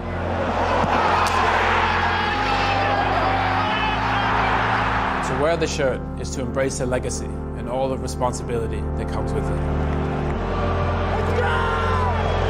But it's the belief in the stands and the passion on every match day. That's what makes Manchester United so special.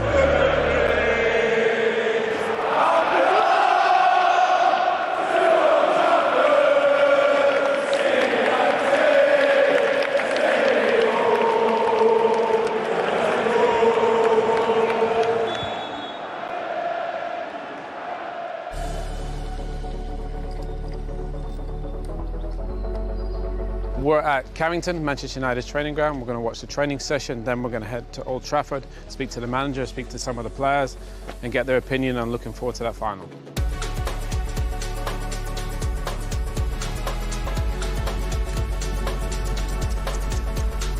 See all the media here, and there's a lot of expectation and pressure. It's such a massive game for everyone.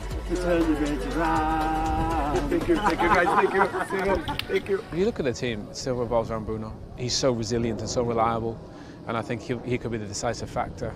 A lot of these guys haven't played in a game this big. Obviously,